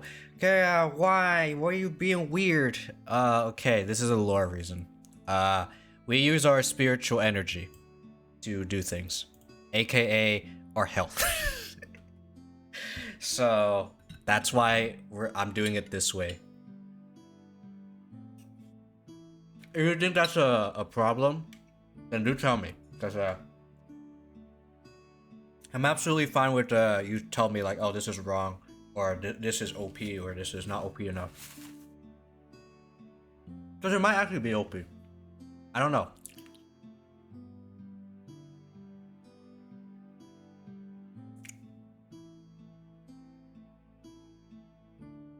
So, first off, let me do level 4, and then level 5. Alright. We're probably gonna add more spells here. Also, all of your spells are prepared and stuff, so you can choose whichever spells. Actually, what is it like for wait. Wizard. Hey. Spell slots per spell level. Alright. Not cantrips. Preparing and casting spell. Okay. Careless of a spell you cast. If you're 3rd level, you have 4 first level, 2 spell slots. Here, let's prepare spell 6 spells of 1st or 2nd level. Any combination chooses for your spell. Blah blah blah. Beep bop bop. Bop bop boop. You have 16. I told you probably have 3 extra spells you can do. Okay.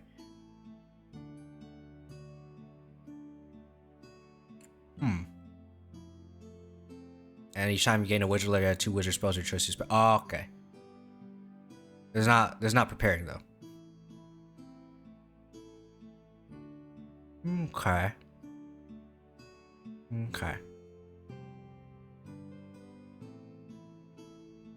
I think I'm gonna limit the Guardian's ability to spell cast. This is a half caster, not a full caster. So we're gonna limit what kind of spells we're able to use. So as Spirit Guardian, we have Heroism, Bless, Protection of Good, Evil, Healing Word, Shield of Faith.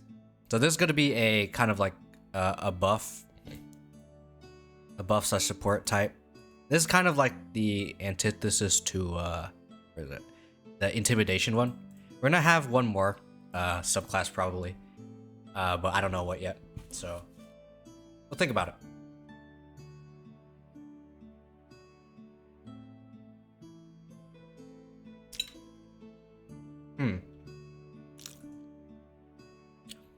So, how about you all like to look at the list of all spells in D&D 5e together? Because that's what we're going to be doing now. Alright, D&D 5e spells list. Alright, spells, not this one. Okay, it's being weird. Chat is being weird.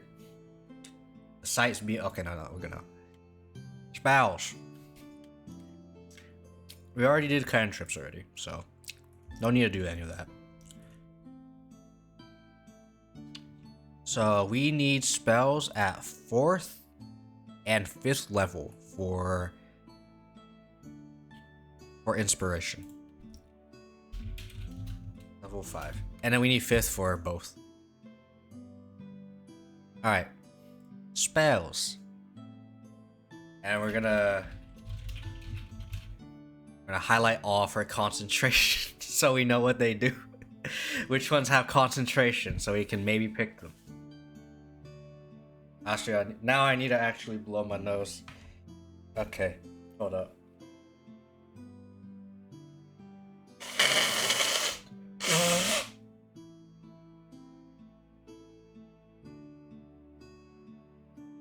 Okay. All right.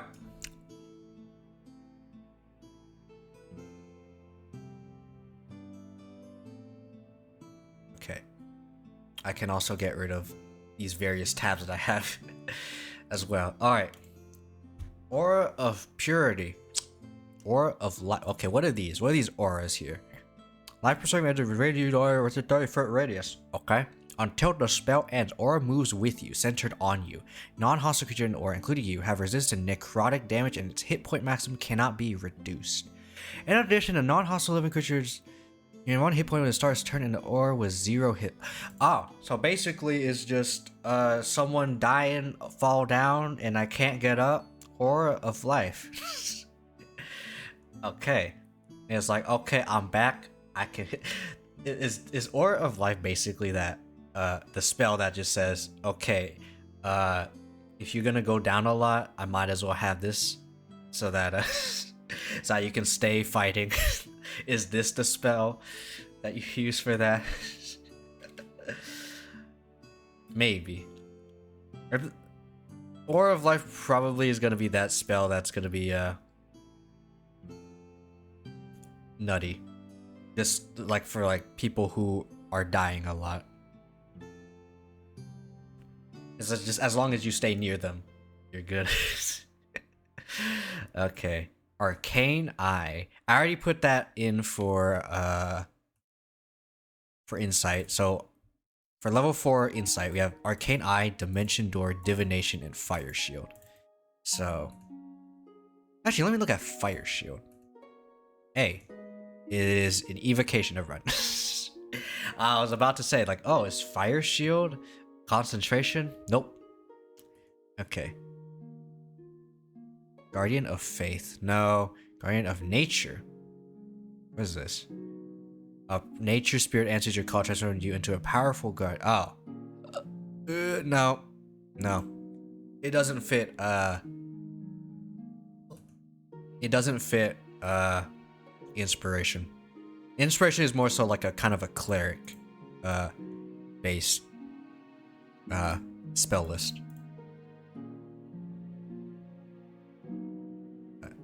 There we go. Ivar's Black Tentacles. Actually, I can also just open this in a new tab as well so I can see everything. So I don't have to click, go back, and then click on 4th level again. Enemy targets for 21st square round see within range. These tentacles turn the ground into area into difficult terrain. When the creature enters the affected area, they must succeed on a dex saving throw or take the... No. It is not in the spirit of Guardian, so no. I mean, I don't have to give only concentration spells to the inspiration guardian, so I can do anything. Spirit of death. Okay, excuse me. Bad gateway. No. Okay, this is gonna be a kind of a problem. No. Okay, fine. The Spirit of Death? Is what it's called? Spirit of Death. Okay. Okay. Spirit of Stop. I don't want these ads. What the hell is happening here? Okay. Armor class 20, hit points 7d8 plus 21. Oh freaking boy. Okay, speed 60, flies. Okay, it can fly. It has dark vision, true sight, and passive perception of 13. Okay. Special trait, it can consume life. Or dies. Attack life. Corporeal movement. Okay, actions, it has a reaping sight, so plus 5 to hit, 5 foot reach, hits 1 target. If it hits, it's 7 or 1d8 plus 3 slashing damage plus 4 or 1d8 necrotic damage. There's a summon. I don't know if the Spirit of Death is inspiring, so I'm gonna say no to that, unfortunately. Okay. What synchronicity? That sounds pretty nice. Alright.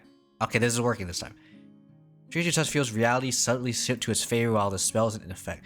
Card is inconvenienced by mundane delays of any sort. Traffic lights are always green. There's always a waiting. Taxi is always around the corner. What? The target can run at full speed through dense crowds and attack opportunity to run by the target made with disadvantage. Okay, synchronicity grants advantage to dex stealth checks. Target always find a handy piece of cover available. Additionally, target has advanced ability checks made to drive a vehicle. In the event that 2 or more creatures in the effects because the creature gain contest of charisma each time the effective spells will oppose each other. This is a very interesting. Okay.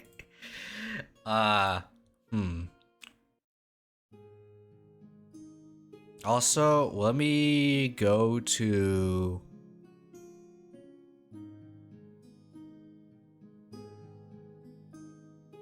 Where's insight?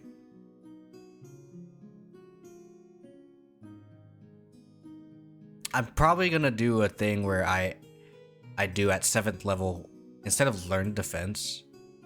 It's gonna be gaining health each turn because I feel like insight is gonna be the class that is gonna have problems with this, whereas maybe something like inspiration does have healing. Oh, speaking of healing, isn't there a healing spell? Wait, where's just heal? Where's just heal? Is that second? Is it really a 2nd level? Heal. Just heal. Or is it 5? Heal. Oh, it's called Cure Wounds. I'm sorry. Hold up. Cure Wounds. I don't know where the hell I'm at. Okay, it's probably 2nd level. Cure Wounds. No? Wait. No? Oh, no. Cure Wounds is here. Okay. Then we will also get cure wounds to both of these. And then there we go. Cure wounds. Because they need to be able to do things. They need to have the health to fuel their freaking economy here. Or, okay. What if we allow the insight / inspiration guardians to use their spells, even if it costs them, if it makes them go down? Or I should be more specific. You can use it and not go down, even if you no, I think that's OP. Nah.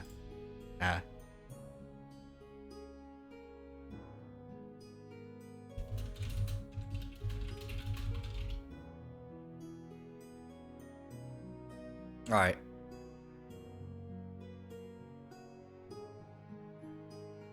There you go.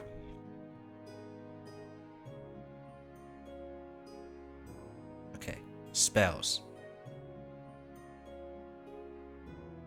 You have any... Is Mass Cure Wounds only... Wait.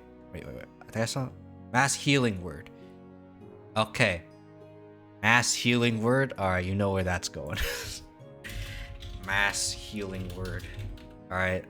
Inspiration's gotta have that support one. So let me look at Mass Healing Word just in case. Obviously what it means is just you heal other people. 1d4 plus your spellcasting ability. When you cast a spell using a spell slot, you increase by 1d4 for each slot level above third. So when you use Mass Healing Word, you're gonna lose 9 health. But you heal... Basically, you're using this just to rest someone. It does cost your own health, but you can use it on yourself. So it's like, you lose 9 health, but you gain maybe 4 health back. Plus whatever your wisdom modifier is. So if you're going for inspiration or insight, you're probably going to have high wisdom. So probably like +3, +4, so... You're gonna heal 4 to maybe 8 health. So basically you're gonna cancel out the damage almost of Mass Healing Word. Maybe. Okay. Motivational speech. Okay. Let's keep looking for 4th level spells for the Inspiration Guardian.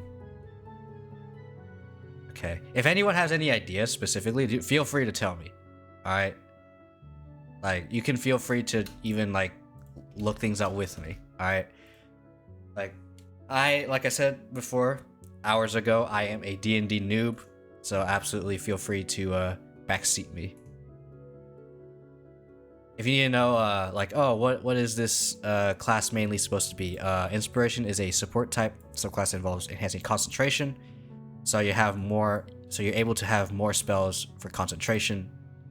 That's the gimmick of inspiration. You're having more, being able to use more spells that require concentration. Insight is kind of your caster. So you're probably gonna see a lot of like offensive spells. These use wisdom. I should probably specify that. Uses wisdom for spell casting ability.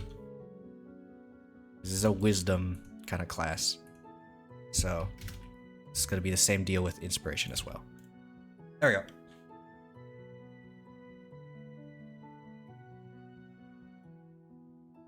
I'm also tempted to be like wisdom and intelligence, but I feel like that's gonna be way too ridiculous.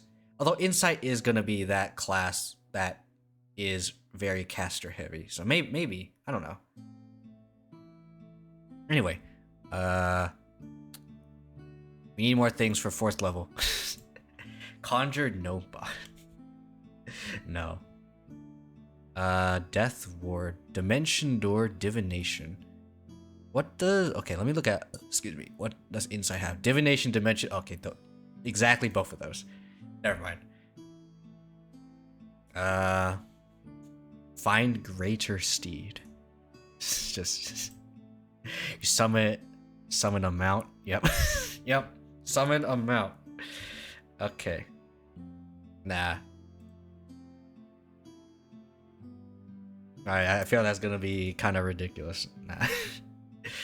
Alright. Guardian of Faith. Okay. Maybe. Large spectral guardian appears and hovers for the duration. Unoccupied space you try to see within range. Guardian occupies space and is except for a gleaming sword and a shield emblazoned with the symbol of your deity, aka the guardian symbol. Any creature hostile to you that moves space within 10 feet of the guardian for the first time. I am reading so fast. I'm sorry. Dex saving throw. Creature takes 20 radiant damage on a failed save, half as much damage on a successful one. Guardian vanishes was dealt a total of 60. Oh. That's kind of unfortunate. But oh well. I think this is fine. A Guardian of Faith. Yeah, sure. Guardian of Faith. It's not a concentration spell, but it's fine. Ice Storm, Secret Chest. Morgan Kanan's Faithful Hound. Nah. Psychic Lamps. Okay. Explain. What is this? Oh my goodness. The site. Shimmering Lance of Psychic Power for your forehead. A creature you see within range. Another creature's name. The name target is within range, spells a spell target, even if you can't see it. If the name target isn't within range, the lance dissipates without effect. Must make an int saving throw. On a spelled save target, they 7d6 psychic damage incapacity to the... Wow. You're just incapacitated? Huh. Wow. That is an intelligence saving throw. Huh.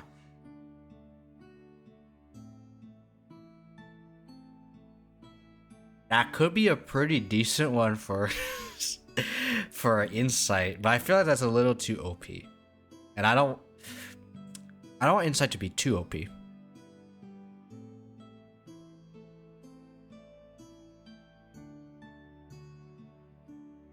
So, nah, I think it's too much. that sounds too much. Staggering Smite. What is Staggering Smite? Oh my. Please, I need it. Okay. The next time you hit a creature in melee attack during the spell's duration, your weapon pierces both body and mind. Attack deals an extra 4d6 versus 5 psychic damage to the target. Target's Wisdom save throw. On a fail save, it has disadvantage attacking which can't take reaction until the next end of its next turn.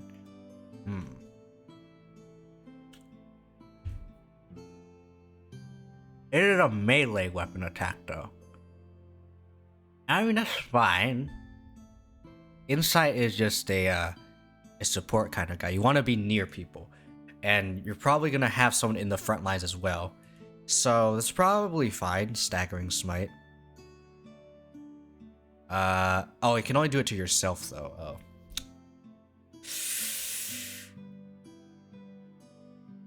I don't know, then. If you can only do it to yourself, it's kind of... I don't know. Okay, I'm gonna have to think about that one, then. Maybe... Oh, okay, that's actually it, in terms of stuff. I think we might do Staggering Smite. So I can have some kind of, like, stuff. I mean, it has Spiritual Weapon already. I feel like I shouldn't stack more power onto Inspiration. I feel like Spiritual Weapon's already good. So, in that case, I think I'm going to pass on that.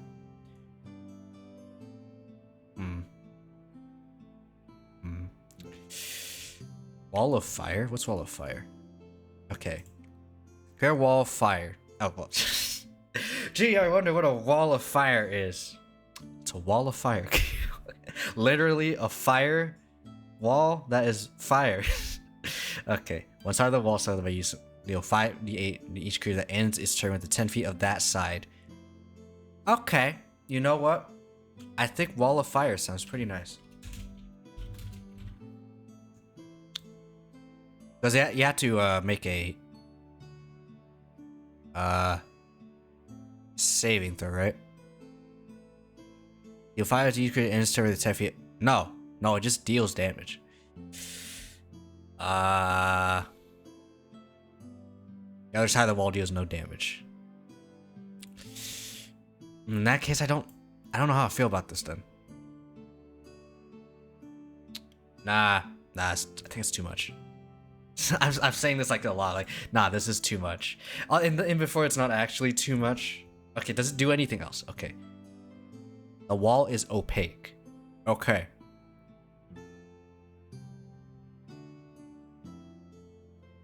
Okay, so if we nerf the Wall of Fire to do this, like deal 5d8 damage on a failed deck saving throw,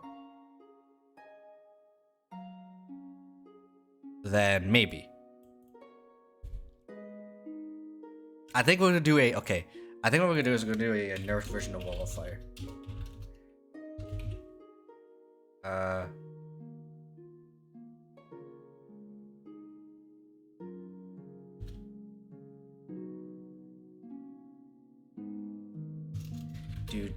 Do saving throw even if you start or you end your turn, and if creature ends turn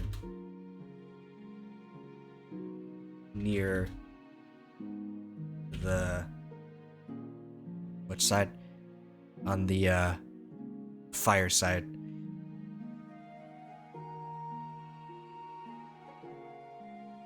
Of damaging side.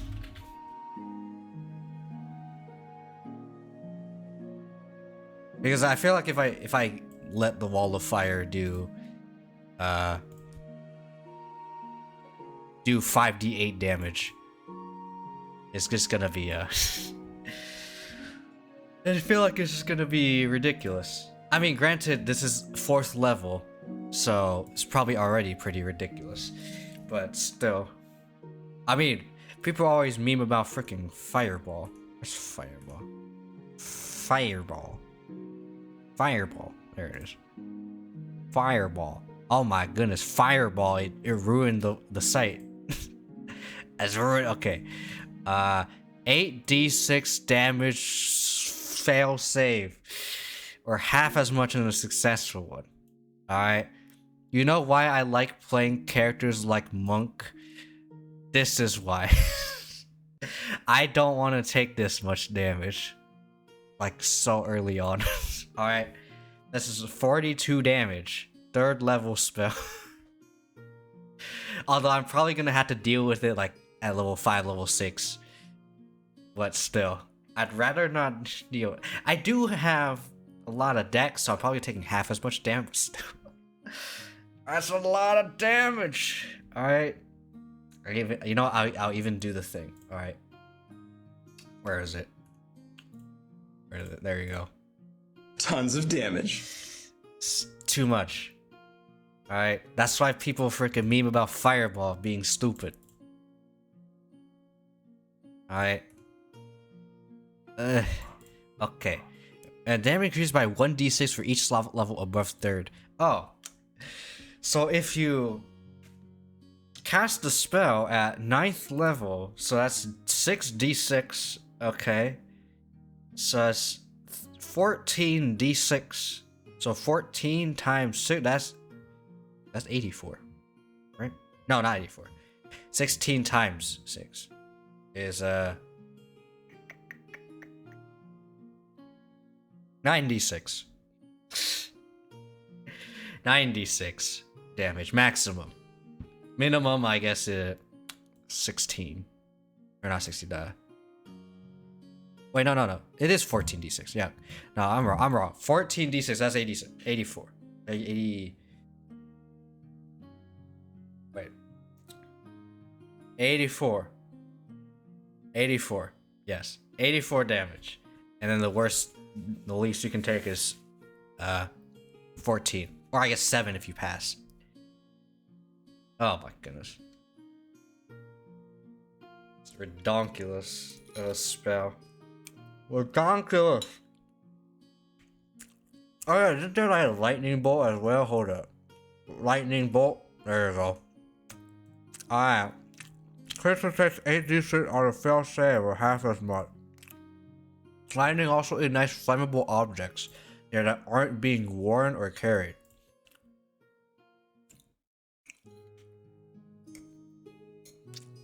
But the thing is, lightning bolts in the line. Fireball, you just chuck it.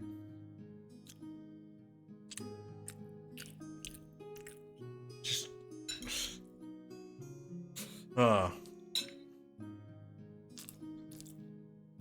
Actually, I think, if I remember correctly, the Hollow Tempest boys, Noir and, or Vesper and, Magni, they were playing Solasta. I think they were fighting like one of those like goblin shamans or whatever, and I believe they used lightning bolt. You know, I was wondering why they were dying.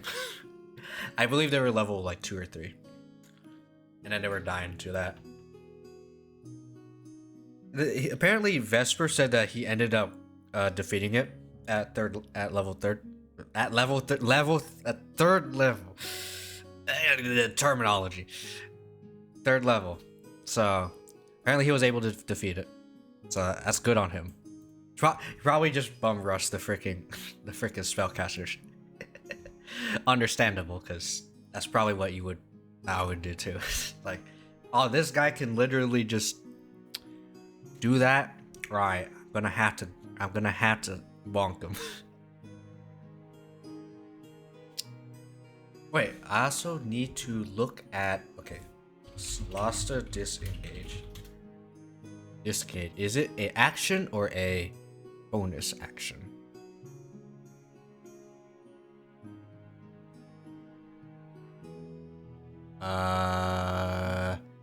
Action type. Action, bonus action, reaction. That doesn't help me.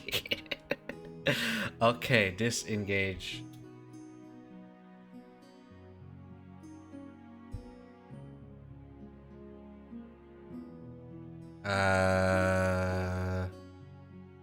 No, that's not the right thing.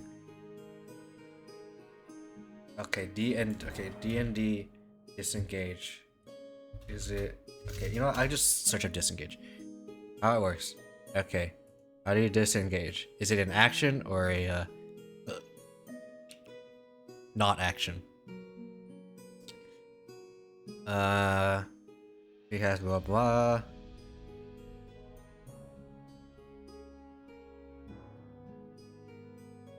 Disengage action. Okay, I think this is an action then. Okay. I'm just gonna say that this is an action. And we'll just move on. So yeah, that's probably what you would do, is you would just move away. Like you move to the shaman, right? Granted, it's not like fireball or something, so it might be a problem. But you would move away. I mean, you move to the guy, either trigger its disengage so it doesn't attack, or I believe, do you get disadvantage when you use lightning bolt with melee? I don't remember, but yeah, probably. I could be wrong. Anyway, this is 3rd level. Okay. And we have all of fire. We could probably do with one more thing here. Or maybe we could do divination. Alright. Asking question considering that also has truthful reply. Doesn't take into any circumstances. Cast spell 2 or more times before finish long rest. Cumulative 25% for each casting after that. Get a random reading. DM makes this roll in secret.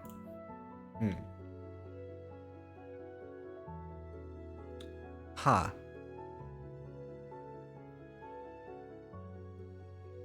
2 or more times. Oh, okay. Not 2 and more. 2 more extra times. Okay. So do it more than once and you'll have a chance to fail. Okay. Alright. Gravity sinkhole. Okay, I think what I'm gonna do is cleric. Cleric, give me. Oh, frick. Frick. Each domain has a list of spells in this domain. Oh, frick. Okay. What's one that would be nice to look at? Protection. Ambition. Alright. You get first, third, fifth. Okay, Guardian of Faith, Resilient Sphere. There's a 4th level evocation. Alright, an unwilling creature must make a dex, and if you fail, you're enclosed into the sphere. Oh. Okay. The sphere is immune to all damage. The sphere is weightless and just large enough to contain the creature or object inside. Closed creature can use its action to push against the sphere wall just to roll the sphere. Suddenly the globe can be picked up and moved by other creatures. Okay. Disintegrate spell targeting the globe destroys it without harming anything inside it. Okay. I think that's the thing. Just Ode to Luke's Resilient Sphere. Alright. Oh wait, it's also concentration? Okay, perfect. Oh.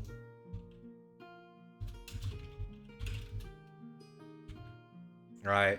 We just be like, go in timeout, sir. How dare you. Okay. You also need a hemispherical piece of clear crystal and matching hemispherical piece of gum Arabic. Okay. Okay. Okay, what about ambition? Death Ward Dimension. Okay, we already have those spells. Alright. In that case, that's our level 4 for inspiration. Now we get to level 5. And with inspiration, you are not able to do a higher level spellcasting unless it's 5. So you can use cure wounds at 5th level. That's fine. But you can't use cure wounds at 9th level as inspiration guardian. Unless if you're an insight cleric, you can do that. But otherwise, no. Okay. Let's see.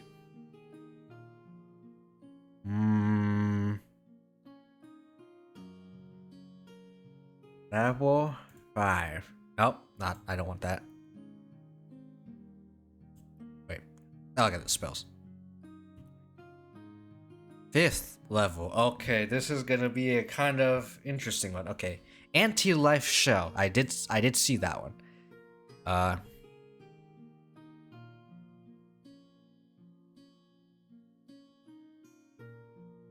Okay. Shimmering Barrier extends out from you in a 10-foot radius and moves with you, remaining centered on you, hedging out creatures other than undead and constructs. Barrier lasts for duration and prevents creatures from passing or reaching through. Affected creature can cast spells or make attacks with range or reach weapons through the barrier. If you move so that an affected creature is forced to pass through the barrier, the spell ends. Ha.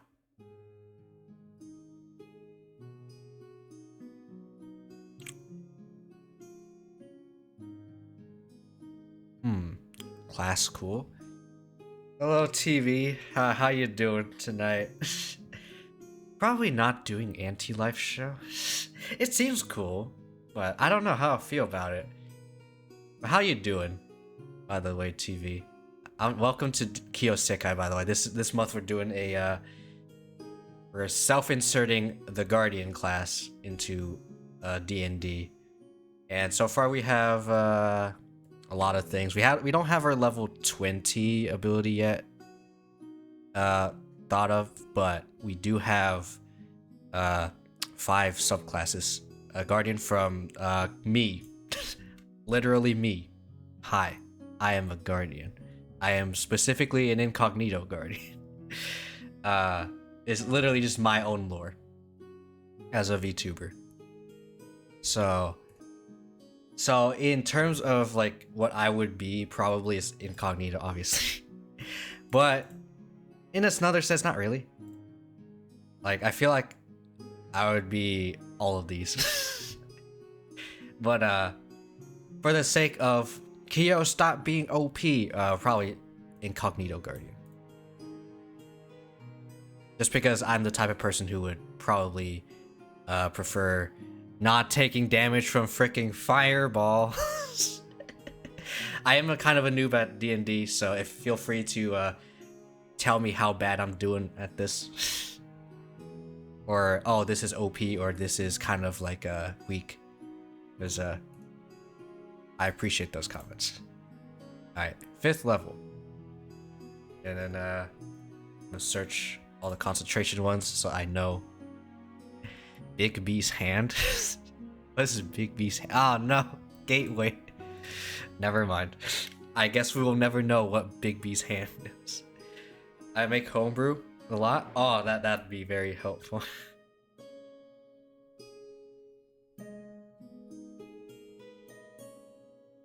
Alright.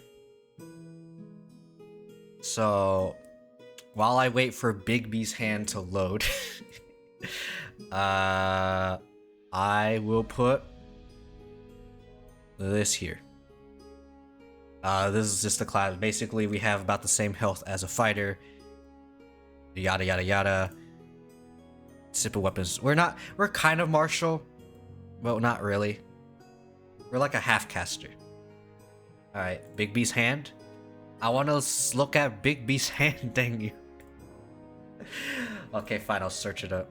Okay, Big B's hand. Alright, what does it do? What does it do, sir?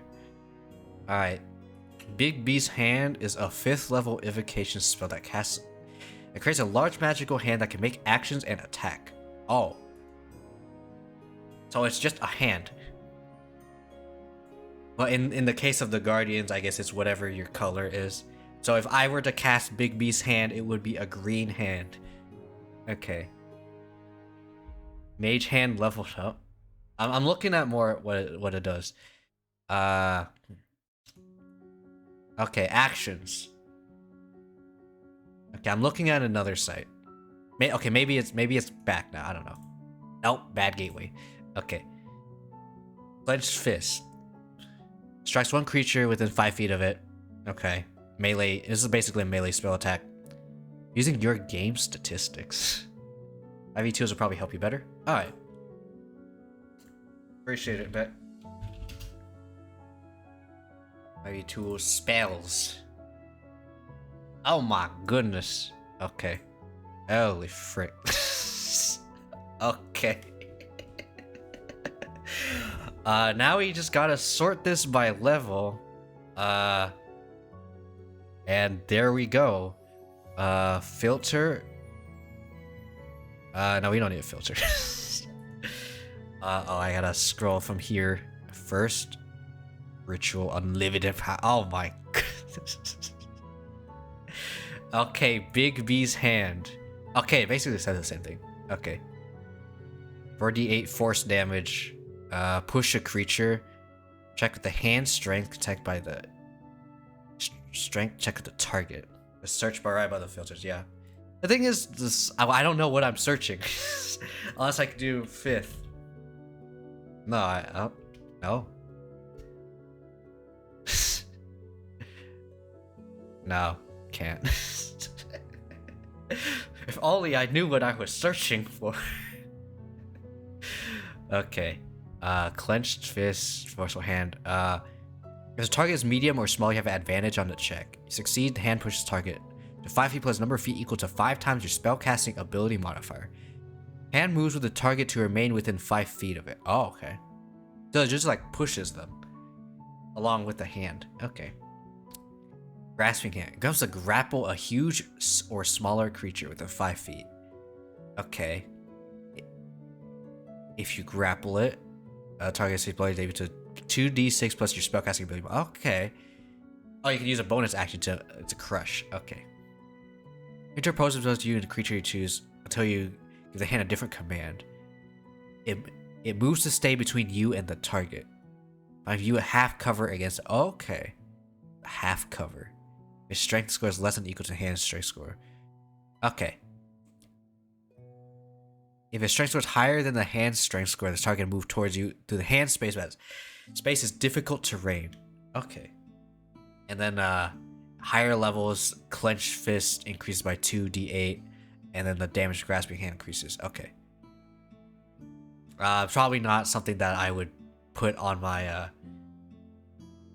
on any of my guardian classes or subclasses.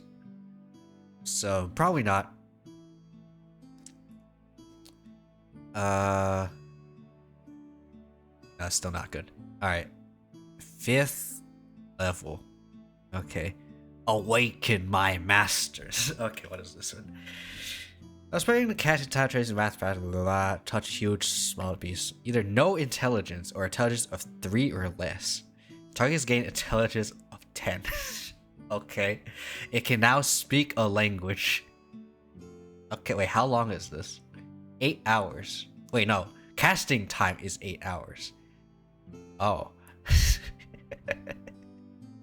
It targets a plant and gains the ability to move its limbs, roots, vines, creepers, and so forth.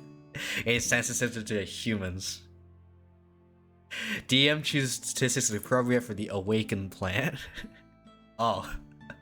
The awakened beast or plant is also charmed by you for 30 days or until you or your companions do anything harmful to it.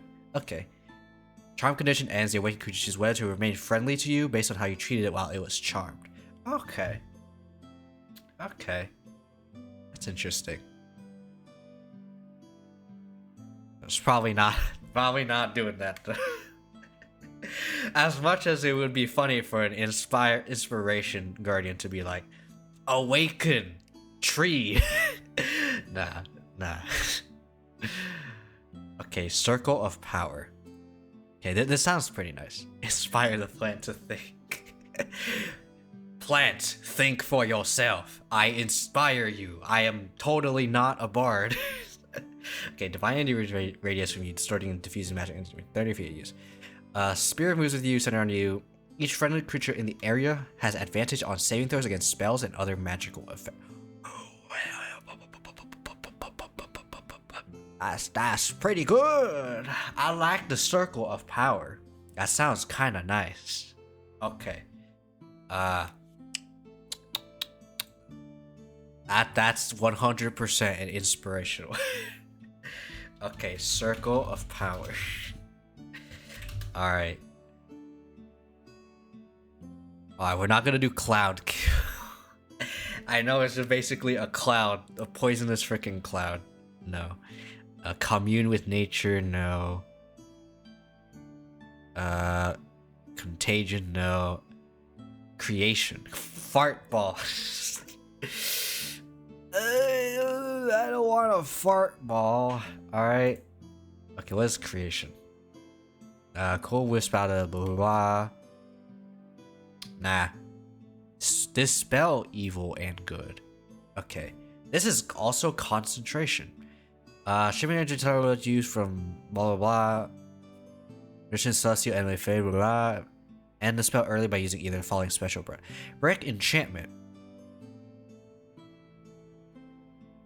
Okay, so you touch someone who is charmed, frightened, and possessed by any of those, and it breaks. Okay, as you're actually make a melee spell attack against one of these.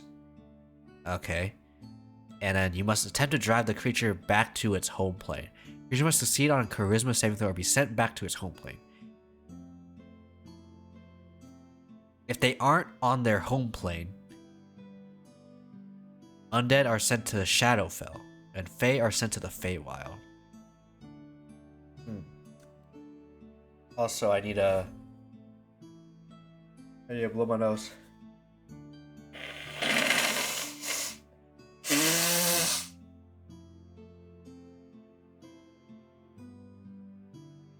Maybe. Yeah, I think this makes sense. Deal with the yeah. It can fey. You know what? Yeah, dispel good and evil. Alright. Spell good and evil. Good and evil. Inspire them to go home. Hey, you. Alright, seems like you hate your home for some reason. Let me inspire you. Alright, let me play my invisible lute. Go home, buddy.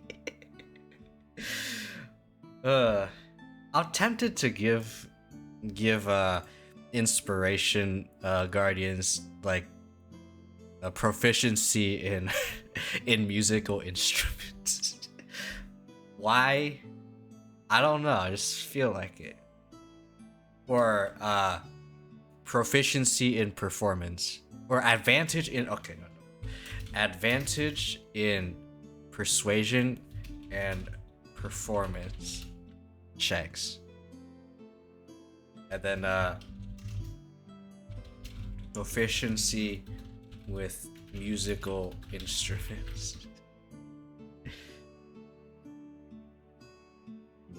Maybe.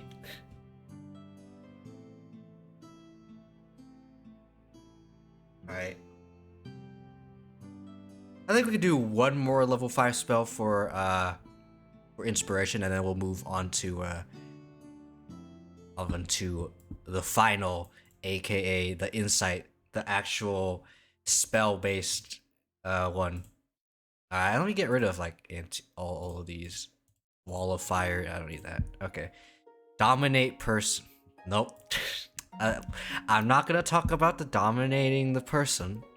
Anyway, flame strike. What is flame strike? Divine fire rose down from the heavens, a location you specify. Well, I know for sure that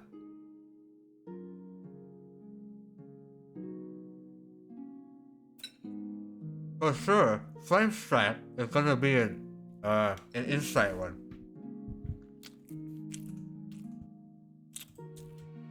Flame strike. Up, not out.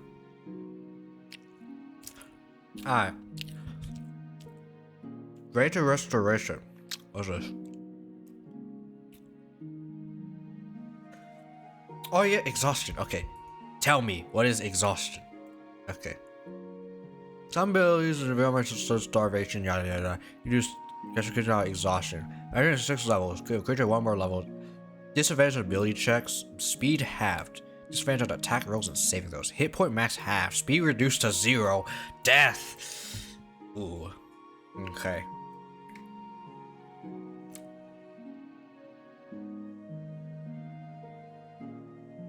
So greater restoration is basically just basically it's just our purity of mind and body. Basically. Just cleanse the status ailment. Okay.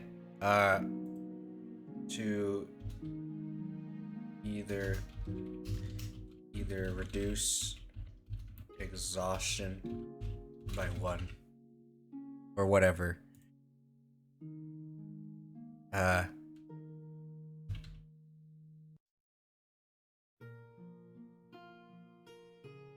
Level by 1 or cleanse on yourself or an ally you can touch. Yeah. I didn't know about exhaustion, so we're gonna add that as the thing for our purity of mind and body. Alright. And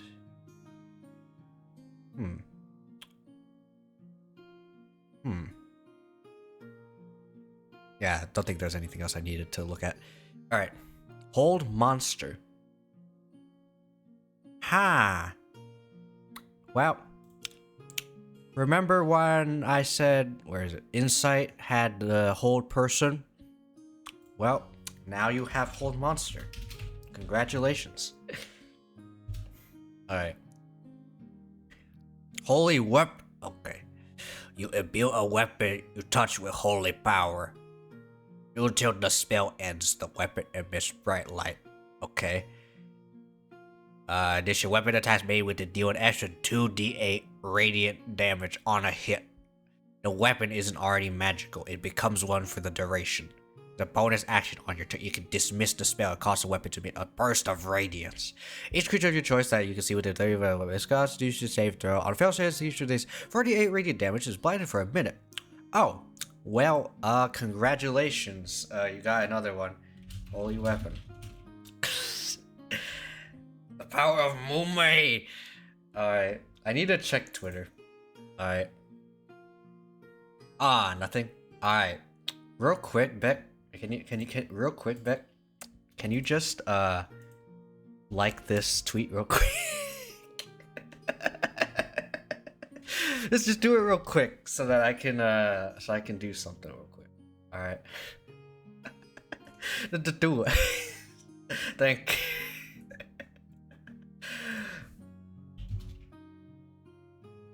Alright. Alright.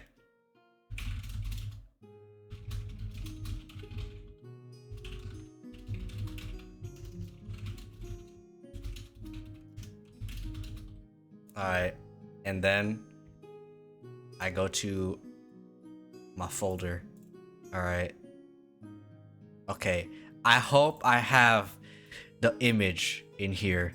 In this folder. I don't have it. Just noticed Cynthia and Rosalina thought it was the same character. I don't have it. Okay. Don't worry, I have it in my bookmarks for sure. Alright. I have Mume in my bookmarks. Alright. Alright. For sure. Alright. It is the second tweet from the bottom. Alright.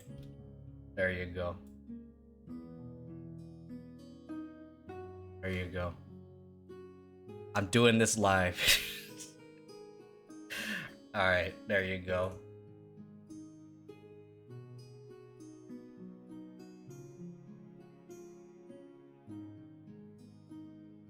Mume.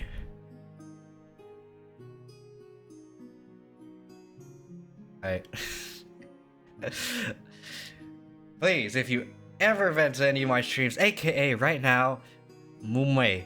Who's that in the bottom right? Right there in the corner? Like, right here? Fricka Mume. Alright. Anyway. Thank you, Beck. I just wanted an excuse to post Mume. Alright.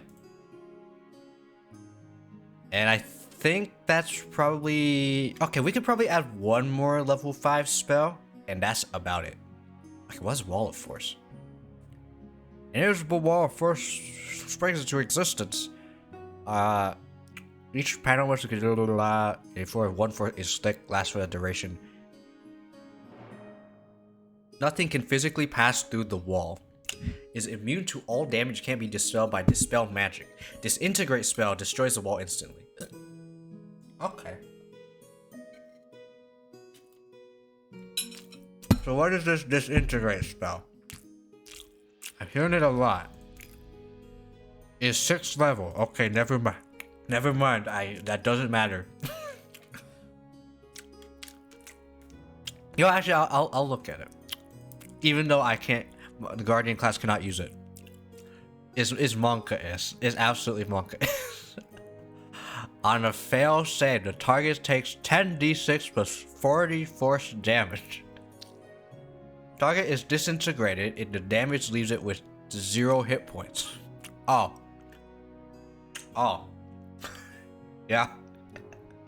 I'd be surprised if it didn't do something like that, being called disintegrate. So at max, you can take 100 damage. Good to know. Good to know.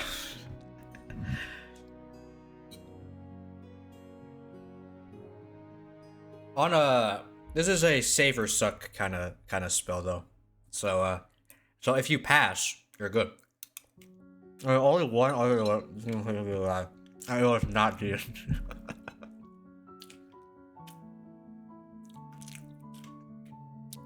Courage can be restored by life only by means of a true resurrection or a wish spell. Oh. Ah, that's what you mean. Okay. Dang. Get blasted by Goku, the disintegrated GG. Cannot be revived unless you go to the dragon. GG. Have to go to Shenron. GG. Okay. Let's not look at the freaking disintegrate spell anymore. Too much sad. Okay.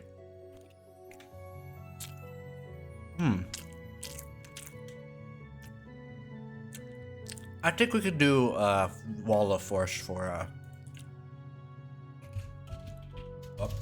Wall of Force for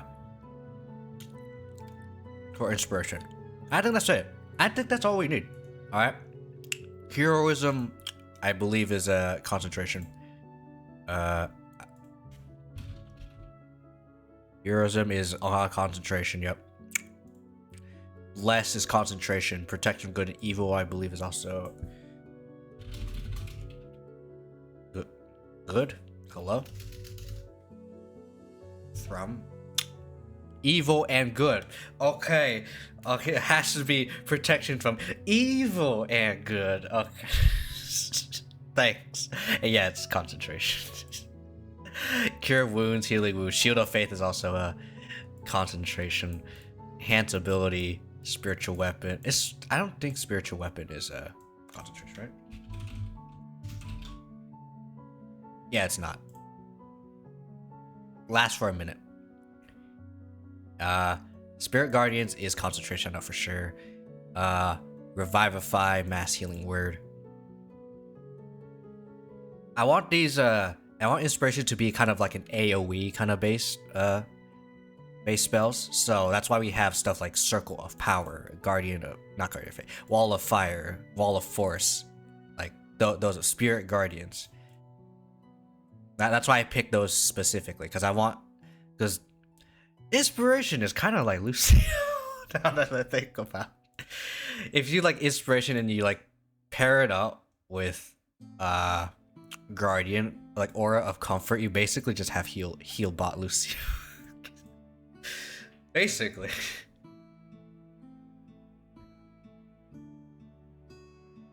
Huh. So I think that's it in terms of... Wait, okay. Insight could use one more spell. Insight can have another spell. Okay. 5th level. Okay. Modify memory.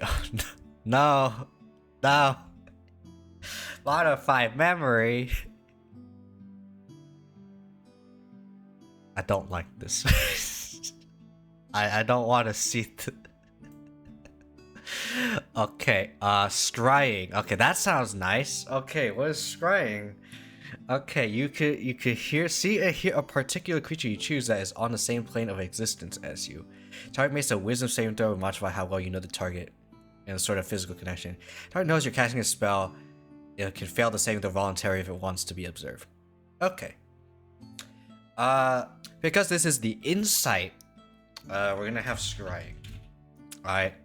I mean, this is kind of like an insight kind of deal, kind of spell, so we gotta have this.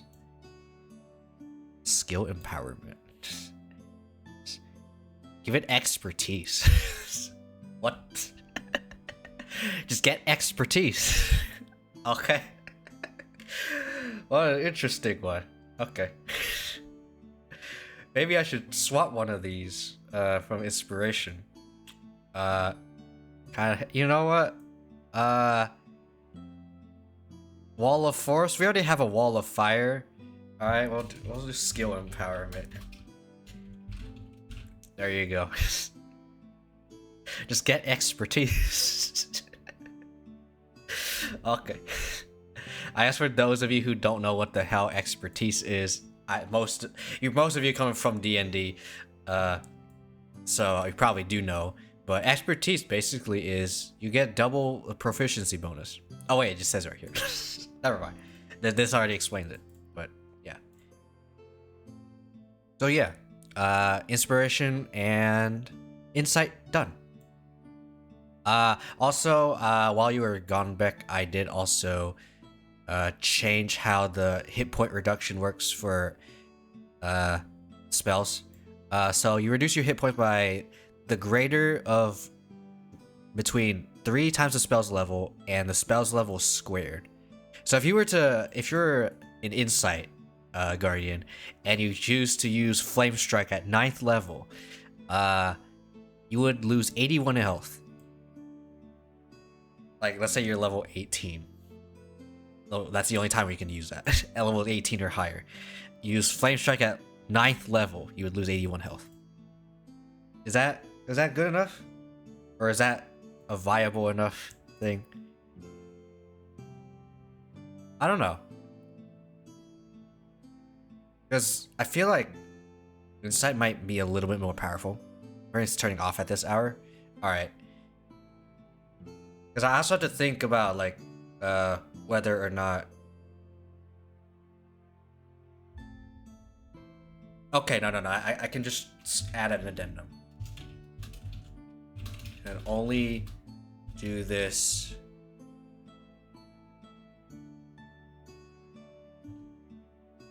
once for each level.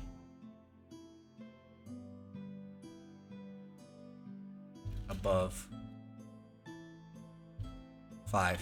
So if you use a spell at 9th level, you cannot use another spell at 9th level. Before you take a long rest.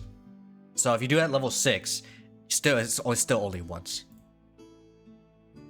So I think that's what we're gonna do there, just to balance it out. Because not even wizards aren't able to use spells more than one level 9 spell. So yeah, and then 8 and 9 are limited. Sure, like 6th and 7th are, you can use it a little bit more at 1920. Sure, but yeah, that's what we're gonna do. So you can only do this once for each level above 5. So half-caster, if you really need to do something at higher than 6th level or 5th level, do it. You gotta take your shot. You can only do it once. Alright. And then obviously inspiration doesn't have that perk, because if it did, it would be kind of ridiculous. Alright, because inspiration is more so a concentration-based buffer. You want to support, be near allies. Kind of like Lucy. So, yeah, there's that. Indomitable is our more martial-based kind of martial-based? Yeah. No, it's our tanky. It's our tanky subclass. Incognito can also be kind of tanky as well, but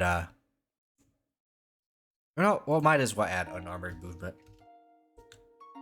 And I think I'm not gonna do sneak attack for Incognito.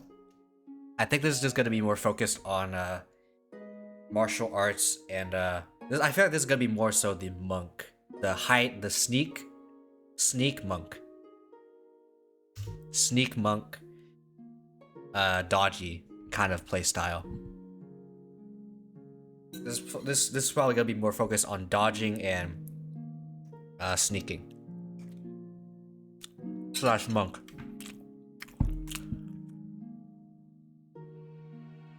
So probably our 6th and last subclass is probably going to be I'm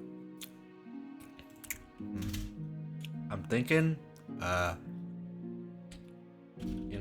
infiltration. I feel like that's not a good name. Oh, for now we'll leave that as a placeholder.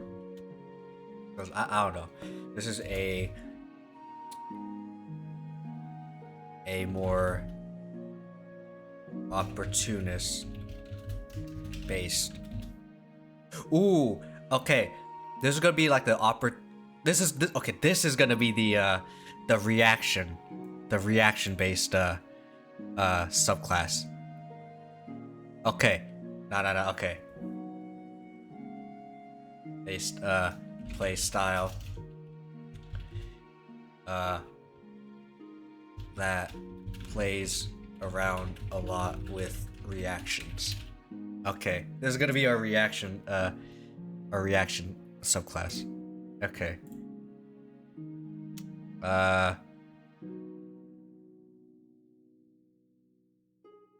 So we're gonna have a we're also gonna have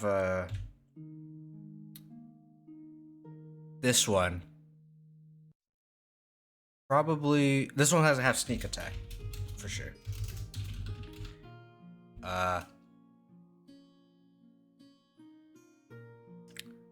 And let me look at the skills.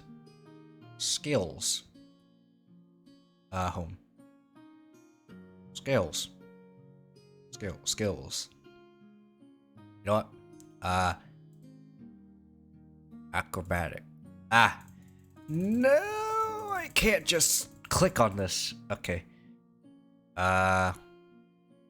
You know what? I can see everything. Okay. It's fine. All right. Athletics.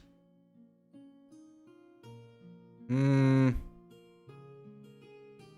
know, I'll just look it up. What was that? Baldur's Gate Soldier. Wait, hold on. I didn't realize this was... I didn't realize I was looking at the Baldur's Gate thing. Oh. Ayo. Okay, let's go. Baldur's Gate. This is Baldur's Gate 3. I didn't realize it had more stuff here. Everything is Baldur's Gate. Let's go. Alright, what would I be? I said I was an Outlander. Alright.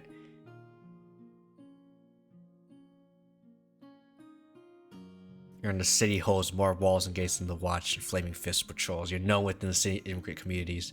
Should you ever need to learn about a foreign land, people, traditions, or history, you know where to find some with first-hand experience. Likely some in the outer city. Alright, Outlander Origins.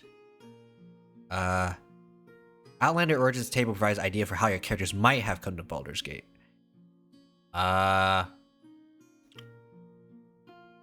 I just want to see what's in here. I just want to know what's in Baldur's Gate. Oh, the number 2. There you go. Number 2. I just want the lore. Okay. Sailor. I didn't know Sailor was in this. Huh. Okay. Anyway, I want to look up D&D. List of skill proficiencies. Okay. There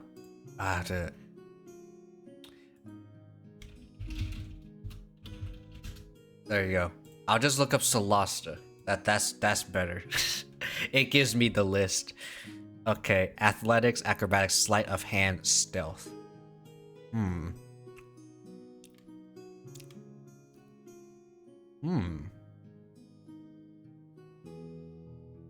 Deception and sleight of hand? You know what? Yeah.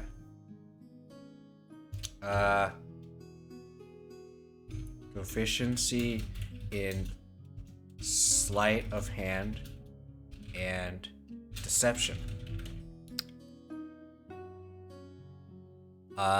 Infiltration.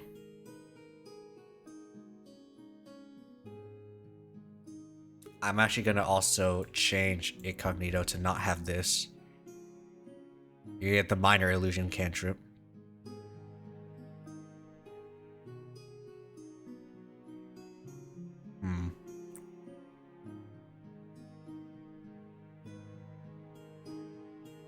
So we are playing around with the reactions, so let's think.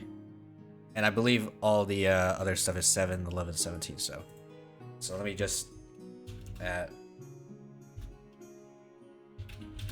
just gonna copy paste this. Okay, 7, 11, and 17.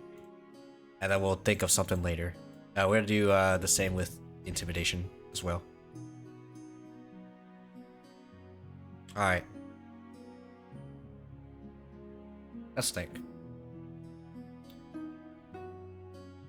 Sneak attack. Right. Sneak attack, proficiency, sleight of hand, minor illusion. What else can we add?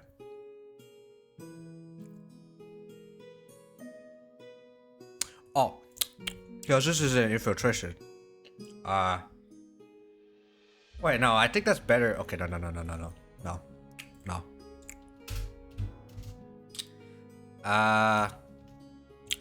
Instead of dark vision for incognito,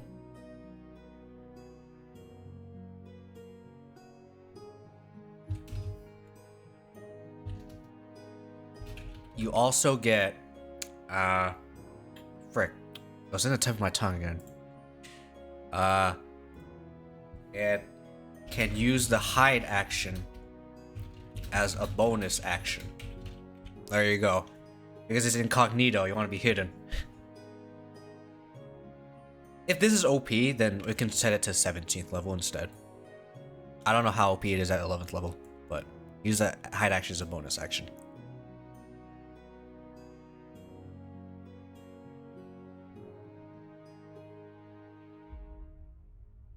Alright, with infiltration.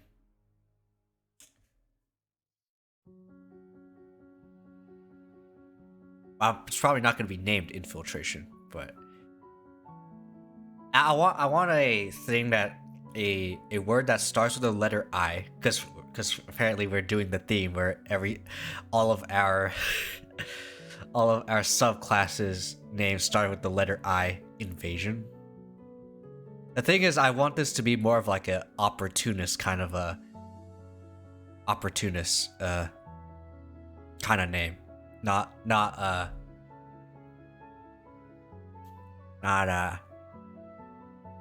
like a sneaky or anything like that. The sneak attack, initiative. Ooh. Initiative might not be too bad. Okay.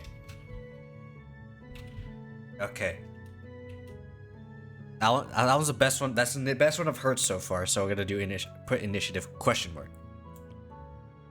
And I just realized if we're keeping this name, has advantage on initiative rolls. There you go. 7th level get advantage on initiative. Easy. That's an easy one. Okay.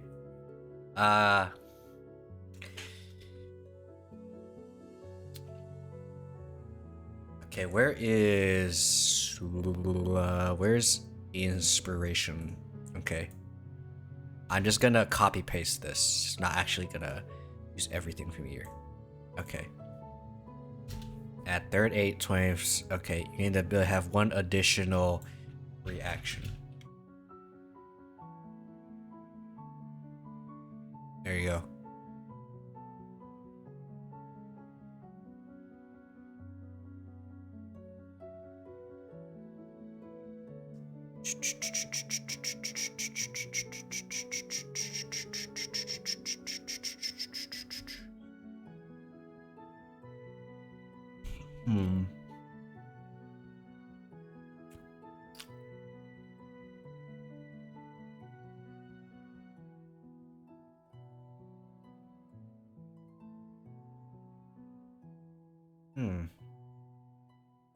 Okay, since I'm like drawing blanks here, let me just go to barbarian real quick.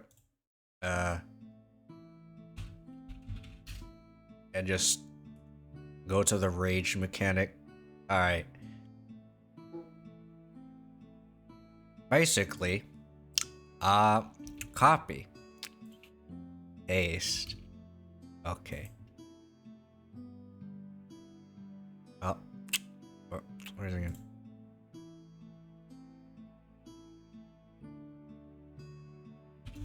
You can enter rage as a bonus action.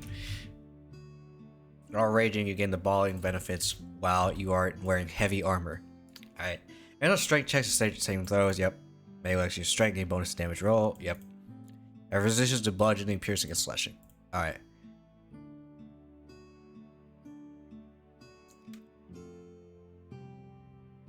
So, if you're able to cast spells, you can't cast them with concentration rating.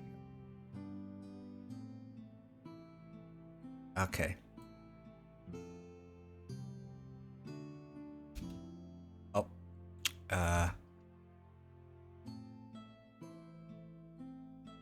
There you go. You don't need any of these. Cast them raging. Your rage lasts for a minute. There you go. Rage. It'll be a pretty big one.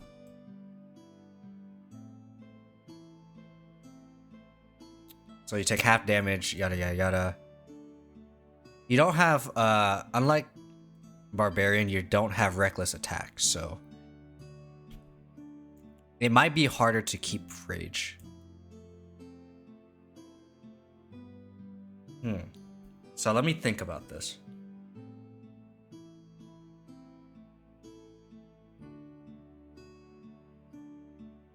It ends early if you're not unconscious or ends. You haven't attacked a hostile creature. Or... Okay. Taken damage. Or near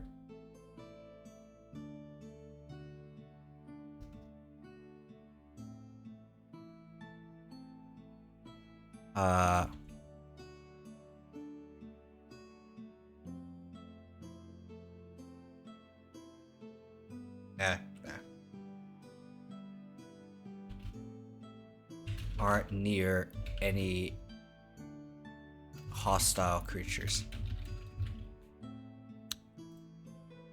Alright. I have rage.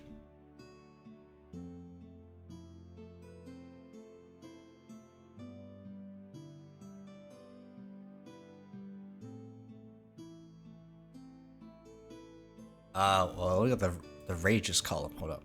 Well, the rages column. 2, 3, 4, 5, 6. So every 20th level, you can always rage. Oh, that's cool. Unlimited rage. Okay. That should also be an easy one. That's my secret. I'm always mad. I get it. I got the reference. Poggies. Alright.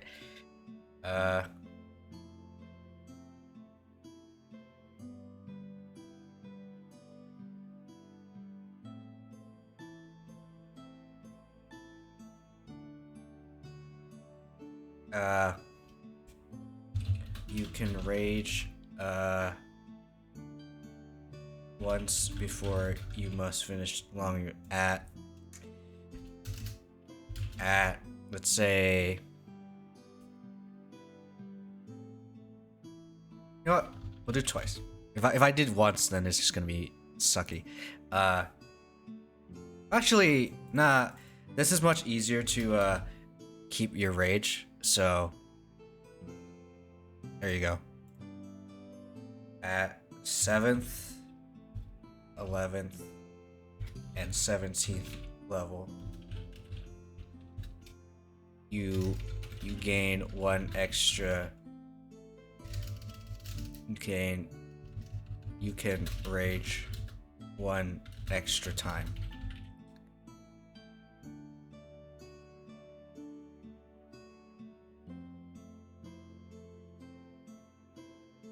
Actually, I might as well change some of this. All right. Yeah, advance on strike checks, strike saving throws. That's fine. You do not get bonus damage. Instead of doing more damage, you make the enemies near you do less damage. So enemies, oops, I don't know what the hell happened there. Hostile creatures within 30 feet of you are intimidated by your presence.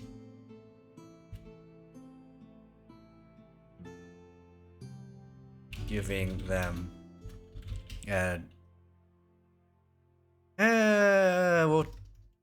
we'll add that later.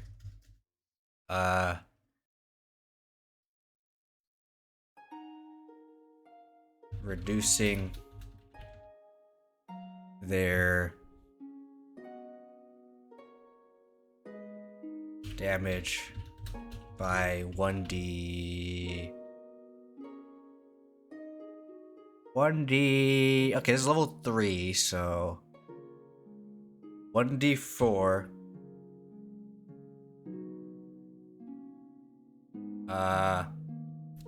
plus your strength modifier. Strength? Yeah, strength. Strength modifier. Or we could do charisma. Nah, we'll do strength. Because at least you have a reason to put points in strength. Like charisma is kind of a dump stat. Like charisma and intelligence are dump stats. Use strength for intimidation. Ooh. Okay. Okay. I'm gonna put that at level 11. You use your strength modifier for intimidation checks. Also, enemies within your range. Enemies affected by your rage effect will also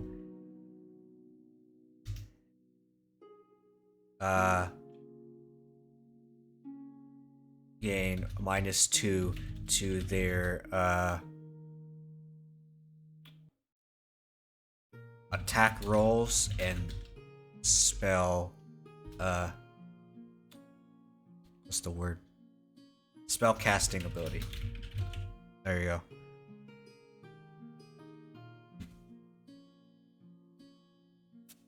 There you go. That's 11th level. 17th level, on the other hand.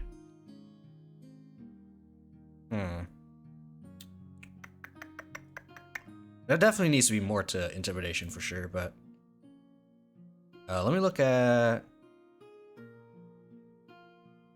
Indomitable again.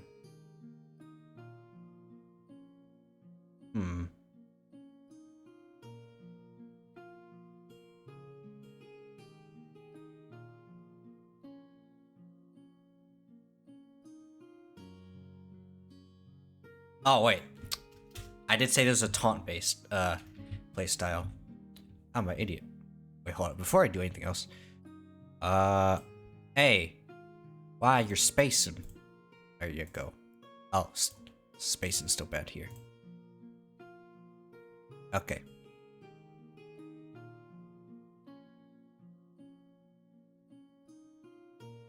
All right. And you can use your bonus action to actually no.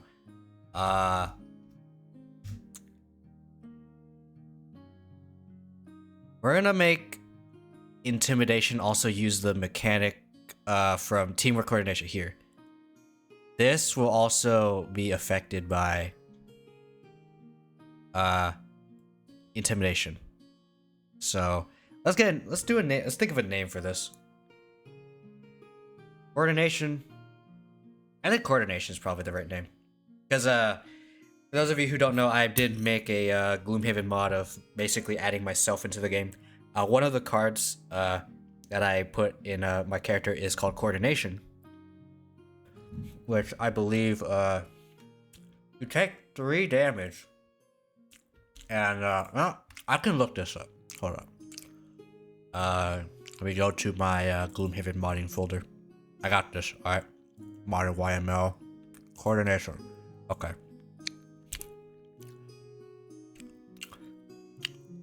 Suffer 3 damage and gain curse. One adjacent ally may immediately perform the top action of another card from the hand. So basically allows your ally to do something. And then bottom is up to 2 allies within range 3 may perform a move 2 action. And then after that, one adjacent ally may perform a move 2 jump action. So basically like, hey yo, get over here. Let me toss you up. Toss you. Not very far toss, but a toss.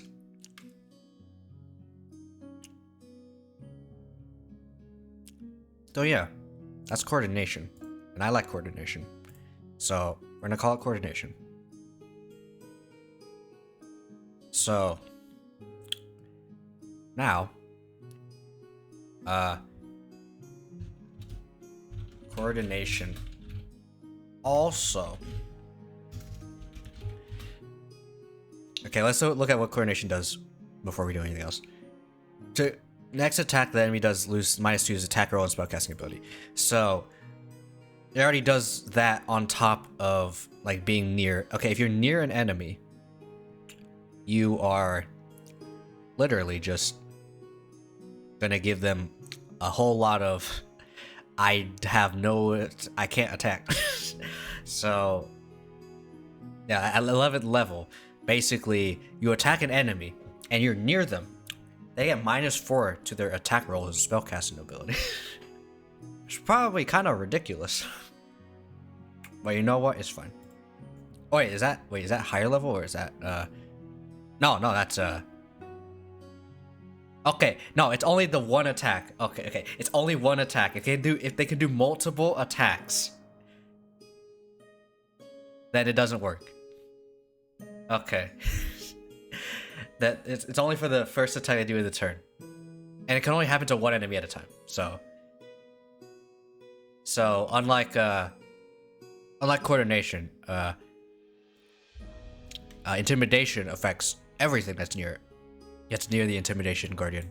So yeah. Alright. So you're either nerfing one enemy pretty badly. Yeah, you're nerfing one enemy really bad if you're close to it. And you're attacking it. You're nerfing it. If it's far away from you and you attack it or target it for any reason whatsoever, it'll gain -2. But if it's far away, it's only gonna do -2, not -4. So intimidation wants to be close to enemies. So what is another buff to coordination that we can do with intimidation? So coordination already gets a extra thing at 7th level next, or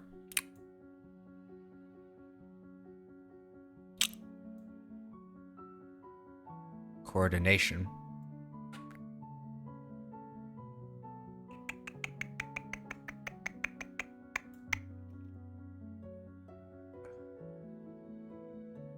allows the next attack done on that enemy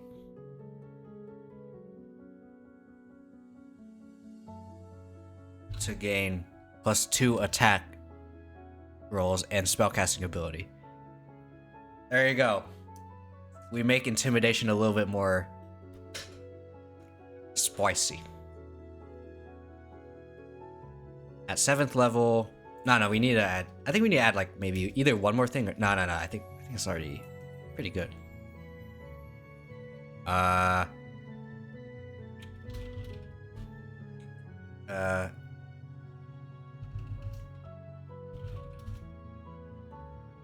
D4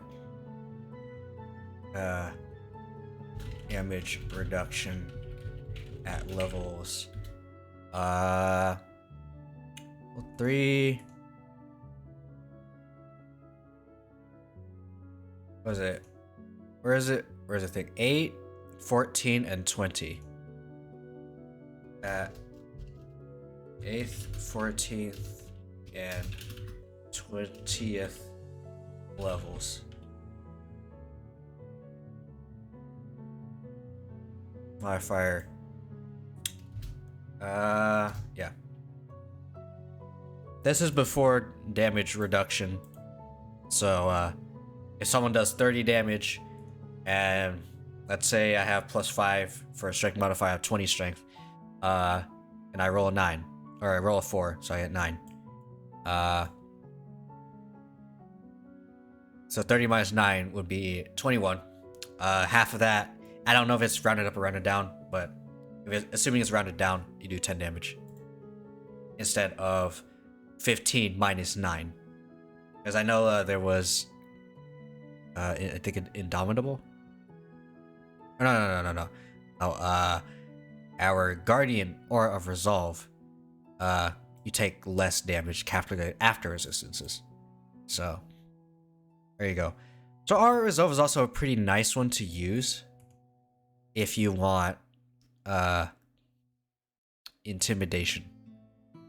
Because it goes pretty well with it. Alright. Oh yeah, you wanted a bonus action for taunting. Alright. You may use an action.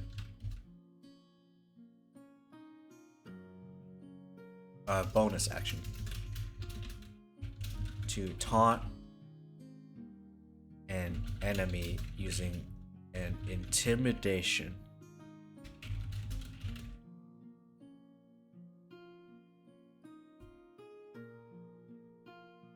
What determines the difficulty class of an intimidation? Is it just based on whatever the DM feels like, or is it based on a stat? Charisma. If you succeed. Yeah, so for an intimidation check, what determines the difficulty class? For the most part, what determines how difficult the intimidation check is? If you succeed, that enemy. So it goes. I go for difficulty class is skill. All right. I'll let you figure things out while I finish typing. Me.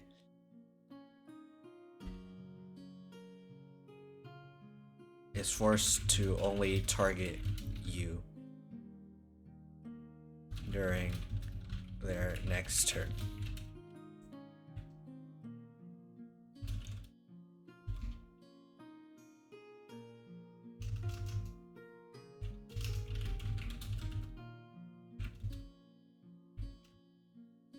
Of your allies. At 7th level, 10 is average person to be fine, 13 is novice, 16 is journey person, or trained, 18 is master, under normal realistic situations. Okay.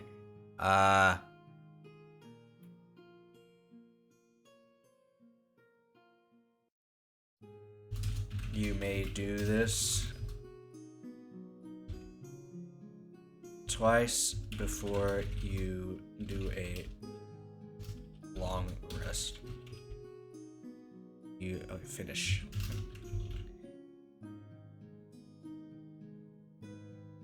You gain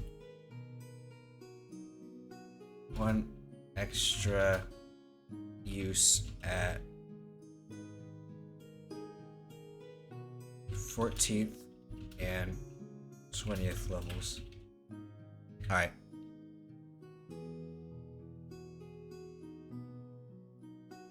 7th level.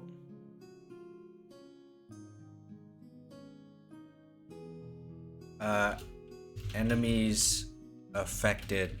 Was the DC to resist being intimidated or intimidate others?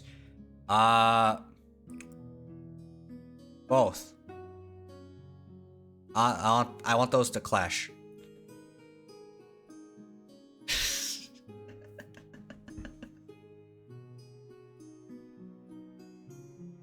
Both. I want to know both. Because you would do a check between like your intimidation roll versus the resisting, right? Because the intimidation resist is probably gonna be the I guess it depends, but yeah, both. I would like to know both. Okay. Based on intelligence or wisdom, depends on stuff. Interesting. Alright. Some of our enemies affected by your taunts.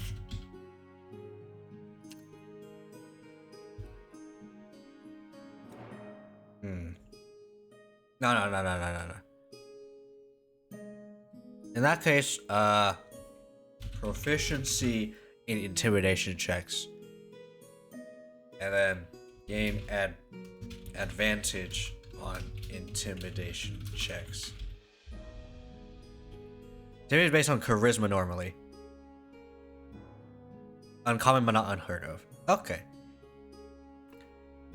I know intimidating is normally charisma, but that's why where is it?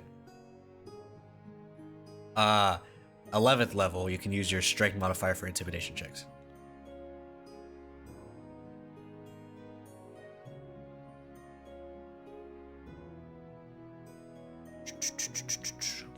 Or I could do advantage and ooh.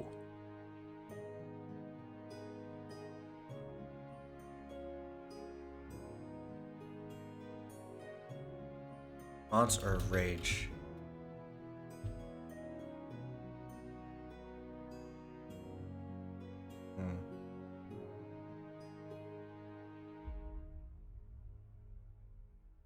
Are slowed.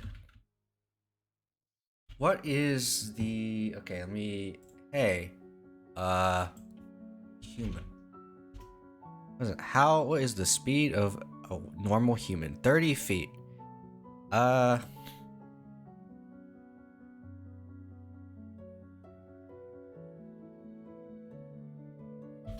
slowed by 5 feet.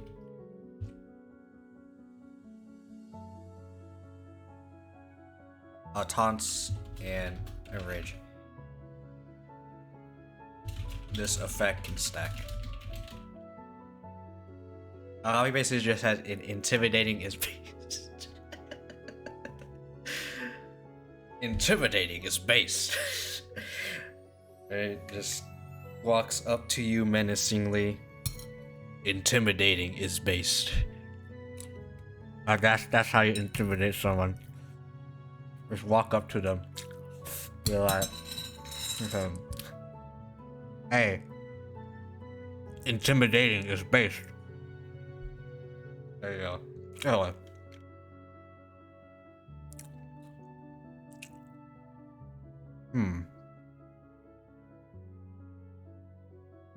I feel like this class needs more. I don't know why. I just feel like this class needs more for some reason. Or maybe...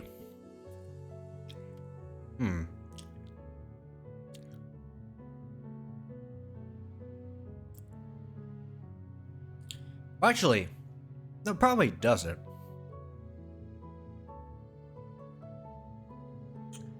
Yeah, it doesn't. Because... Okay, when you do an extra attack... Right? Wait, yeah, if you do an extra attack on the enemy, Okay, so you attack a person, and no one has coordination stacked on them. So attack them with coordination. All right, boom, attack. It doesn't matter if it misses or not. You gotta get the coordination debuff on them, right? And then because at 5th level you get an extra attack, you can hit them again. And because intimidation allows coordination to allow an extra attack done on the enemy to get +2 to attack rolls, and you can hit them, and you're more likely to hit them. And then you still put another stack of coordination on because they are technically still the last enemy you targeted.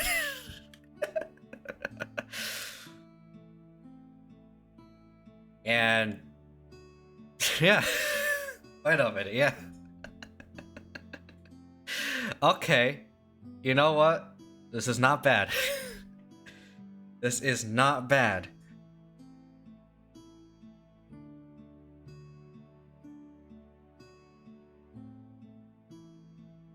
You know, I'll ask. Does this look good? To have proficiency in intimidation checks, rage. Just a different rage mechanic. So instead of doing more damage, enemies around you do less damage. And you have resistance to bludgeoning, piercing, and slashing. You're able to cast spells. Obviously, can't cast them. Although intimidation is not a caster play style. This is a martial play style. Coordination allows the next attack done on the enemy getting +2 to attack rolls. Spellcasting ability. You know what's interesting also? You could play a ranged intimidation. It probably could still work. Because yes, hostile creatures, you have to be within 30 feet of them for this to work. But I mean, if enemies get close to you,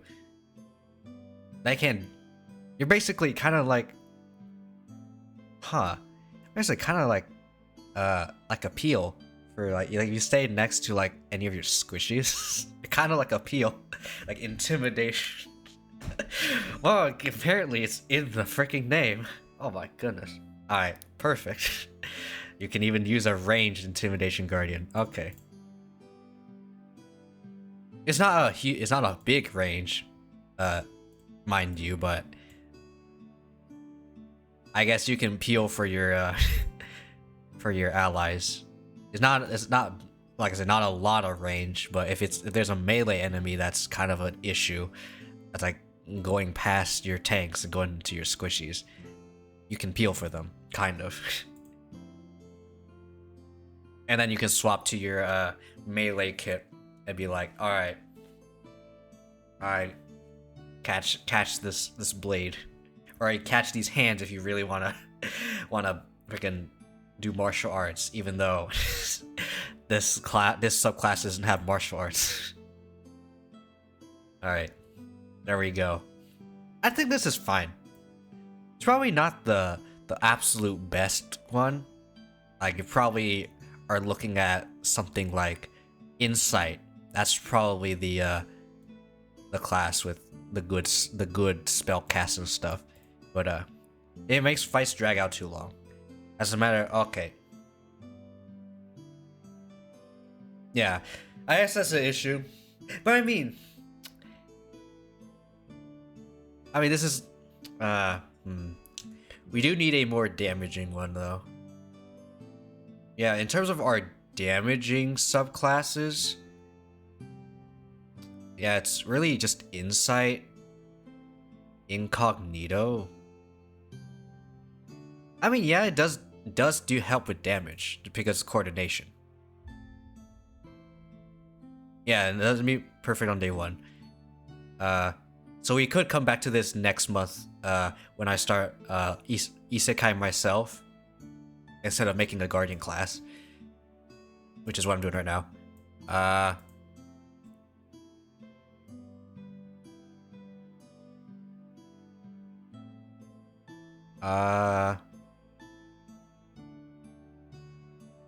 At 18th level, this ability also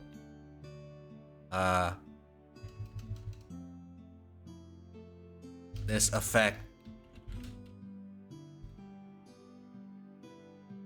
allows all attacks to gain this effect. But wait. All attacks gain this effect.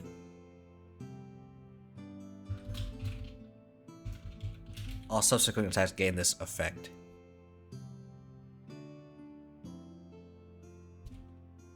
Until you attack another, until you target another enemy.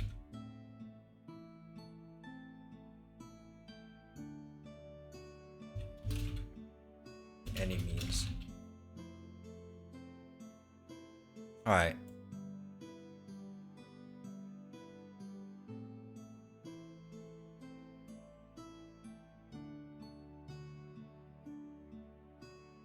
Okay. For now, we're gonna just keep this as is. I feel like I'm focusing on this too much. So, let's start with initiative. All right. So this is, for those of you wondering, this is trying to be a more opportunist-based playstyle with reactions. So, this is probably the most martial, damaging, yeah, I think this is the most martial damaging, subclass for now. So let's make it an actual good martial damaging against subclass. Alright, we have Incognito. Like, okay, Indomitable doesn't have really anything. Alright. Okay, it's seven. Okay, it has something. Okay, yeah. Add your proficiency bonus. So, initiative. When? Okay. No, not this. Although I do want to look up a brain here. When do you get your third attack? 20th level. Okay. I don't know how I feel about giving the initiative subclass an extra attack at level 17. Because then people will be like, might as well just pick a guardian instead of a fighter. I guess you may use your bonus action to do one extra attack. Maybe. I don't know. Maybe.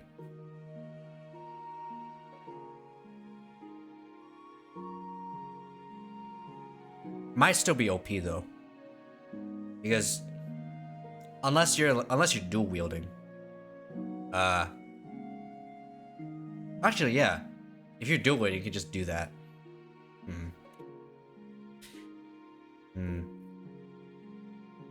But with initiative, you can use one weapon and still be able to do it.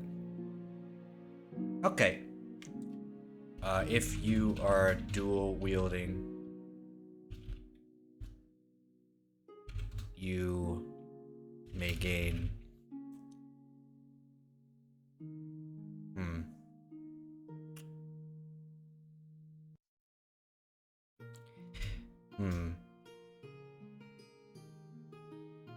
I'll come back to this. Alright. So we need ways to do more reactions. More opportunities to do reactions. I could take a book off of Marksman. I don't know if that's an actual subclass in D&D. Let me make sure. Ranger.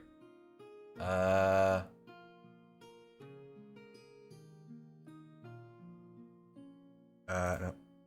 Ranger. Okay. Marksman.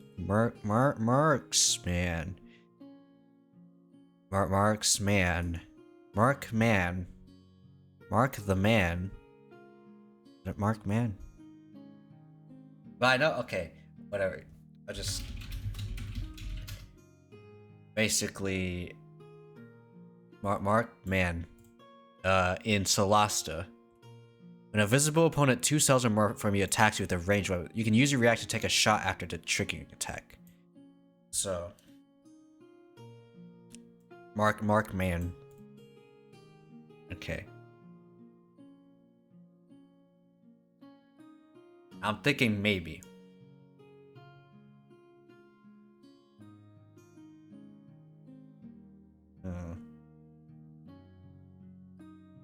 I could also pull a a wildermyth and do okay, let me wildermyth sentinel, right?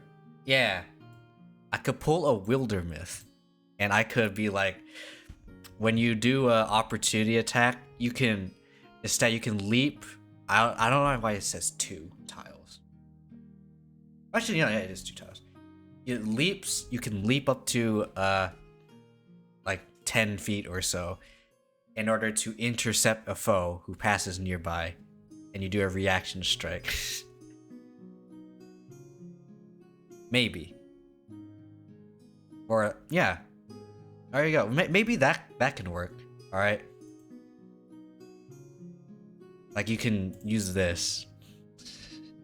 Probably gonna be at 11th level because I feel like this is also movement, so it might be kind of, yeah, kind of OP. So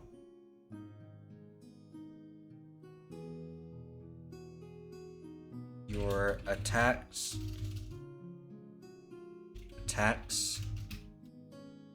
of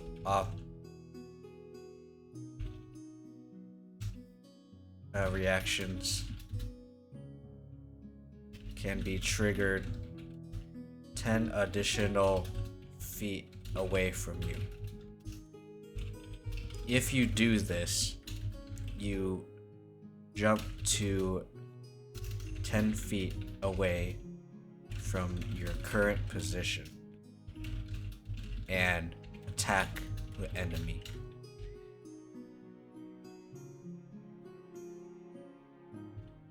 With a melee weapon. If you are using a ranged weapon,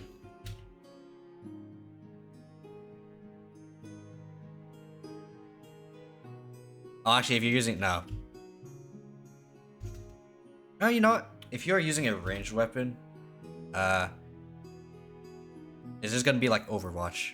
Like, I believe Marksman has an Overwatch thing as well. No, not this. Wait. Is this not the class with the thing? I play sight. No. Really? What's the... Okay. I know there's a thing in Solasta where you're able to just oh no, that's the ready. That's the ready action. Oh.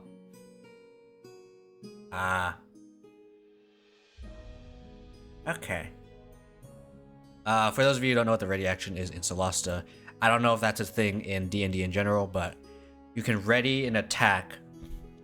So whoever gets within range of you, whether it be melee or ranged, you will do an attack on them.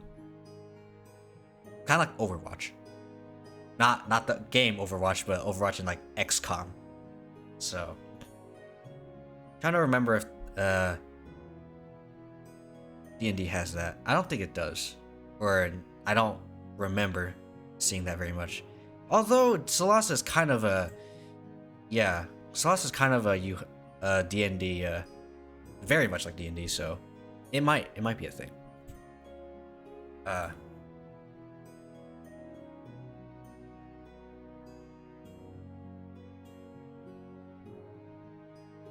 If you are using a ranged weapon,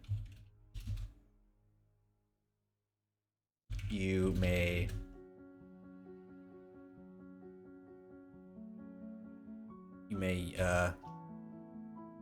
use the ready action as a bonus action.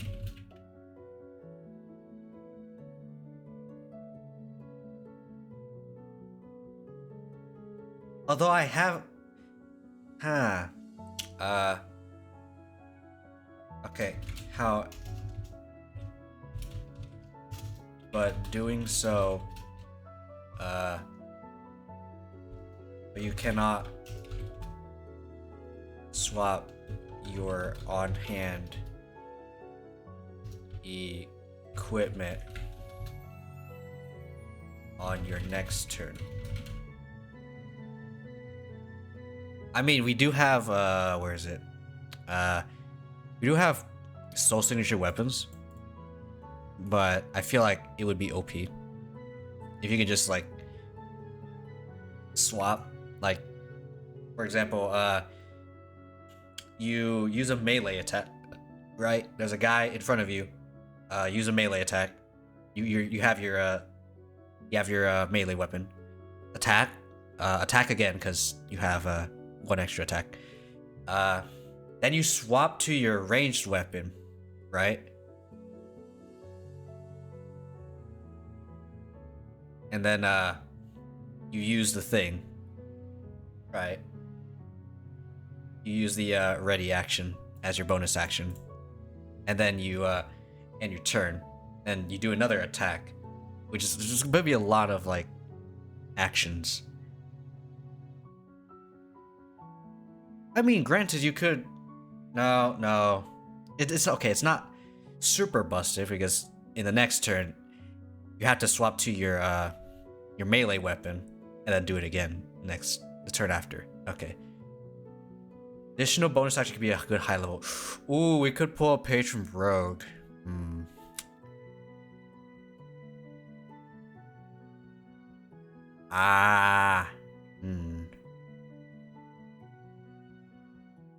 We could pull a thing from Rogue.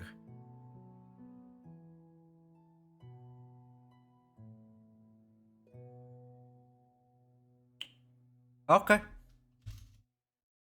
We'll do that. You have one extra bonus action. But only if you're dual wielding.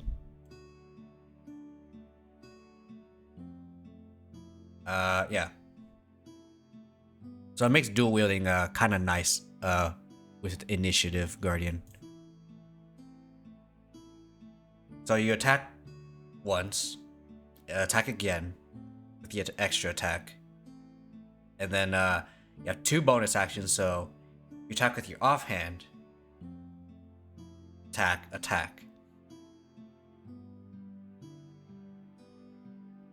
feel that's kind of use your offhand weapon to attack. Maybe makes it a little bit better. I don't know. I feel like you have a dual wielder feat. Let me look at the dual wielder feat. Okay, dual wielder feat. Okay. Dual wielder feat. Okay. +1 bonus to AC while you wield melee weapon each hand. Use 2 weapon firings. Even one-handed melee you're wielding isn't light. Okay. Straw is to start with one hand, but you're normally able to straw only. Okay.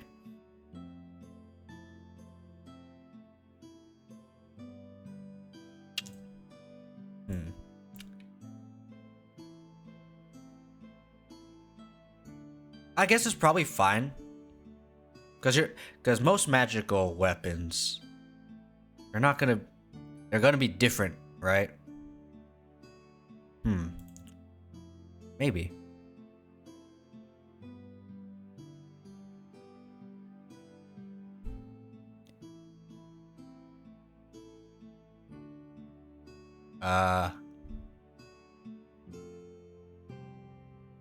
Cannot use both bonus actions to attack twice. Maybe? I guess an incentive to dual wield. Or just or just get 2 bonus actions. You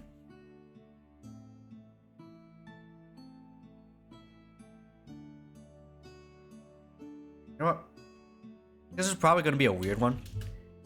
You may dash and disengage as a bonus action. You gain one extra bonus action. This is probably a weird one. Maybe? Although I don't know if this should be a 17th level.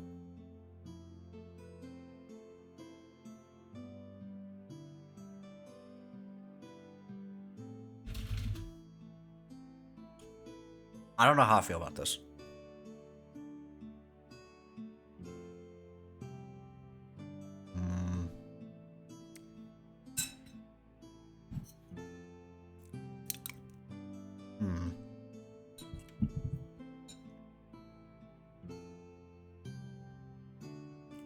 Remember, we still haven't done an extra like feature for this subclass either, so we need an extra thing.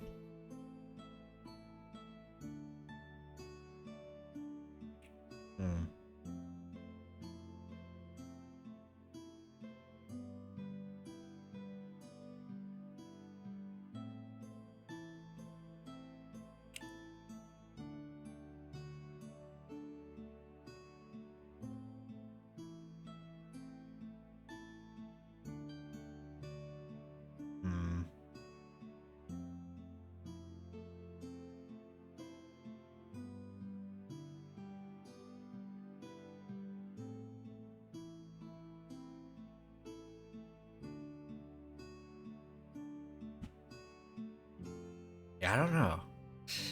What else do I want to add to this? Definitely I want to add a extra thing that allows you to use your reaction. For sure. But you know what? Okay. Harry? Harry. Repost. Repost. Okay. Where's Fighter? Fighter, I know you have a Battle Master somewhere. There you are. Battle Master. Ah, frick, I had to look at the maneuvers. Okay. Riposte. If a creature misses you in melee attack, you can use your reaction and spend 1 superior die to make a melee weapon attack against the creature. Hit at the superior die to the attack damages roll. Except with the initiative, instead of expending a die and adding this die, you just, if it misses, you use your reaction to make a melee attack. That's it.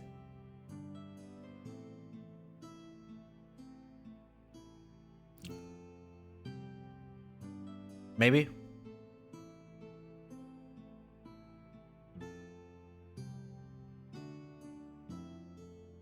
You know what? Yeah. Post. When an enemy misses an attack on you. Melee attack? Has to be melee, right? Oh yeah. This is a melee attack on you.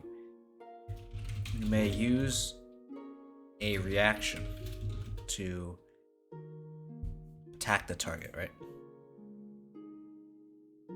To make a melee weapon attack on them. There you go. For now, I feel like this initiative one is kind of not stacked. Okay. 1, 2, 3. Or 5, 6, 7. That's probably not a good way to check. 1, 2, 3, 4, 5, 6, 7, 8. Okay.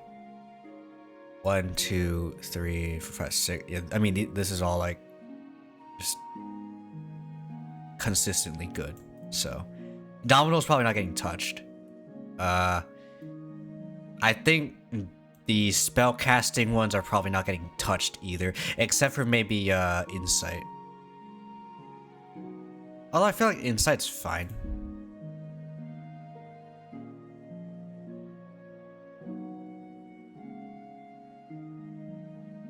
Yeah, I think this is fine.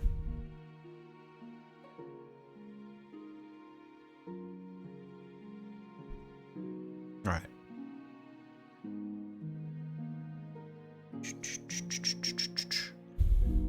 You know what? We'll keep this for now. And then, okay, level 20.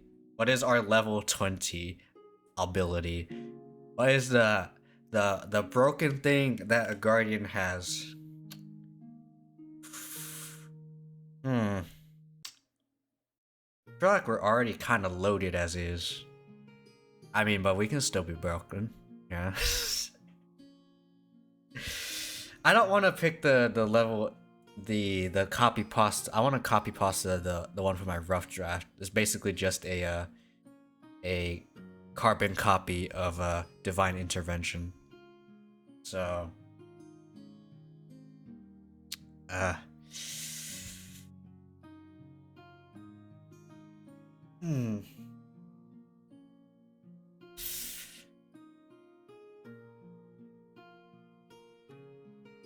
You know what? Okay, I guess I'll look at every other class.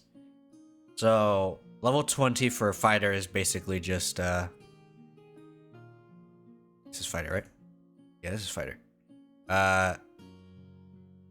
You get an extra attack. Yeah. Extra attack times 3. Okay. Monk has a bad gateway. Monk has a bad gateway. Okay, anyway, classes. Thank you. Okay. Monk has perfect self, which is when you roll for initiative, have no key points remaining, you regain 4 key points. Okay. Sure. Sure. Why not? I don't know how. I remember people saying that Monk is kind of like, it's either good or bad, and I can see why people say bad. Really? That? I mean, yeah, key is nice, but really that? I mean, empty bodies. 4 key points become invisible for a minute. Have resistance to all damage of force. Okay. Yeah, Paladin is at level 20. You get your Sacred Oath feature, based on whatever oath you picked. Ranger is Foe Slayer. Rogue is Stroke of Luck. Okay. If carrying efforts to see when you need to attack miss target within range, you turn a miss into a hit. Oh. If you found an ability check, you treat the D20 roll as a 20. Once you use... Okay. I was wondering, it's like, well, you can't just make that an unlimited thing. Okay. So, yeah. It's just, oh, this you fail, oh, hit. Okay, I see. That case, no. Sorcerers, no, we're not going to go to the full casters. Cleric is Divine Intervention. Barbarian is just Unlimited Rage. Oh, wait. Your strength and constitution scores increase by 4. Your maximum for those scores is now 24. Jeez. What the hell? Okay. Okay. Okay. That was pretty good. That sounds pretty good. Okay. It's just stat increases. I mean, sure. Wait, what? Wait, what? Oh, because oh, this is, you know, you guys aren't seeing this. Okay. It's because this was in a different window. Okay, my bad. There you go. Strength and con increases by 4. That's basically 4 feats. 4 ability score improvements. Okay. Interesting. I mean, we could just do that. I mean, that we could just do like just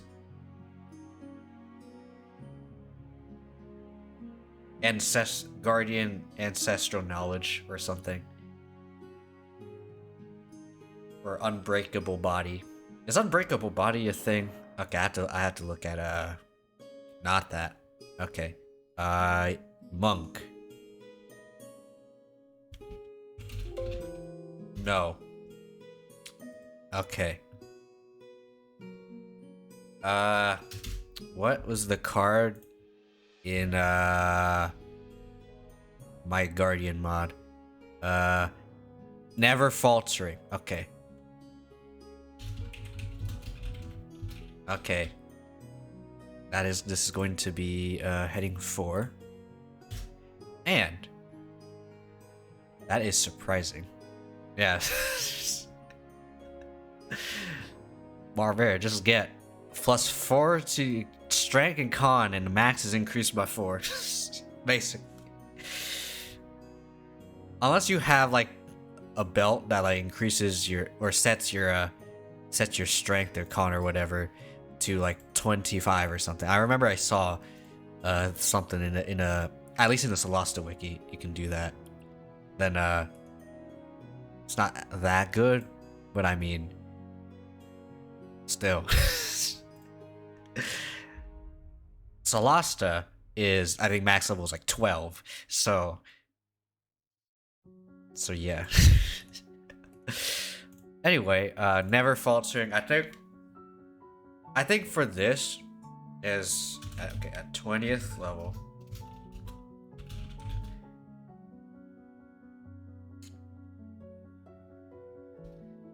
You are unbreakable.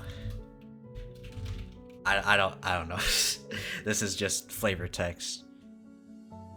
Gain +4 to Constitution and +2 to 2 other stats, other ability scores of your choice.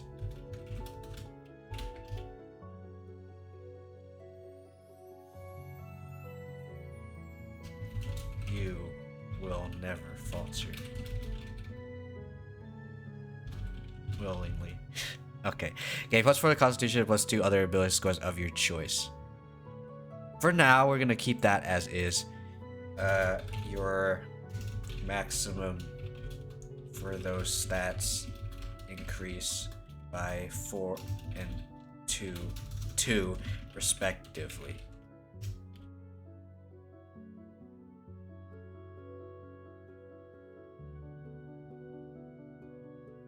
Really, whatever this says, your maximum for those scores. Okay. Scores increased by 4 and 2. For now, we'll leave this as is. Mostly, you will probably, like, if you're playing a generic build, you're very likely gonna do +4 to con, +4 to okay, depending on if you're more martial based, strength and dex. If you are playing a incognito, you're doing dex and wisdom.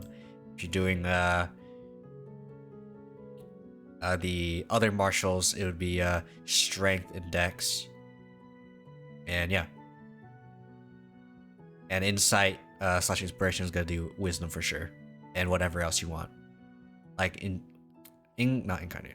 Inspiration, you could try to do strength, wisdom. Same for insight. Unless your dex is garbage for some reason, which in that case, +2, I guess. But usually you don't need it. Usually. But yeah. For now, I don't know what else to put, so we're just gonna put never faltering.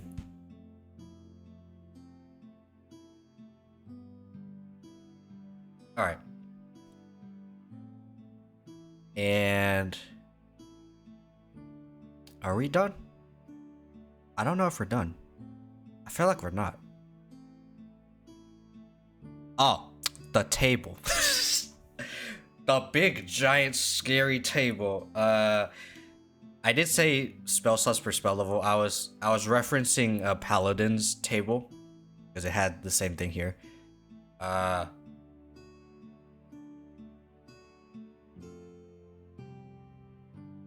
access.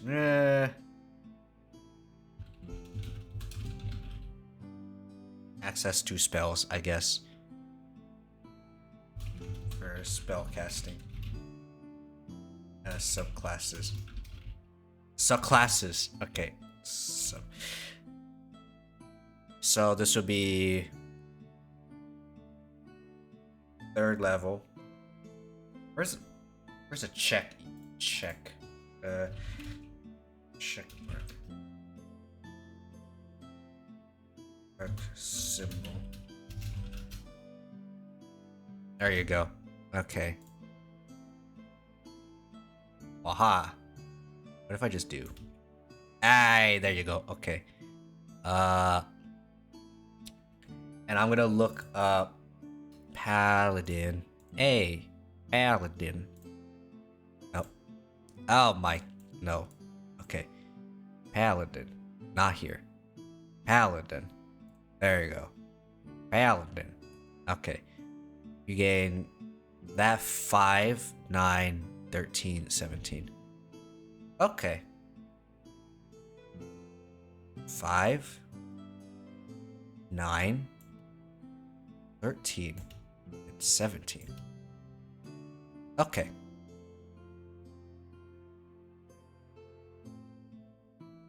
Alright, now we just copy pasta. Yep. Okay. So, at level 1, we get guardian cantrips and coordination. That's first level. Level 2. Okay. At 2nd level. So we get a fighting style at level 2, and I think that's it.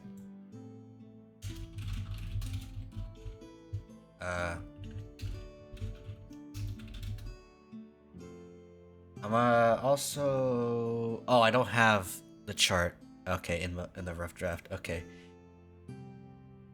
So I'm gonna have to do this kind of manually. Guardians resolve.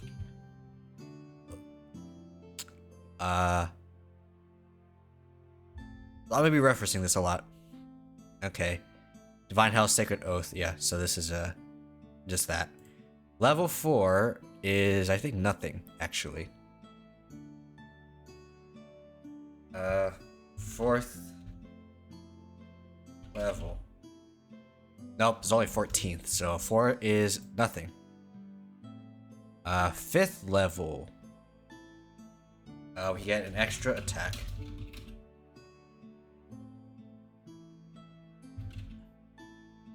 Okay. Wait. Oh, okay, that. Yeah, so extra attack at level 5. Level 6. Okay, 16. We got self-sacrifice. Oh. I didn't mean to do that. Self-sacrifice. Didn't mean to do a screenshot. Okay. Yeah, 16th level. Yeah, self-sacrifice. 7th level is going to be mostly our Guardians Resolve feature. I'll check just in case. 7th level, 17th. Okay. 7, 17, 7, blah, blah, blah, blah, blah, beep, bop, beep, boop, bop. Okay. Yeah, just a Guardian's Resolve feature. 8th level. I don't think there's... Is there a lot for 8th? 18th? No. I mean, there are some classes that, I mean, not subclasses that get extra stuff at 8th level, but not this one.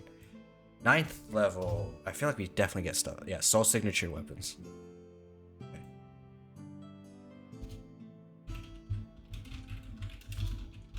Soul signature weapons. That is 8th level. 9th level. Okay.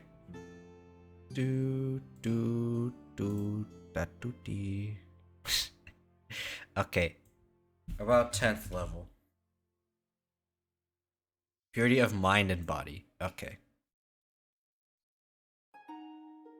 Purity of mind and... not mind and boy. Purity of boy. This is God of War now. Alright. 11th level. I believe it's another Guardian's Resolve feature. Okay. So yeah, 1, 2, 3, 4, 5, 6. Yeah, 7. Wait. 3, wait. 2, 1. That's 8. Okay. Initiative. Yep. Oh, there's 2 11s in intimidation. Okay, that's why. I was wondering why I felt like I miscounted. Okay. You have anything at 12th level? I don't think we do. Unless you're at Insight, which is a very specific thing. So no, we don't have anything. 13th level, we have Guardians Aura. Yeah, frame here. Guardian Aura, but you get that gist. Okay, Guardian Aura, 16th level. Let me do this as well. Guardian Database. And 20th level's over here.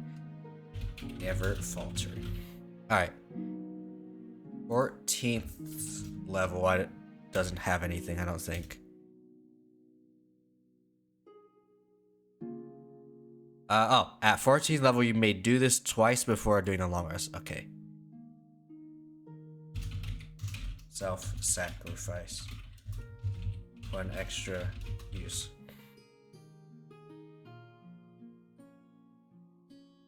Maybe I'll look at 12th level. Maybe there's something else. No. Okay. 15th level. Yeah, there's nothing. 17th level is our Guardian Resolve feature. But just in case there's something else for some reason. Nope. Yeah, nothing else. 18th. Okay, what about 18th level?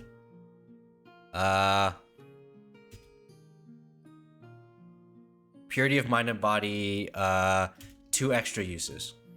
Okay. 2 extra uses. 19th level. Oh boy, 19. Nothing. So this is basically our summary table of what we get.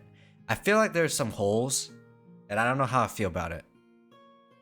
Granted, some of the holes are actually stuff you can get.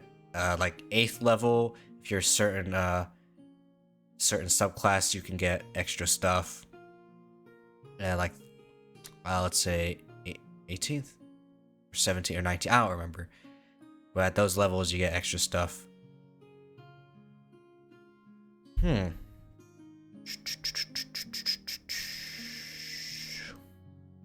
I think let's go through this again, shall we? As I want to go through it again. Alright. So, what we all have now, 1d10 per guardian level for hit dice. Oh, sorry about that. Hit points at first level is 10 plus whatever your con modifier is. And then at higher levels, yeah, 1d10 plus con modifier per guardian at level after the first. And proficiency, we have is wear all armor and steel. However, there are some subclasses that prefer not to wear heavy armor, such as incognito and intimidation. Intimidation wants to wear medium armor, and indomitable does not want to wear armor at all. Let me also do something real quick for incognito.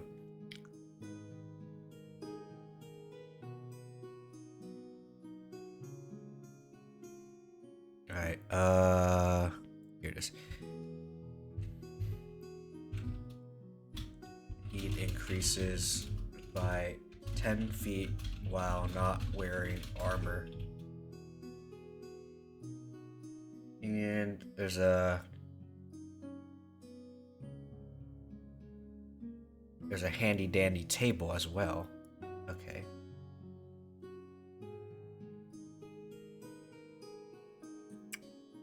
No, I'll just make this where's it? Right here. Okay. Where are the holes? 8, 12, 15, 19.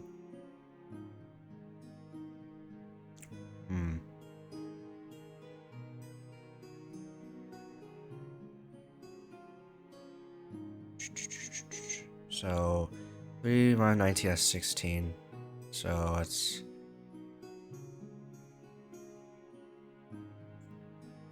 okay.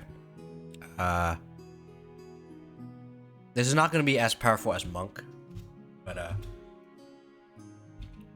gain plus 5 extra feet.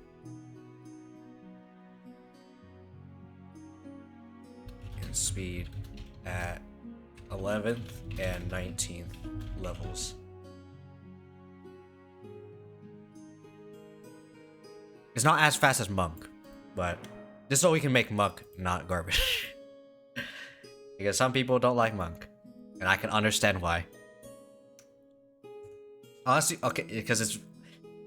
Actually, let me talk about this, because I remember when I first looked up Monk, like guides of Monk, they always say Monk is like very multiple, like, ability score dependent, which is very extremely true. Which is abbreviated as MAD. So every time I see Monk being like, oh, Monk is mad, I always think about Goku screaming. Because Goku uses ki.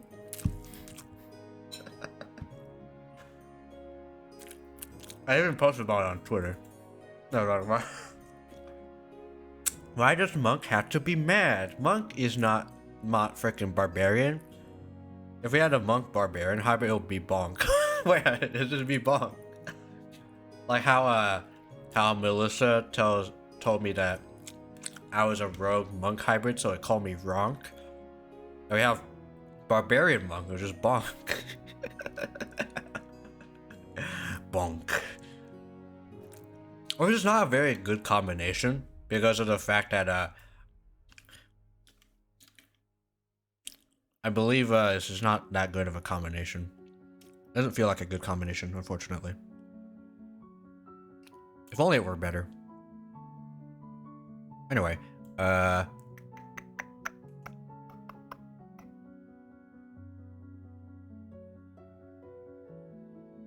anything else I need to fix in any of these?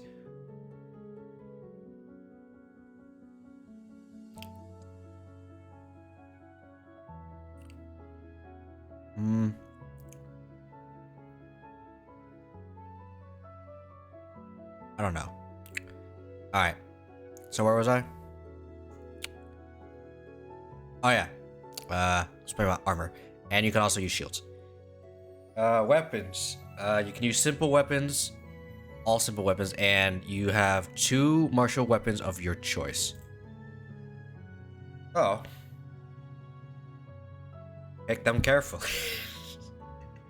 Because if you don't pick them carefully, you may be struggling. You're probably gonna pick like, let's say for example, maybe like longsword and I guess longbow. That's probably like 2 weapons that seem like pretty decent picks, in my opinion. So that and that. You could do like greatsword and longbow if you don't want to use a shield. That also works as well. Tools. I thought about doing either none or add 1 tool of your choice. I think we'll do none.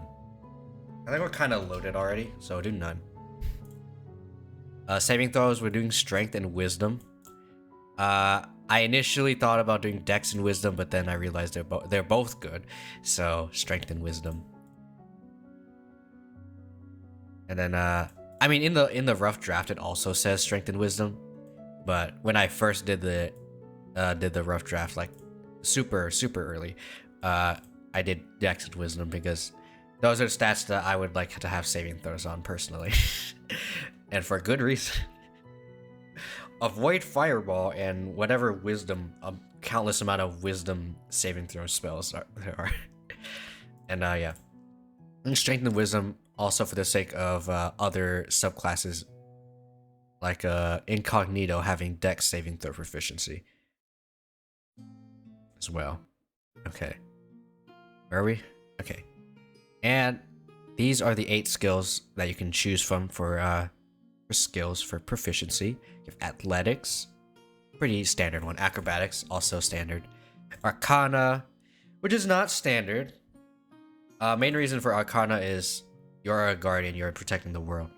You gotta know about the magic. History, yeah, I know about the magic. History is another thing. Like, wars tend to be started because of history, usually, for the most part. So it's probably something you want to think about having. Although you already do get proficiency in history at level 16. Guardian database. If you already have proficiency though, you do get expertise in it. So if expertise in history is very much needed, sure, but probably don't need to pick history. It's there for flavor, nothing more. Investigation, insight, perception, those are 3 skills that I love to have personally. So yeah, there's that. And then survival, because you're a guardian, you gotta know how to survive. Or you don't have to, but it's a feature that you can pick. It's a skill. Okay, equipment. You can choose between chainmail or scale mail. You might be wondering, what about leather, Kiyo? I want the leather armor. Well, unfortunately, there are... Okay, is there any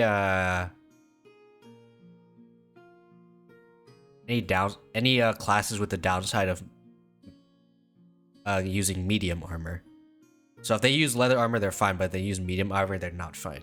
Are there any classes that are like that I can reference? Because if that's the case, I may put that some feature like that in this subclass. So please repeat. Is there any class that has a feature that that pairs really well with leather armor, but if you pick medium armor, it sucks? Other than like stealth.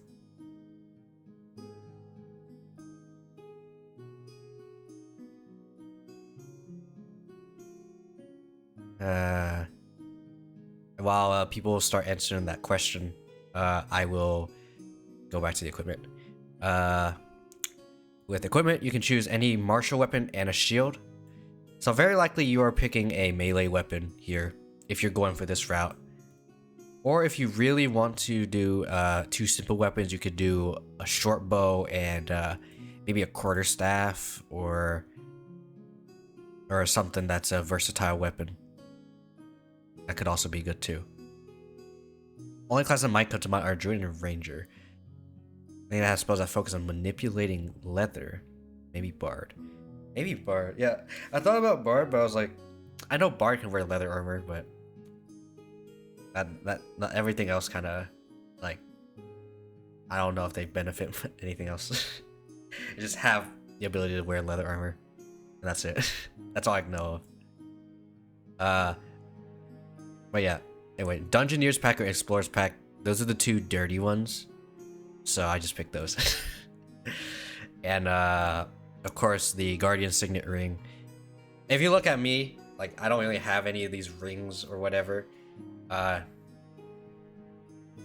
So I probably have a subtle marking / accessory on the body. It's consult DM. So there you go. Have that. Cantrips. Okay, you know 2 cantrips. Are these good cantrips? They're aight. They're probably not something you would focus on, really. You might even be like, nah, we don't need cantrips. Like, but I guess for the sake of, for the other, subclasses, like Inspiration and, Insight that are more wisdom focused, these cantrips can be nice to have for now, until level 3. Coordination. Yeah, coordination at level 1. Basically, whenever you attack something, or sorry, target anything, whether it hits or misses, it has an enemy, not an ally. Coordinate with your team. Yeah, so the next attack that enemy does loses -2 to its attack roll and spellcasting ability. And it's gonna only happen to one enemy at a target at a time. So if you're multi-targeting someone, you'll pick the last target that you named. And yeah, that's basically coordination. The intimidation subclass does deal a little bit more with coordination. So if you want to see more of that, sure. Got a bit of marking. The intimidation subclass. Like you got your taunting, you got your AoE rage debuff. Sorry, I need to blow my nose. I didn't. I'm sorry for not saying I need to blow my nose.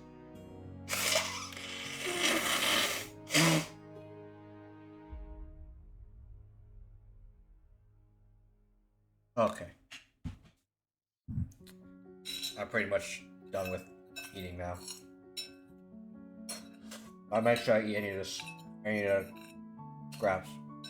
Nah, I mean, I forgot. Alright.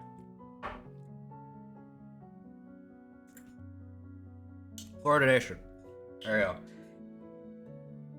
We also have miscellaneous notes. This is more so for myself, or just for referencing for other people. The base class is intended to be a tanky support half-caster. It can do damage. It's not super focused on it though. And oh yeah, and I heard about multi-classing. The only reason why I know about multi-classing is because of Baldur's Gate 2, which is actually wildly different from Baldur's or from D&D 5e, because I believe there's also dual classing in Baldur's Gate 1 and 2. So like if you're human, you can dual class, but if you're a not a human, you can multi-class, which is basically in Baldur's Gate 1 2, that is you pick multiple classes. You don't pick like a subclass or anything. You just you have those 2 or 3 classes, and then you level them up not separately, but I believe they gain the same XP, or they get like separate XP, like distributed XP from the XP that you get, I guess. I don't know.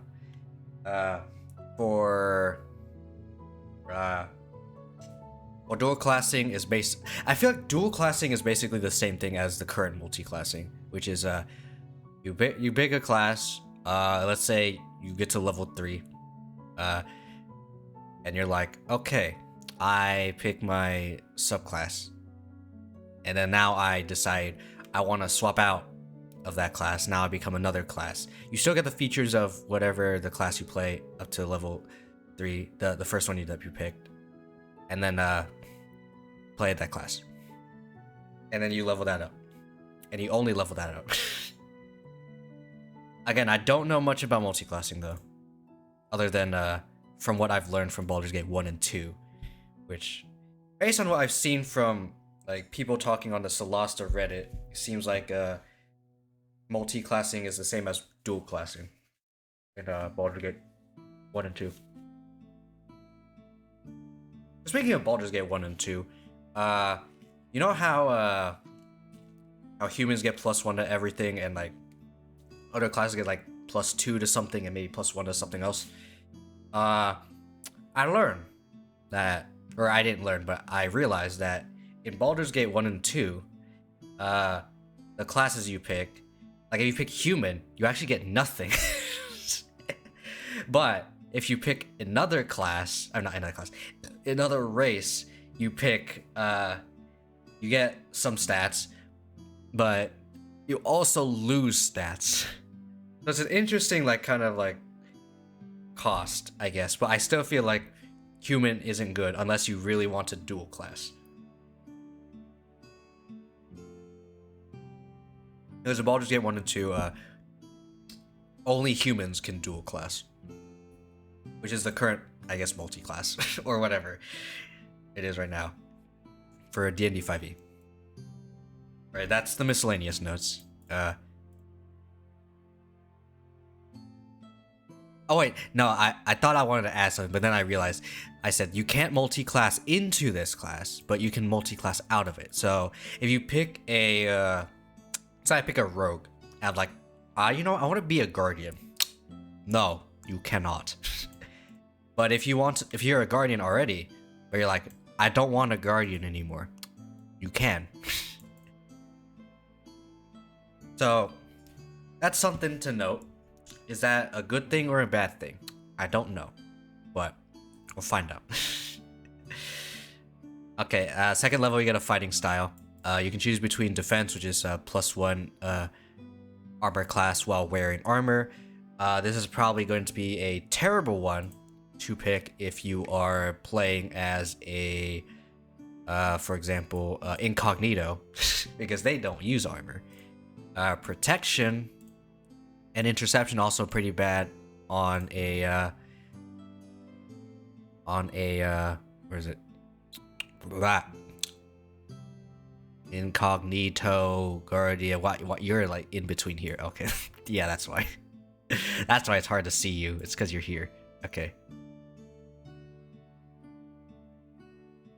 Well, not wearing armor. I could set this to be a little bit better by allowing shields. Although I don't know, I feel like that's too powerful. Like you can wear. It's like with barbarian. Instead of Dex Con with shield, it's Dex Wisdom with shield. But I feel like that's too powerful. So I don't know. You know, yeah, it's too powerful. Nah. Okay, it's either too powerful or too weak, or just right. Hopefully the rest of this Kiyo-Sekai goes alright. Yeah, it is freaking 10:25. I did say this was gonna be a long one. I always say like, oh yeah, this. I even said this was gonna be a long one because I know it was gonna be a long one. So yeah, absolutely. If you need to head out, sleep. All right, I will do the thing again. Okay. You want women to freaking love you? Go to fucking bed. Take a shower. Take good care of yourself. And self-care. Okay. We got martial arts adept as well. Okay, where were we? Okay. Protection interception requires shield. So incognito is probably not good with that. Anything else probably be fine. Tunnel fighter. Tunnel Fighter. Where's that post that talked about Tunnel Fighter? I guess I got rid of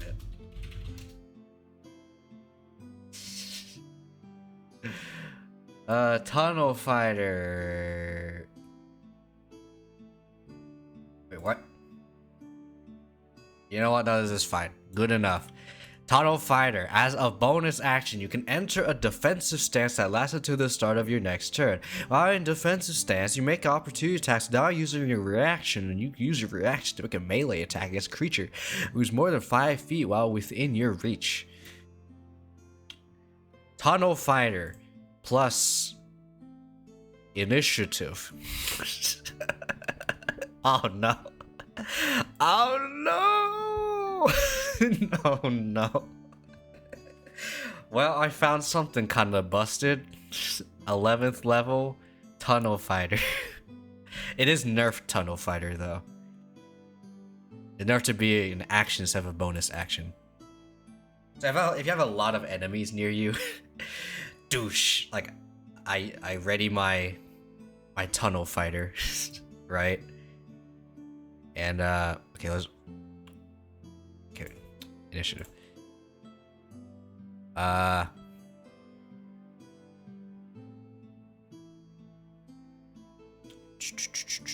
no, I got rid of it. Never mind. Never mind.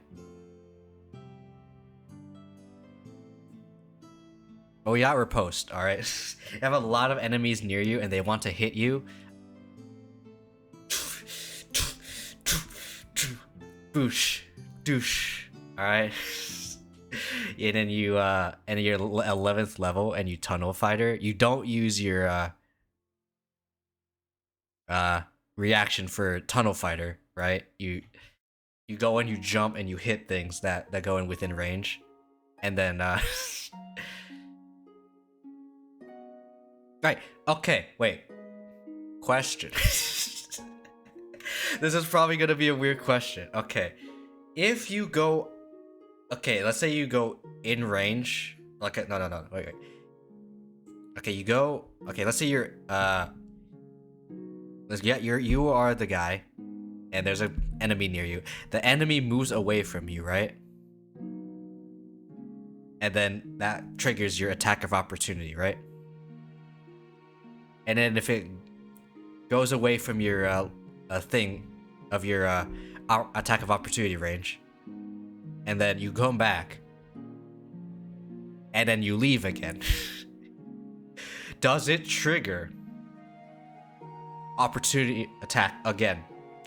Assuming that you have infinite reactions, which is obviously not a thing, but assuming. Actual question.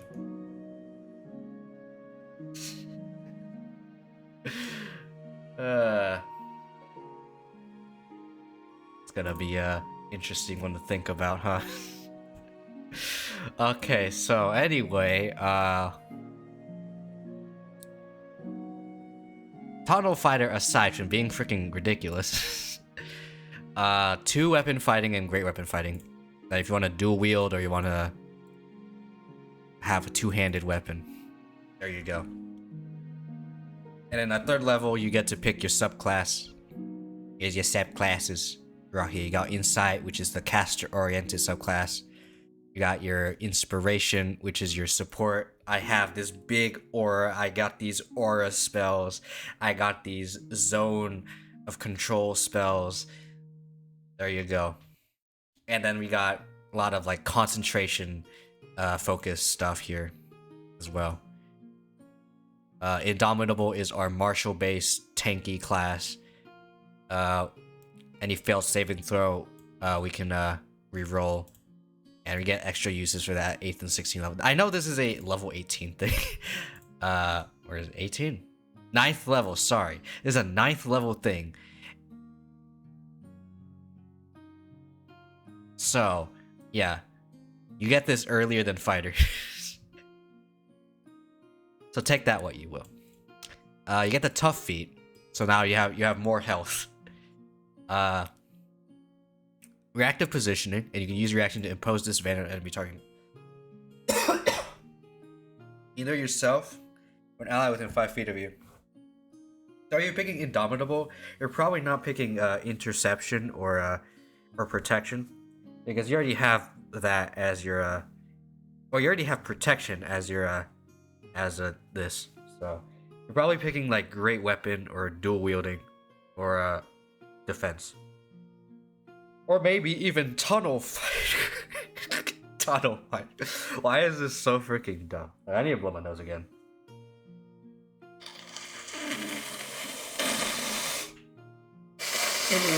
I always say this, but streaming I feel like has been kind of good for my health, because I'm able to blow my nose. I'm able to release all this like mucus out of my freaking out of my nose because I'm talking more. So it's nice. All right. All right.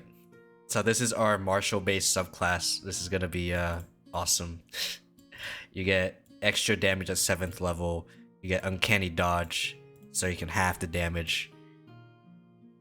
And then you get survivor, so you can stay even more alive. I believe. Wait. Fighter.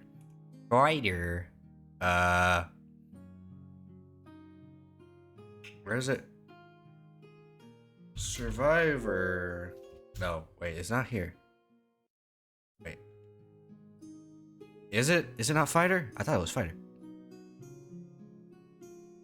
It's someone. Someone has survivor. Okay.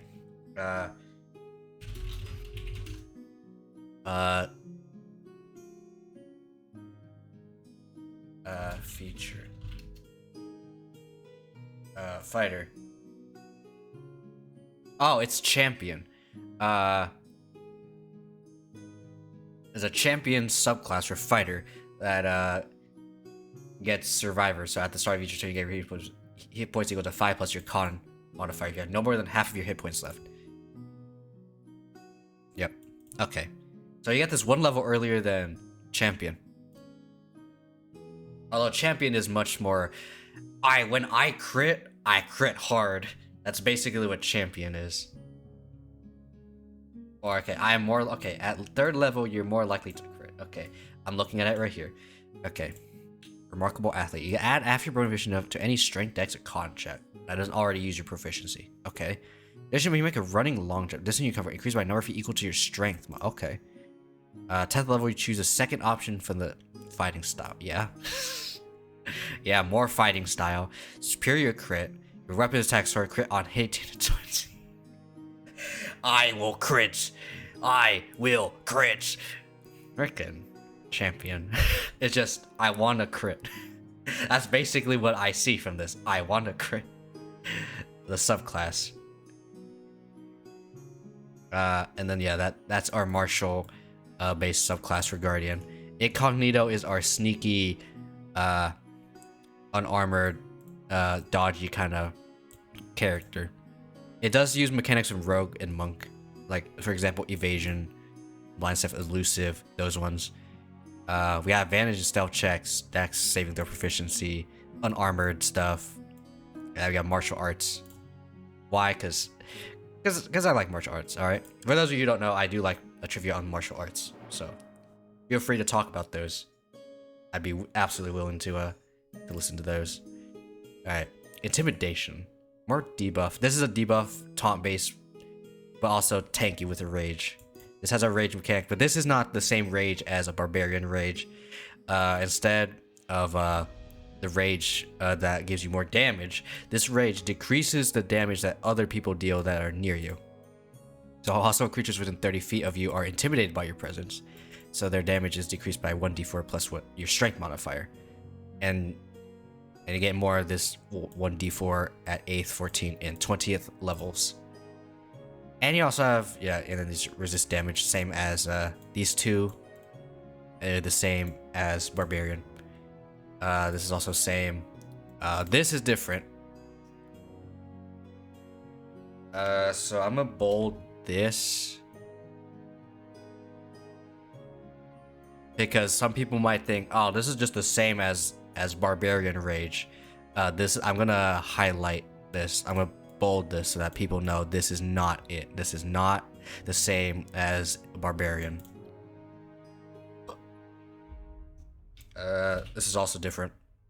Rage once before you finish the long rest before you can rage again. So for early levels, you are absolutely going to save your rage, because rage is going to be kind of important to save. It's a very important resource for you.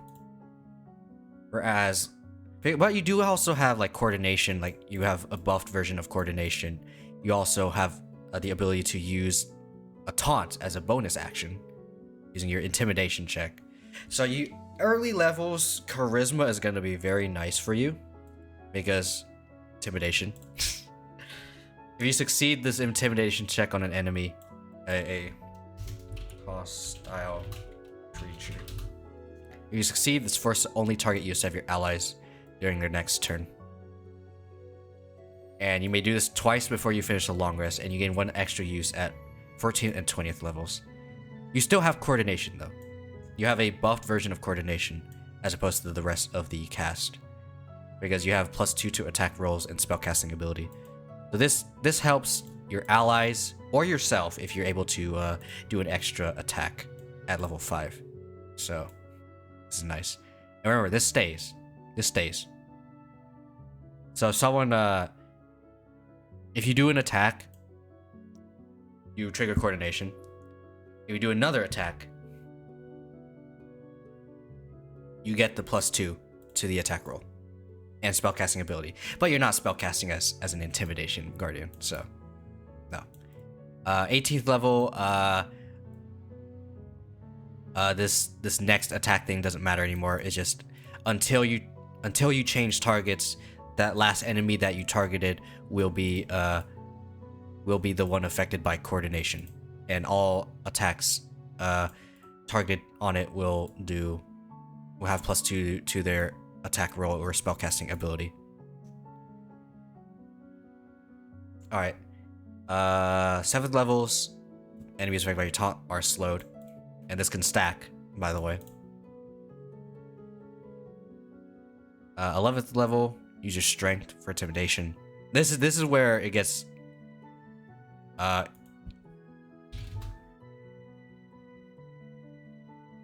there you go. Make this a little bit more powerful. Or I should say much more powerful. You add your strength modifier. So if you have really good charisma for some reason, and if you have strength, there you go. You're going to be intimidating super hard. Also, enemies affected by your rage will also gain -2 to their attack rolls and spellcasting. So you stay near an enemy, they're going to have a bad time. Like a really bad time. Yeah, 17 level, you gain advantage of intimidation checks. This is probably not the best subclass, in my opinion. And I feel like some people can absolutely say that it's not amazing, but it's something. It's a very, like, rage, intimidation kind of taunting playstyle.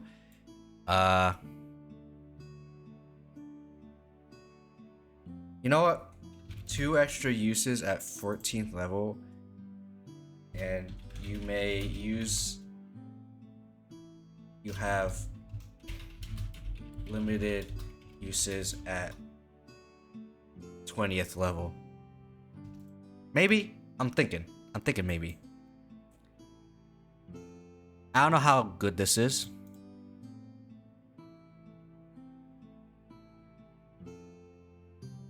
I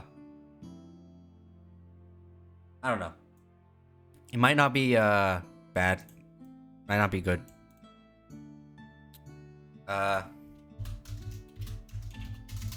If enemies are immune to your taunt,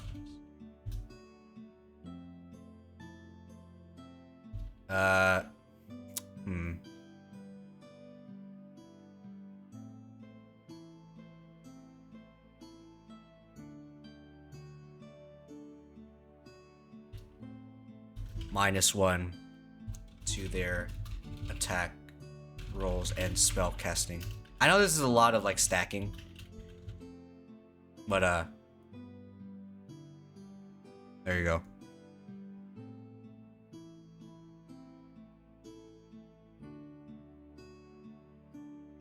Okay, wait, no, you know what? They are not taunted, but is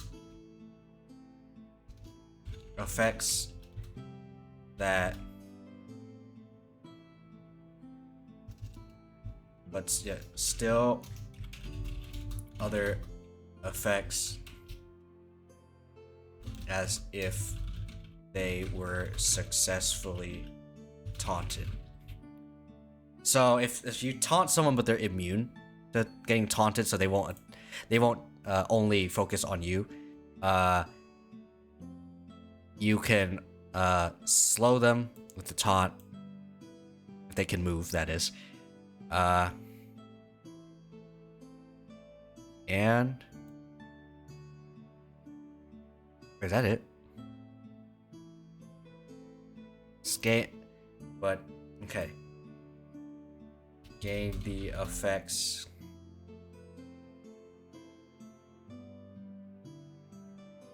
Negative status effects as if they were taunted. If they were within range of your rage. There you go. Because rage is the one that's more stacked, so there you go.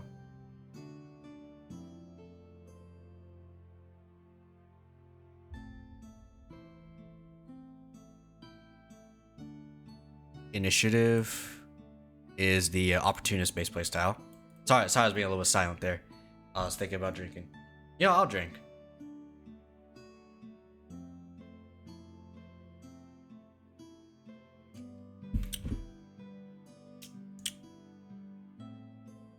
Alright. Initiative is the opportunist-based playstyle. So this one has a lot of reactions and tries to take advantage of like sneak attack, and when enemy misses you, like with Prost, yeah, sleight of hand deception, get more reactions. So initiative is probably the subclass that really wants the reaction ones like protection and interception. These two are pretty nice to have. And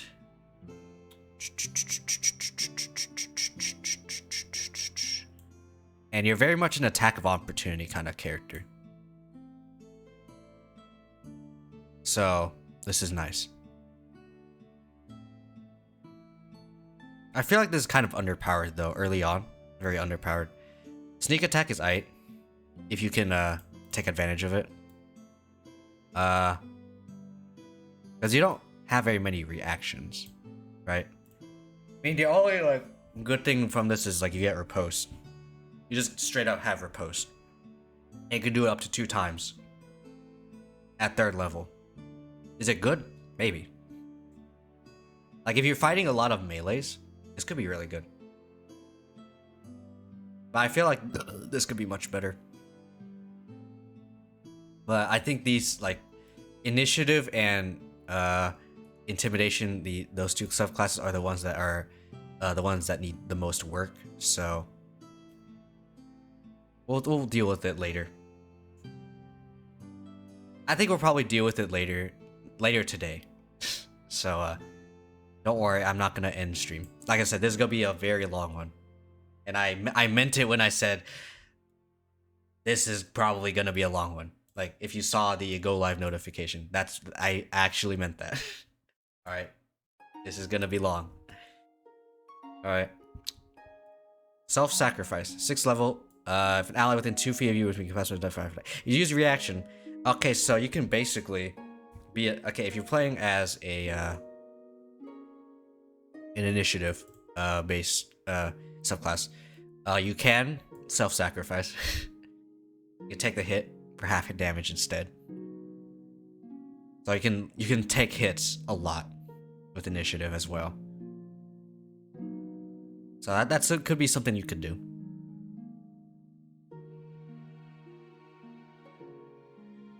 And do this once before finish. However, you can only do this once before finishing a long rest, which kind of Unfortunate. This is saving an ally from dying. And then you get more of these at 14th level. Soul Signature Weapon is probably the, I think probably the most powerful one, I'd say. Like, this is kind of a power spike. If you're playing a throwing weapon playstyle, this is your power spike. So let's say you have a magical throwing weapon, or a magical weapon that can be thrown. You can throw it. Free action. To get it back. Alright. You imbue your on-hand eyes with your guard and you conceal them by making them disappear. Taking out and sheathing your on-hand equipment is a free action and you can do this no matter how far away they are. So you get your weapon back. So you, like I said, you can take it, you get your weapon out on your hand and sheath them. As a free action. So you get your weapon back. So let's say you throw a magical dagger at someone. Throw them. Get it back. Free action. And then do it again. Or if you have an extra attack, throw, get it back, throw again, get it back. So if you want to do a dagger shield build, here you go. Here's your dagger shield. Dagger shield, let's go. Or throwing axe shield. There you go, yeah. You got those play styles. Spear shield. Or javelin. Yeah. It'll be really nice.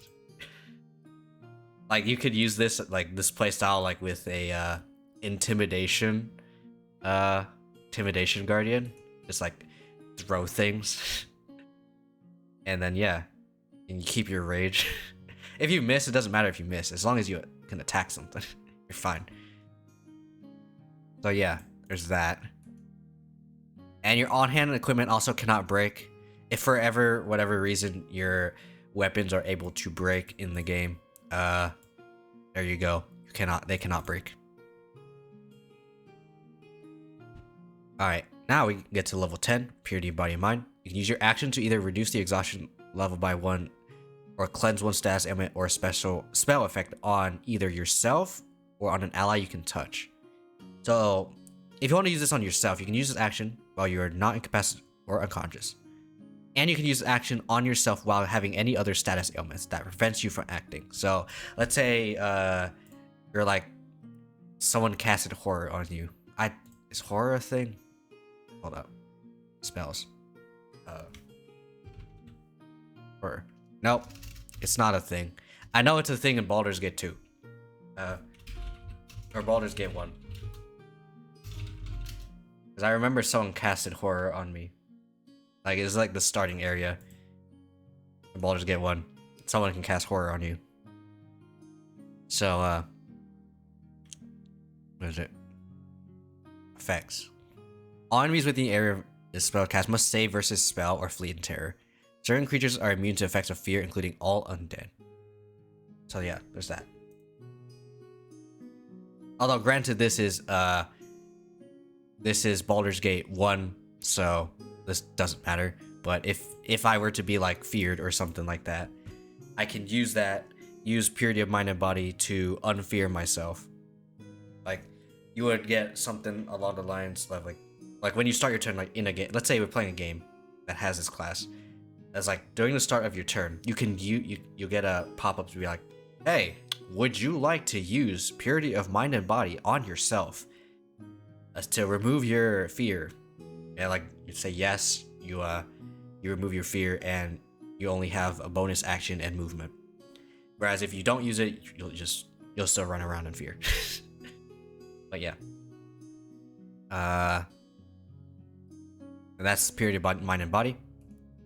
Guardian Aura, this is level 13. You gain the ability to activate one of 3 Guardian Auras as an action that affects yourself and all allies within 30 feet of you. This is the aura kind of deal, kind of like a Paladin. You only have one of these auras up at the time, and it requires concentration to keep running. So, these are the 3 you can pick. Aura of Resolve gain +1 to armor class and saving throws, and you take 2d6 less damage, calculated after resistances. So, if you're playing a... Okay, I'm starting to think maybe the intimidation one is kind of nice. If you took like 50 damage from I guess for some reason if you took 50 damage from a arrow, let's say for example, and you're raging as an intimidation a guardian, you take half damage, so that's 25. You know, let's say they're within 30 feet of you as well. So, you've max rolled and you have +5 strength, so it's 9. So, 41. So 41 plus, or sorry, 41 divided by 2, which would be around 20-ish. So 20. Since we're running down. And then 2d6 less damage, and you max roll. You take 8 damage instead of 50. So maybe it is pretty nice. I don't know. Oh yeah, that's Aura of Resolve. Aura Insight is just good. You want to hit more? There you go, hit more.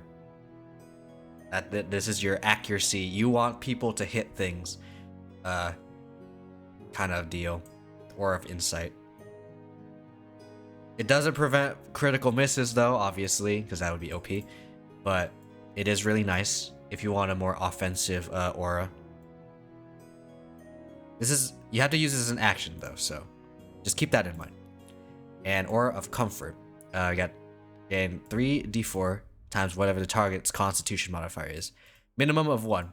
So if the Constitution modifier is like -1, or they have 10 con or 4 con for some reason,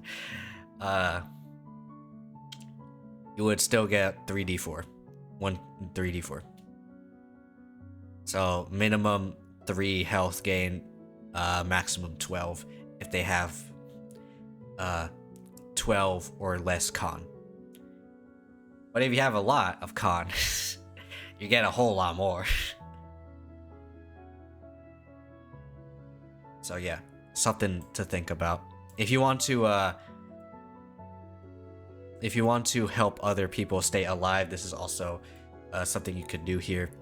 It's kind of like the life aura, whatever that spell was called. What level was it? I think it was like, no, not 9th level. Is it 3rd level? I think it was either 4th or 5th, actually. Aura of Life. There you go. Life preserving energy rating for you, yada yada yada. Each non-hostile creature in the aura has resisted necrotic damage. Okay, obviously, it doesn't have that, but it does have they regain hit points when it starts its turn in aura. So. Oh wait, no. Wait, no, that doesn't know what I think it does. Never mind, I'm stupid. This is just resistance and necrotic and can't reduce your hit point maximum. Okay. So if someone is dying, or they're like, yeah, someone is dying with 0 hit points, they basically just come back. And this is basically a more powerful version of that, or of Comfort. So there you go. Guardian Database is probably going to be something that I will add a buff to. This is probably one of the weaker things. Basically, it just lets you identify people who are potential, current, and former guardians, and what their alignment is. So if they're neutral evil, you'll know. If they're lawful good, you'll know, etc., etc. And you also now have proficiency in history, and if you already have proficiency in it, you'll get expertise instead.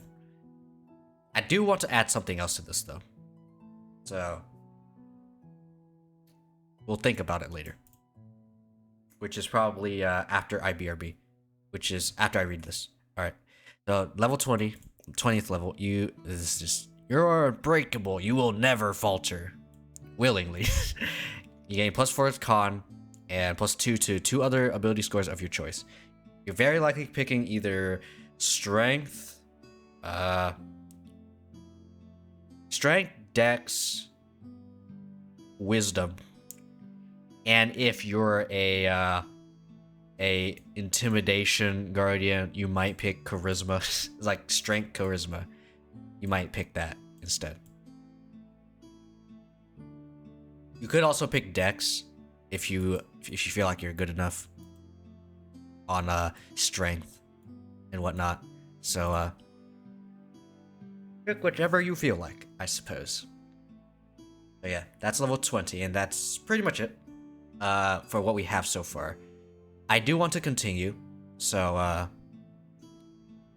not ending. I'm gonna be right back. It's probably a longer BRB as this is almost 11, so I'm probably gonna be washing dishes and brushing my teeth, and probably just getting ready to be comfy, you know. So I will be right back. All right.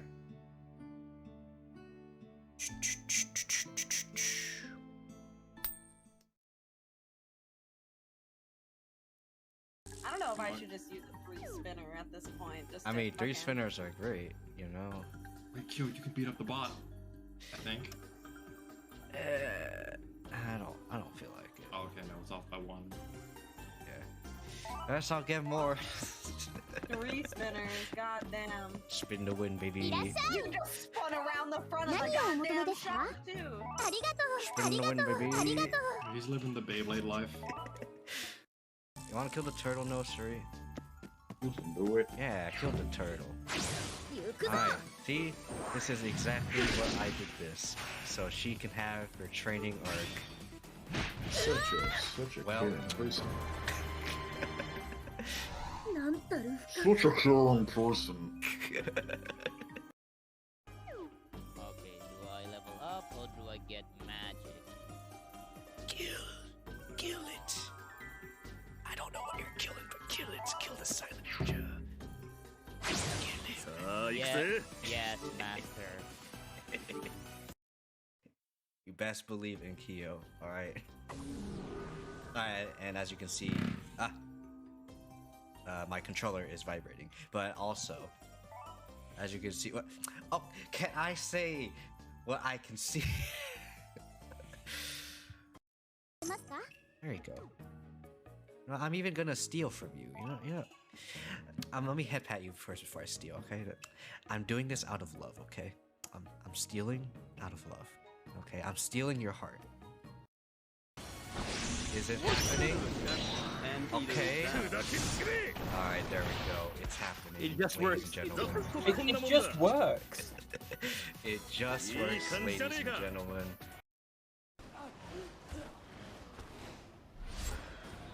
Still like grenades. Oh, what the hell? Okay. Just gonna keep moving on with my life.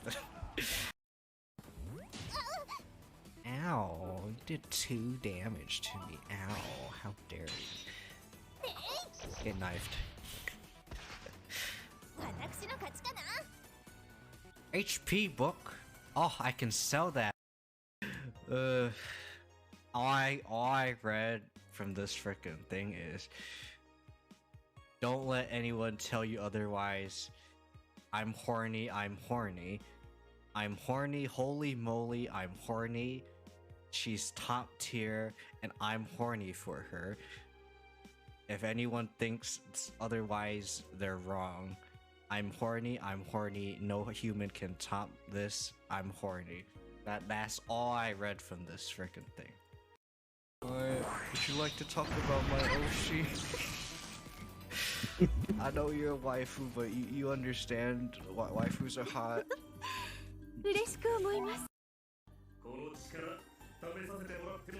No, you don't need to do that. You absolutely do not need to do that. No siree. Wait, no siree. No sir. I realize. No siree. to make money for free? Would you like some money, potentially? Go back to Karaka Village. No? Well, I guess you'll stay in last place. I just... I'll tell you the secrets, alright? Yes. The secrets of building a character. Yeah. This is a dump stat. Don't put points to Thanks. There you go. The monkeys tore the field. Sorry. You tried, my boy. My goon. Time to kill the monkeys, I guess.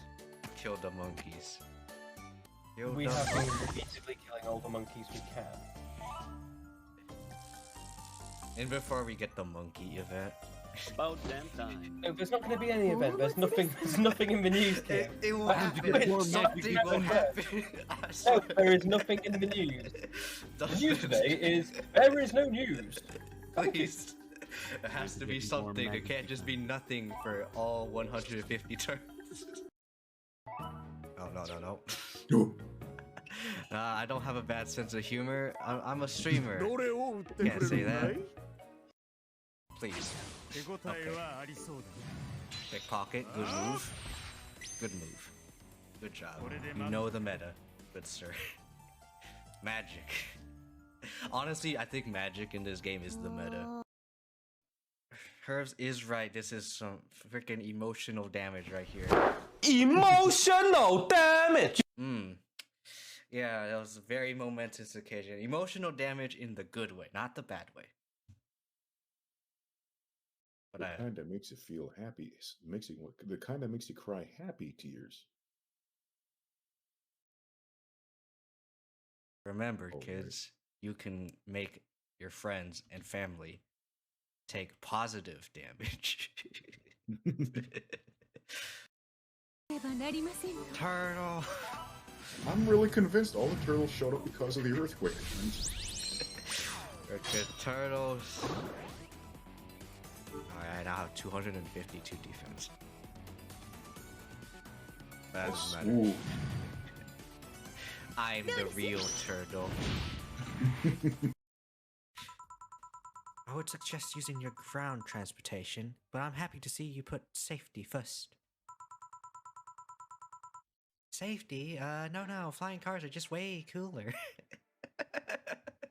It's understandable, flying cars and get the wind blowing. I know technically you can get that from a regular car too, but hey, maybe air, like from a higher elevation, might feel a whole lot better, you know? or maybe we're just programmed to have a weird fascination for higher elevation. Maybe that's why people like Booba. Maybe no, I have it backwards. We like higher elevation and mountains because we like boob. Okay, I'm gonna stop with that line of. This town is now mine. Because no one owns it. Thank you. No one owns this town. Be my owner. Previous leader died. Alright. That's actually kind of weird. They're like, yeah, we don't have an owner. Please rule over us. Yeah, please top us. I just realized something. Feet. Okay, let me explain. I forgot about feats. So when do you get feats? Okay, D&D feats. Okay, feats. Tell me, please. When do feat? When do I feat? Please. I need to know. You know what? You don't help me. Okay, you help me. Okay, so at 4th, 8th, 12th, 16th, and 19th. So, release score improvement. Okay, now I know why I have all these kind of like blanked out, because it's this. Because it's this. Okay, and then 19. There you go. Now almost everything but 15th level is blank. Okay. Yeah, some classes have like stuff blank as well. Alright. There you go. This is what we have now. Let's go. Okay. You know what? What are the list of feats? Hey. Hey, what's the list of feats? Or is this it? Oh wait. 5e tools. There you go. Okay, so the list of feats. I wonder what would be really good for a let's say let's look at the less powerful looking subclasses. Alright. So I think insight, inspiration, indomitable seem to be fine. So the last three, so initiative, intimidation, and incognito are probably gonna be stuff that I want to look more into. So, what kind of feats would be good for this? Okay. Feats. Oh wait, no. I know something for where's the initiative? Okay. At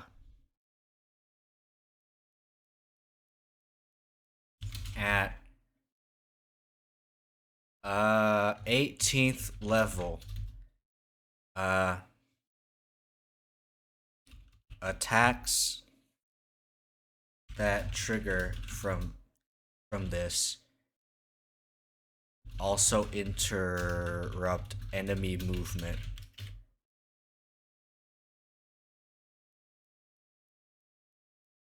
Wait, you may choose whether attacks that trigger from this also interrupt enemy. There you go. There you go. There you go. Make initiative more powerful. I feel like it's still kind of weak early though, and I don't. Yeah, I feel like it's weak early, and I don't know how I feel about it because it feels weak early, and I want it to be stronger. It's also, I feel like this class in general, I feel like it's also pretty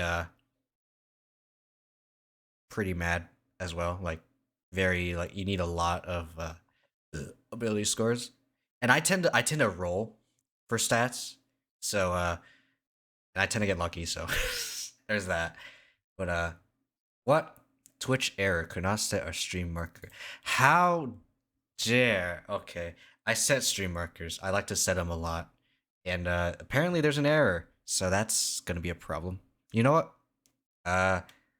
This is just me testing out stream markers. If it gives me an error again, then I probably gotta look into Touch Portal. Ah, yeah, could not set stream marker. Invalid OAuth. Invalid OAuth. I gotta reset things again. That sucks. Alright. But I still think initiative kind of weak. I still want to work on this. I think I'm okay. You know what? I feel like I'm gonna just do this until I feel comfortable enough about this whole doc. So I think for now, the stuff that I'm uncomfortable, you know what? I'm putting question marks for stuff that I'm not comfortable with yet. So this, and incognito are these are the stuff that I'm unsure about for now. Is these three subclasses and Guardian Database.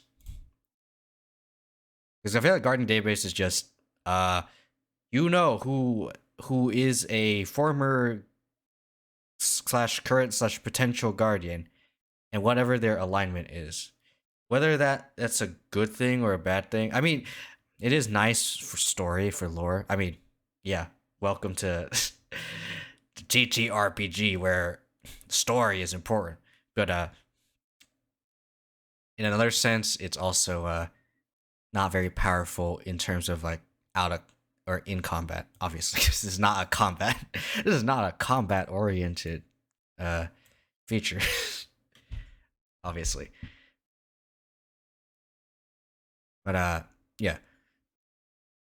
The rest of the three is just subclasses. Like I feel like they're kind of weak, so let's make them a little bit more appealing, shall we?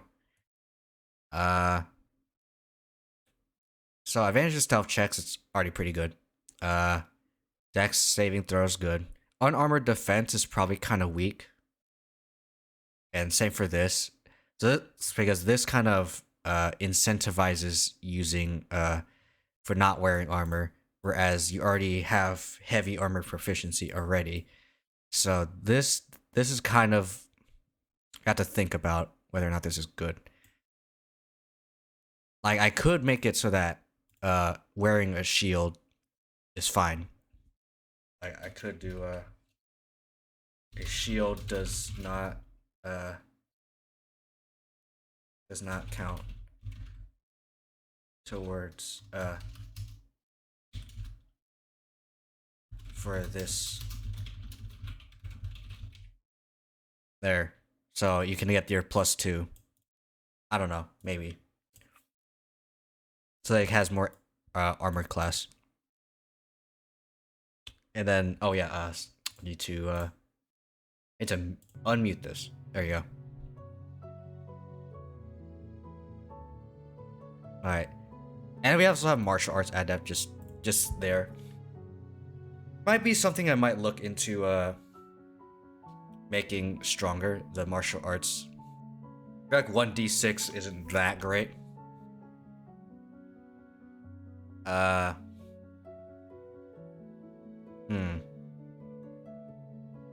I could take a page from Indomitable and add your proficiency bonus as extra damage.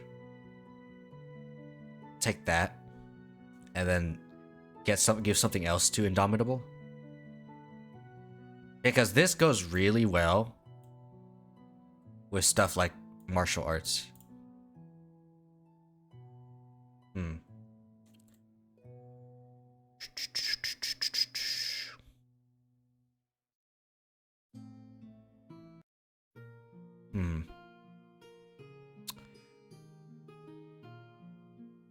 Obviously, evasion, we have that. And then, blind sense is nice, but I feel like kind of weak. I don't know, I need to think about whether or not this is good. I feel like this is not very much offense, aside from martial arts adept. Just kind of not great. Okay, so we have 3, 9, so that's 6. Yeah, you know what? And 1d8 plus modifier at level 18. They make it a little bit more powerful. I mean, granted, it's not extremely powerful, but it can work.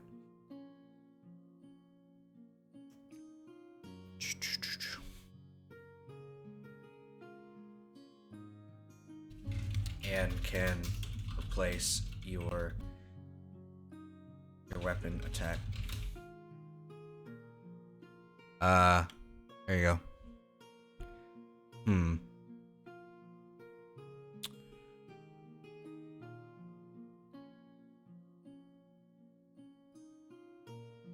Or, okay. What if... Okay.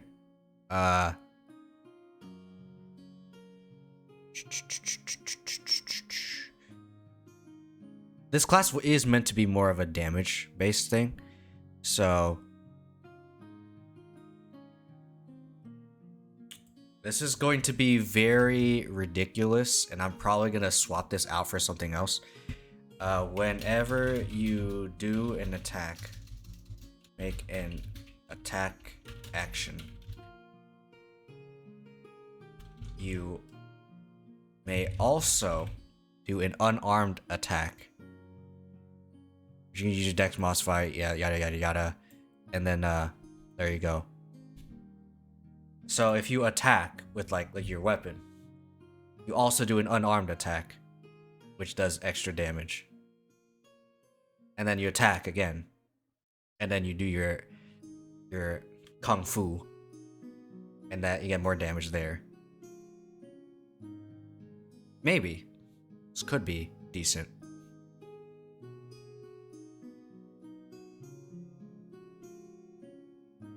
I think we're just saying this to just change it to martial arts.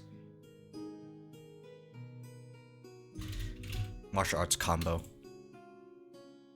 It might be more powerful than Monk. You know what? I feel like this might just be more powerful than Monk. So I don't know if this is... I think this might be too strong. But granted, there's not really much in terms of damage otherwise. This is the only extra damage that we have. And we already know that, whatchamacallit, Monk has Flurry of Blows and all that, so... This could just be... And, I did remove the fact that you can use an unarmed attack as a bonus action, so... This is just... You make an attack, you also do an unarmed attack. This is separate from your, from your regular attack. Wait. Okay. I got it. Okay. Whenever using an attack action, you may also do an unarmed attack, which you can use your dex minus blah blah blah. You know, I'm gonna remove the shield doesn't count. If you have a free hand, wait. Let's say, what's a pretty empty one? 14th level. 14th level seems pretty empty. 18, yeah. I'm doing this until I finish. I feel comfortable with this dock right here. Got a big dock right here. This is a class I'm making for myself. I don't know what the hell I'm doing, by the way, but how are you doing, Steampunk Jack? How you doing? Currently 11 p.m. for me, but you know what? It's fine. All right, I'm not working tomorrow, so I kind of don't care. Fourth version of Artificer subclass? Ooh. Okay. That sounds pretty dope. I haven't really touched on Artificer at all, just because my only experience is for D&D-ish kind of games is Baldur's Gate and Solasta. So those games don't have a demolition. Wait, hold on. Did you say demolitionist? Okay, this is just gonna be putting me in a tangent for Gloomhaven, because which actually Gloomhaven is kind of a D&D kind of game, except it doesn't really use very many D&D class features at all. It's just cards. But there is a demolitionist character in Gloomhaven, and it's an interesting one. It likes to destroy things, and it uses like terrain to their advantage. So like you destroy it to do damage and extra stuff. It's interesting, and it has, yeah, kind of with like Batman. Oh,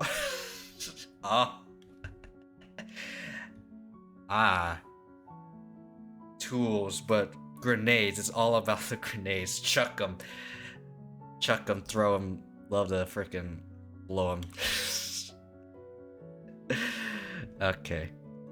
That's an interesting phrase that I just said, though. I apologize. But, where was I? Oh yeah, I was... Look at you. Martial arts combo. At 14th frick level, if you have a free hand, you may use your bonus action to do an unarmed attack. There you go. I feel like this is way too loaded though at level 3. I feel like this is way too loaded at level 3. Although at level 3 you're only getting 1d4. But still. I mean at level 5 you get 2d4, which is also kind of ridiculous. Think about it. Basically like an extra attack, because like if you have a longsword, yeah, it's basically like that. Or probably even better, because it's an extra attack, because you get the modifier. Yeah, smoke grenade blind, and ooh. So you got like the different types of grenades. Yeah. Ooh, look at just already like seeing what you're saying. I'm loving it so far. Trip wires. Ah, yes. You gotta trigger the explosives after all. Small but big single target. Ooh. That sounds very interesting.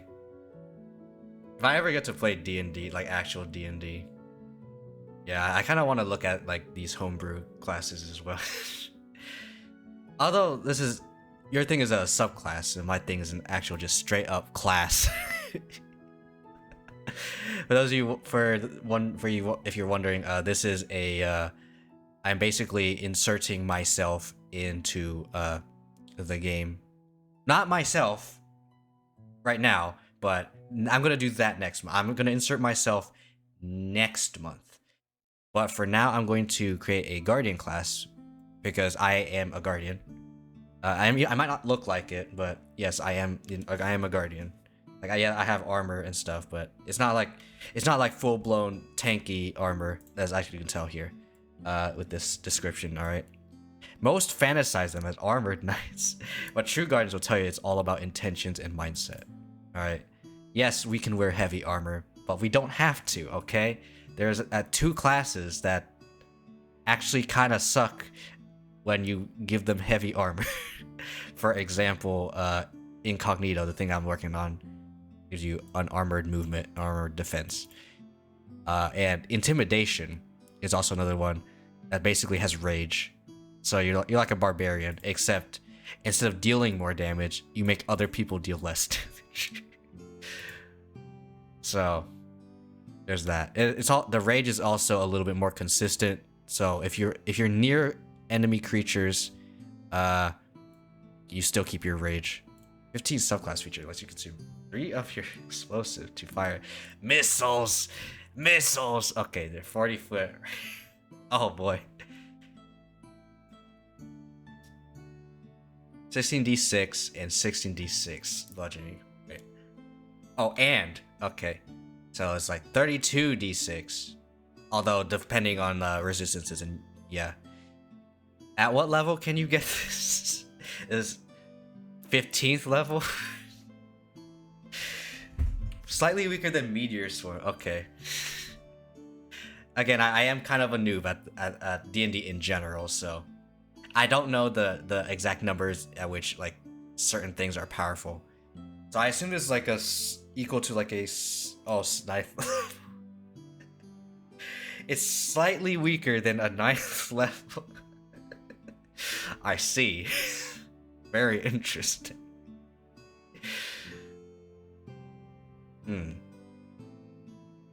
But let me try to focus a little bit more on Incognito. I feel like I still need to think about this a little bit more. So Incognito is a dodge based kind of a character or subclass. We got evasion, got blind sense to detect hidden people. Probably 8th level. Okay. Alright. Okay. Seems decent. Meteor has 4 of them at 20d. Oh. I mean, if it's only... Wait.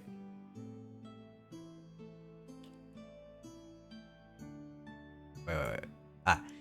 3 missiles, 40-foot radius sphere, 60d4, 60... Okay. I won't know the numbers, so I can't say for sure whether or not, like, if I knew more and I played, if I actually just played straight up D&D and I knew the numbers and everything, I could probably tell you, but I feel like I don't have that information, so I can't say anything. But we'll see. I'd say just play and just find out what the hell happens. Like, oh my goodness, too much, or oh my goodness, why is it so weak, or why is it so good? I mean, I already feel like me changing Incognito is kind of already making it too powerful as a martial class.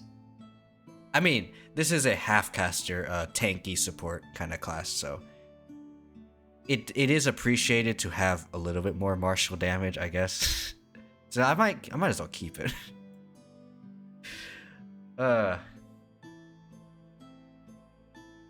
Okay, intimidation. I think this is fine. I think incognito is fine. I think literally that one change is already good enough. I did say I wanted a more damaging based subclass, so incognito is one of them. I did say I wanted this to be a damaging one, so there's that. So intimidation, we got the debuff taunt based playstyle. So how will we make this better? Or more appealing? Or more versatile slash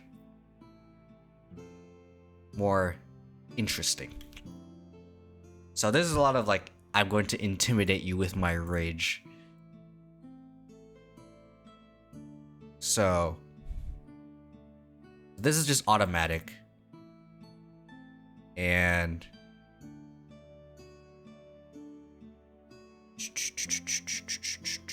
cast out. Yeah, that's just generic rage stuff. We got coordination, which is our level 2 ability, which is just the next attack that the enemy does that you target loses -2 to its attack roll and spellcasting rate. Basically, it.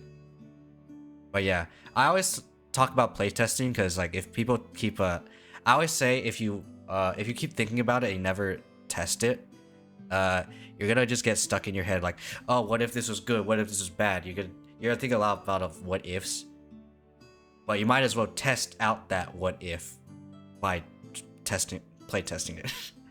Never feel afraid to playtest because it'll help. Like especially like if you have other people, which I for sure you will have other people when it comes to D&D. But playtest. If you have a working prototype, playtest. It will help a lot.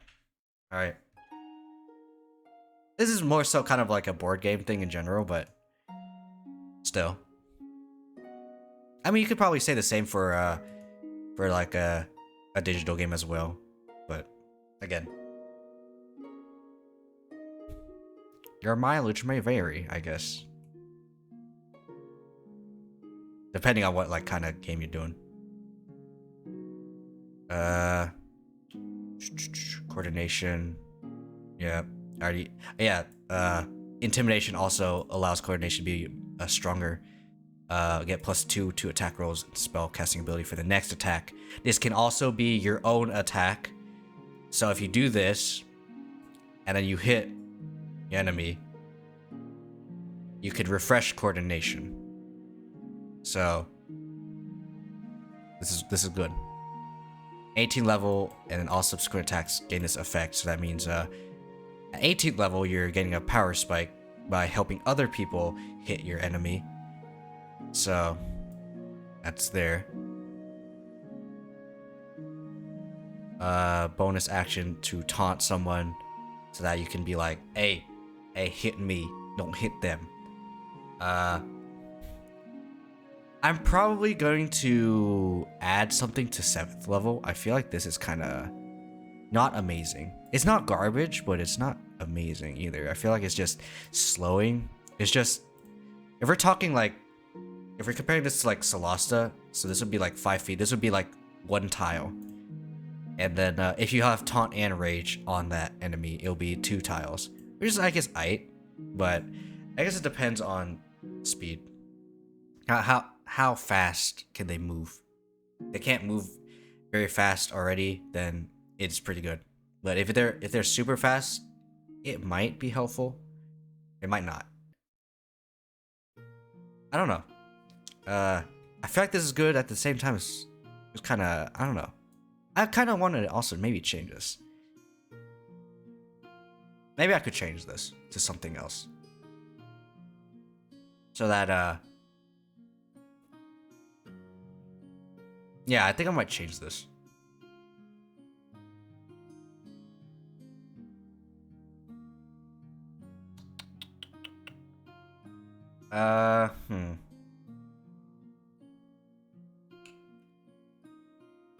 Alright.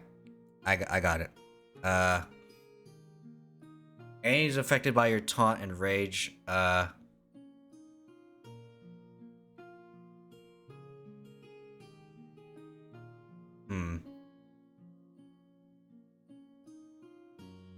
Okay, so 7th level.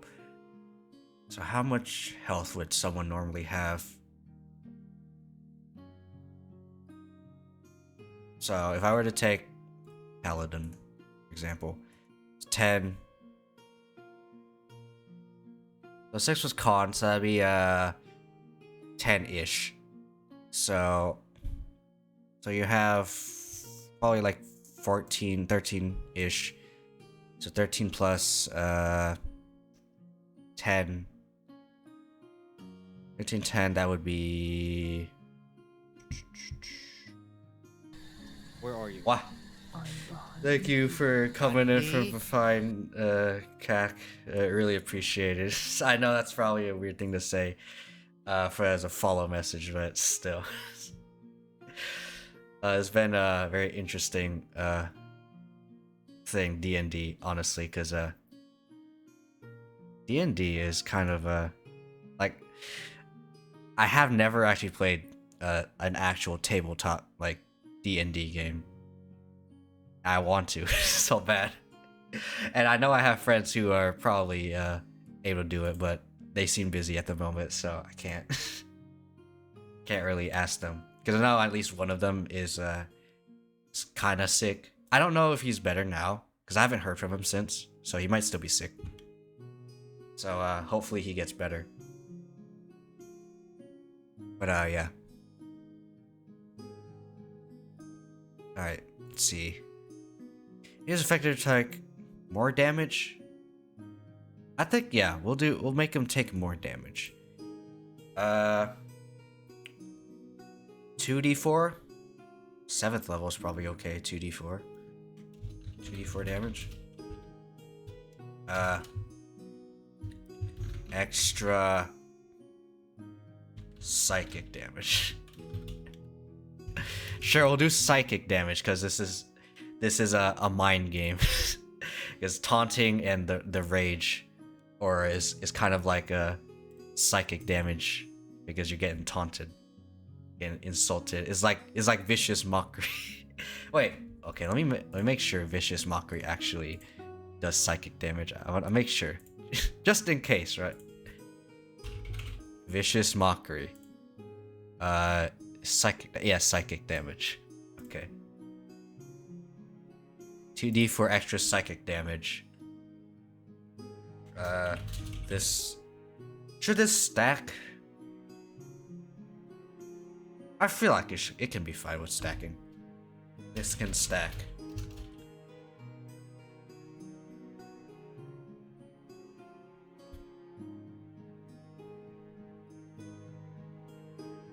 There you go.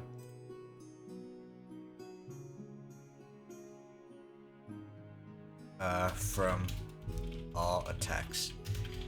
There you go. This might be very ridiculous. I don't know. We'll do question mark here. So I don't know. I think that's it. I think that's the only thing it needed. I think it just needed more damage, honestly. So, yeah.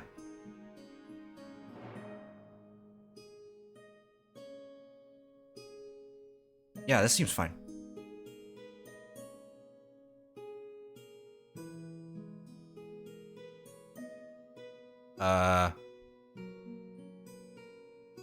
Ooh, okay.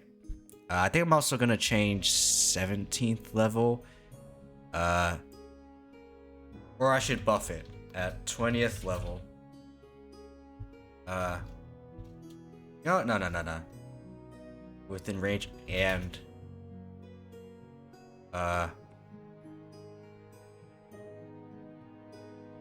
is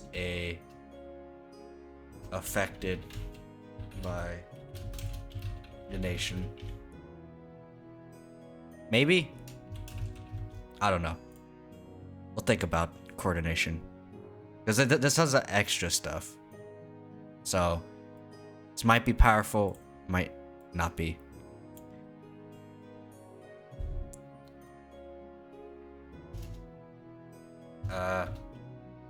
these effects don't stack on top of each other. So for example, if you were to have, like, if let's say you're fighting, I don't know, like a dragon or something, and they're immune to being taunted. Because it's the last person you targeted, it is affected by your coordination, yes. But it's already treated as if it's affected by coordination, right? And let's say you target someone else. Like, okay, first thing you do is you try to taunt them, but they're immune.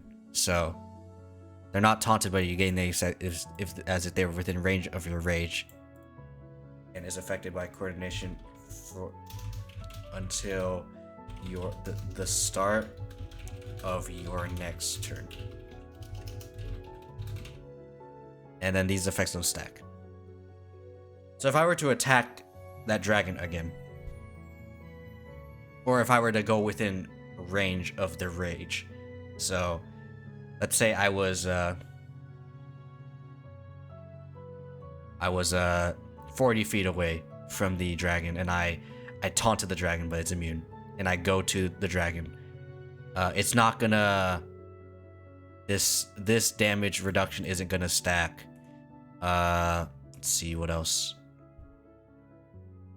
This extra psychic damage isn't gonna stack, for example.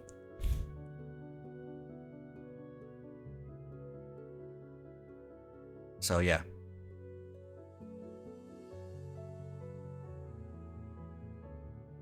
That's just gonna be the way to make it less OP. I feel like this is kind of good already. I feel like there are definitely gonna be enemies that are immune to taunt later on. I don't know if it's at an earlier level than 17, probably, but still.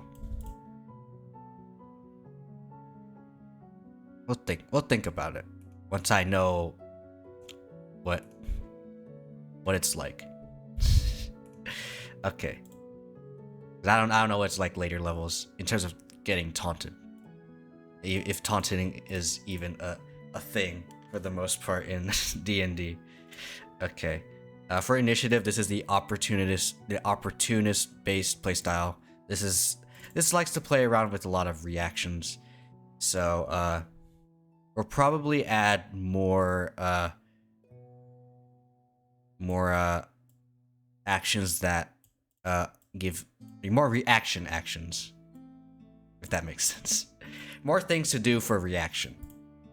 I mean, granted, you can use a specific fighting style, such as protection and interception, but I feel like Tunnel Fighter is extremely good already for an initiative subclass for Guardian, because at 11th level, you're able to jump 10 feet away from your current position to do attacks of opportunity. So someone goes within like 15 feet of you, you can jump, and you can attack them like that. You're using a ranged weapon, however, this doesn't apply, but you can use the ready action as a bonus action. So, there you go. At 18 level, you may choose whether attacks that trigger from this also interrupts enemy movement as well. So in case someone is trying to bum rush your squishy, granted you are probably kind of squishy yourself. Okay, not extremely, now that I think about it, because you are able to use heavy armor with this.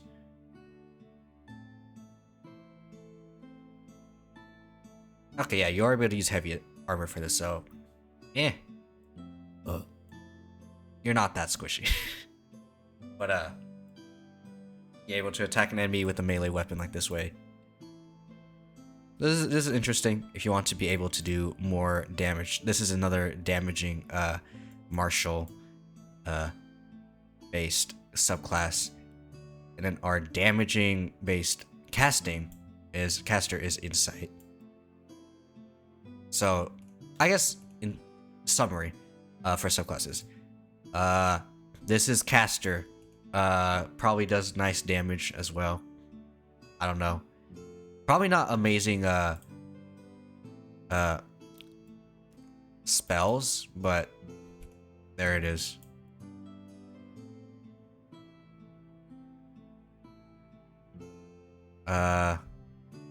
Oh, now I remember why I set those weapons like that. Not weapon, spells like that, because I wanted like only a few ranged stuff. So that's why I only had like guiding bolt, witch bolt. Okay, cloud of daggers, I guess. Flame strike. It's over there, I guess. Like, I only wanted a few ranged spells so that this insight caster based subclass can go in. Like, it can still go in because it can use heavy armor, because this class can use heavy armor in general. So yeah, there's that. Got learn defense. So if someone hits you at least once, you get +2 AC and saving throws. You know, I think I'm keeping it like this. This looks pretty nice. I thought I was gonna change the 7th level feature, but I was like, now that I think about it, it's actually fine. Because you are tanky already, just because you're a guardian. Because this is a tanky class. So I guess it's fine. I feel like this class is too powerful though. Not gonna lie. So I don't know. I could be wrong. Could be right. I've only seen stuff up to like maybe like 12th level, so I could be wrong. This could be not that powerful. I guess it really depends on the campaign, but still. Could be good, could be bad. So I'll do the summary again because I was sidetracked. Insight is our caster-oriented damaging subclass. It does have some interesting spells as well, like kind of like the insight detecting stuff as well, like see invisibility, borrowed knowledge, dimension door, those stuff, scrying, and a lot of like I want to have accuracy, so unerring accuracy is nice. Now this is a nerfed version of it. Is it nerfed? I don't remember, but if you miss with an attack, you can re-roll, but you can't crit from this roll if you hit. Okay, so and inspiration is our support, kind of like this support E subclass. It has a lot. Its main gimmick is being able to have more than one spell that requires concentration. You get the ability to have additional concentration spells up at a time. That's the gimmick of inspiration. So quite a bit of the spells in here have concentration, the enhance ability, heroism, bless, protection, I think, shield of faith, a lot of these. And also another gimmick of the caster-based spellcasters here is insight. Also can choose to use spells at a higher level than 5. So, however you are like all the other freaking spellcasting subclasses for this class, you actually use your hit points instead of spell slots. So you are tanky, yes, but you are using your your health as your limiter. So take care that you not die, because you can maybe get yourself killed by using spells too much. So with insight, you're able to go even further beyond, but you can only do this once for each level above 5. So if you use 9th level, like if you want to use Flame Strike at 9th level, for example, you can only do that once. And then afterwards, you have to use something that's 8th level if you didn't use one already. And yeah, that's basically it. But you can use it any number of times so long as you have enough health to cast it. Actually, if you were to fall below, if you were to be below 1 hit point after using the spell, you will go down into dying state. Obviously.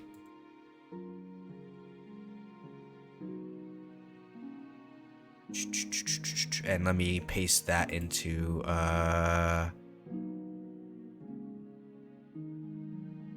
there too. And then here, yeah, I already mentioned that. And I already mentioned this, kind of. Indomitable is our martial-based tank. A lot of I get to reroll failed saving throws. I have more health. Reactive positioning. Okay. What if reactive positioning on initiative? I'm thinking maybe. Okay, I think that's what we do. Okay. Oh, did I do it? Did I cut? I didn't cut. Okay. Where is initiative? Okay, here you go. So you can use reactive positioning or riposte. So you have a defensive option and a offensive option for reactions. There you go. Makes it much better. So there's a lot of like you can impose disadvantage on enemies that target you. So this is actually really nice. Okay, I think initiative as a subclass is now fine. Now that I added this.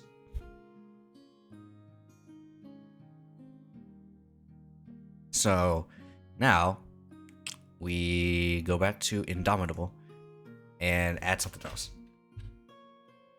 So now we have that. So we got the Indomitable feature. We got tough. We got extra damage at later levels, uncanny dodge, and then survivor at level 17. So we're gonna need something, another tanky kind of a deal. I could do gain 1 extra fighting style. I don't know how I feel about it.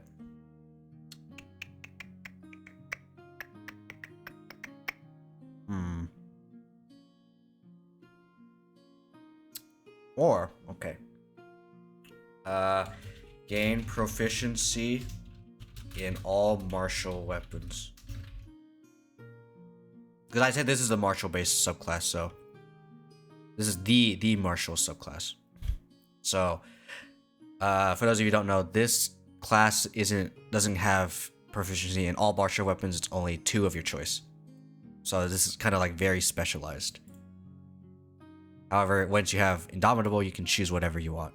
So if for some reason you see like you have proficiency in long swords, for example, and you find a Warhammer, well, tough luck.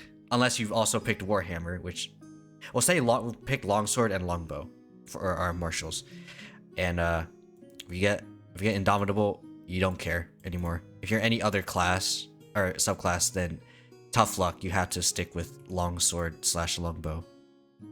So yeah.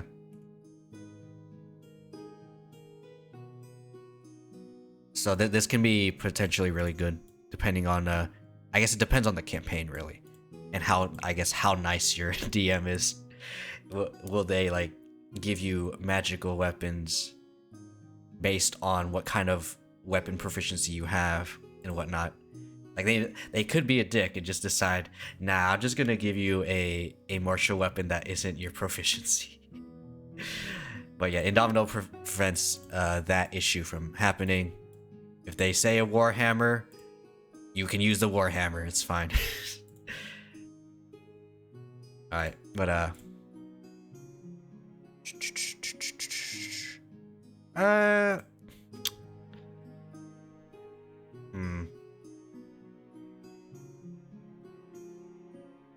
feel like this needs more though. Yeah, I feel like this needs way more. Like proficient in martial weapons and then something else. Probably like a defensive feature at 3rd level. We already have the tough feat, yeah, but something else, you know?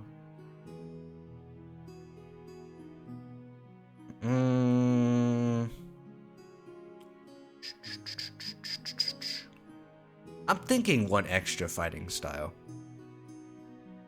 I have a feeling it's probably what we're doing. Because most of the extra fighting style is let me also write guardian fighting style because this isn't all of them. So I have defense, projecting, interception, tunnel fighter. Okay, these are the 3 defensive ones. And then let's say for example you picked a offensive one. So for example you pick great weapon fighting. You can probably pick any of these other 4. You're not picking 2 weapon fighting if you're picking great weapon fighting. That's probably not the answer. So defense, protection, interception. If you picked any of these 3 or 4, you can still probably pick the other one. As long as it's not, like if you pick these 2, one of these 2, you're probably not picking the other. Because they both use reaction. But yeah. I think an extra fighting style could be fun. Okay. There it is. Gain 1 extra guardian fighting style. And then I think that's it. I feel like it's pretty bare bones though, Indomitable.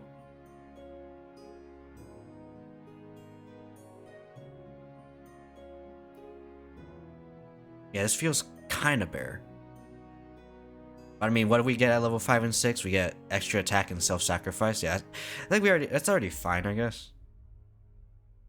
Yeah. Yeah, this should be fine. And then, I feel like we're good. Is this it? This might be it. Oh, wait, no, we still have 1 more. Okay, we still have the Guardian database. Right. We have that still. Okay, we need to think about it a little bit more. Okay. Is this enough? I feel like...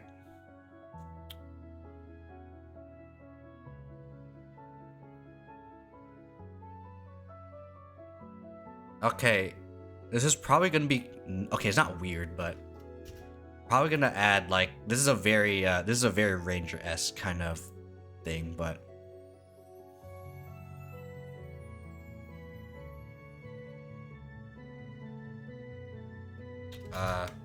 What their alignment is, and you gain +2 to attack rolls and spell casting ability when targeting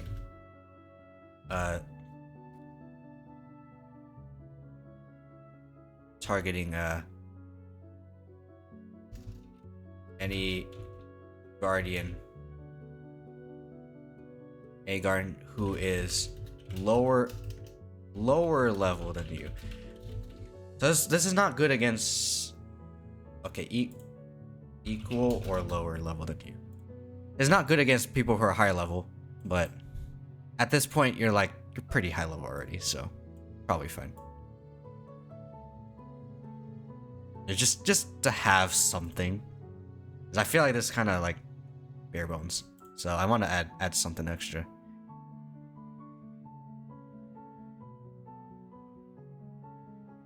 There we go. And I think that's it.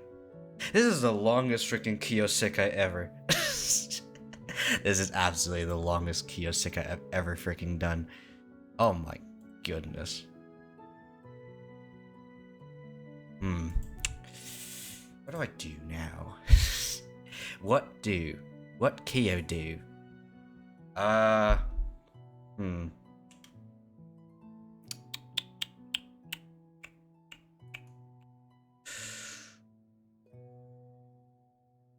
Yeah, I think we're probably gonna call it. Cause yeah, this is already a lot already. Ooh, my goodness. Probably gonna share this in my Discord. So let me censor the screen so I can share it. Share with others. Anyone with the link.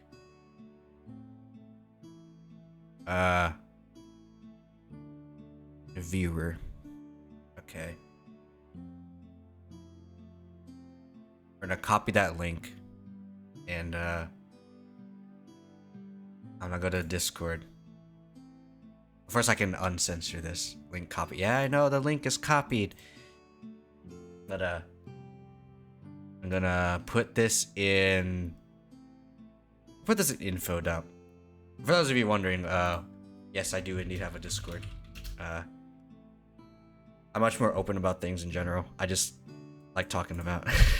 You probably see me talk about Solasta, probably see me talk about D&D from time to time. Dokapon, like I do love playing Dokapon as well. Interesting stuff. Sometimes memes as well. A lot of memes. Sometimes I post stuff in the Music Bot channel. And if I feel like posting food, sometimes I post food. But I haven't been doing that lately, so it is what it is. And if you want to like have more stuff that tells you, hey, Kiyo's streaming, Discord also helps with that too. And I guess Twitter, if you want to be notified by Twitter stuff. So yeah, let me go to info dump, and I'm just gonna. Here's the Google Doc for the Guardian subclass that I made for Kiyo-Sekai.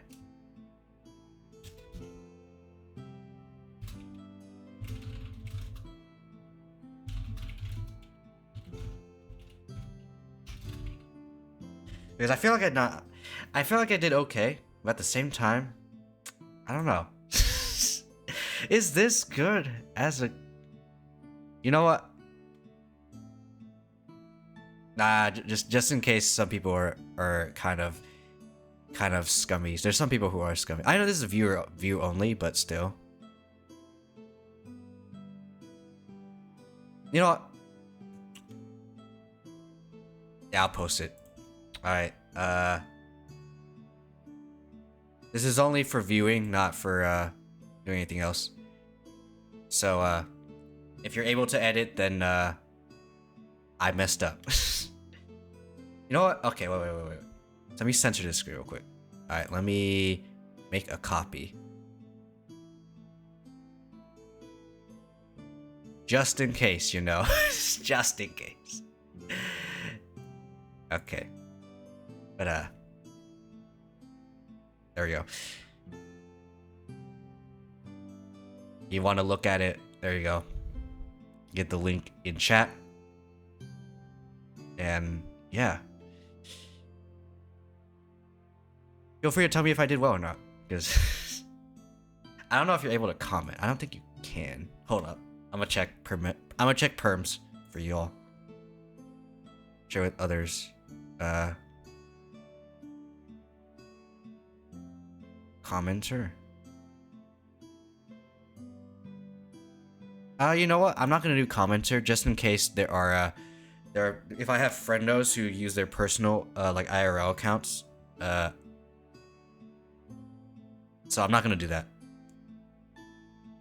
Just in case, I want to protect my fellow friendos as well, like VTuber friendos, because they might not want to accidentally dox themselves, you know.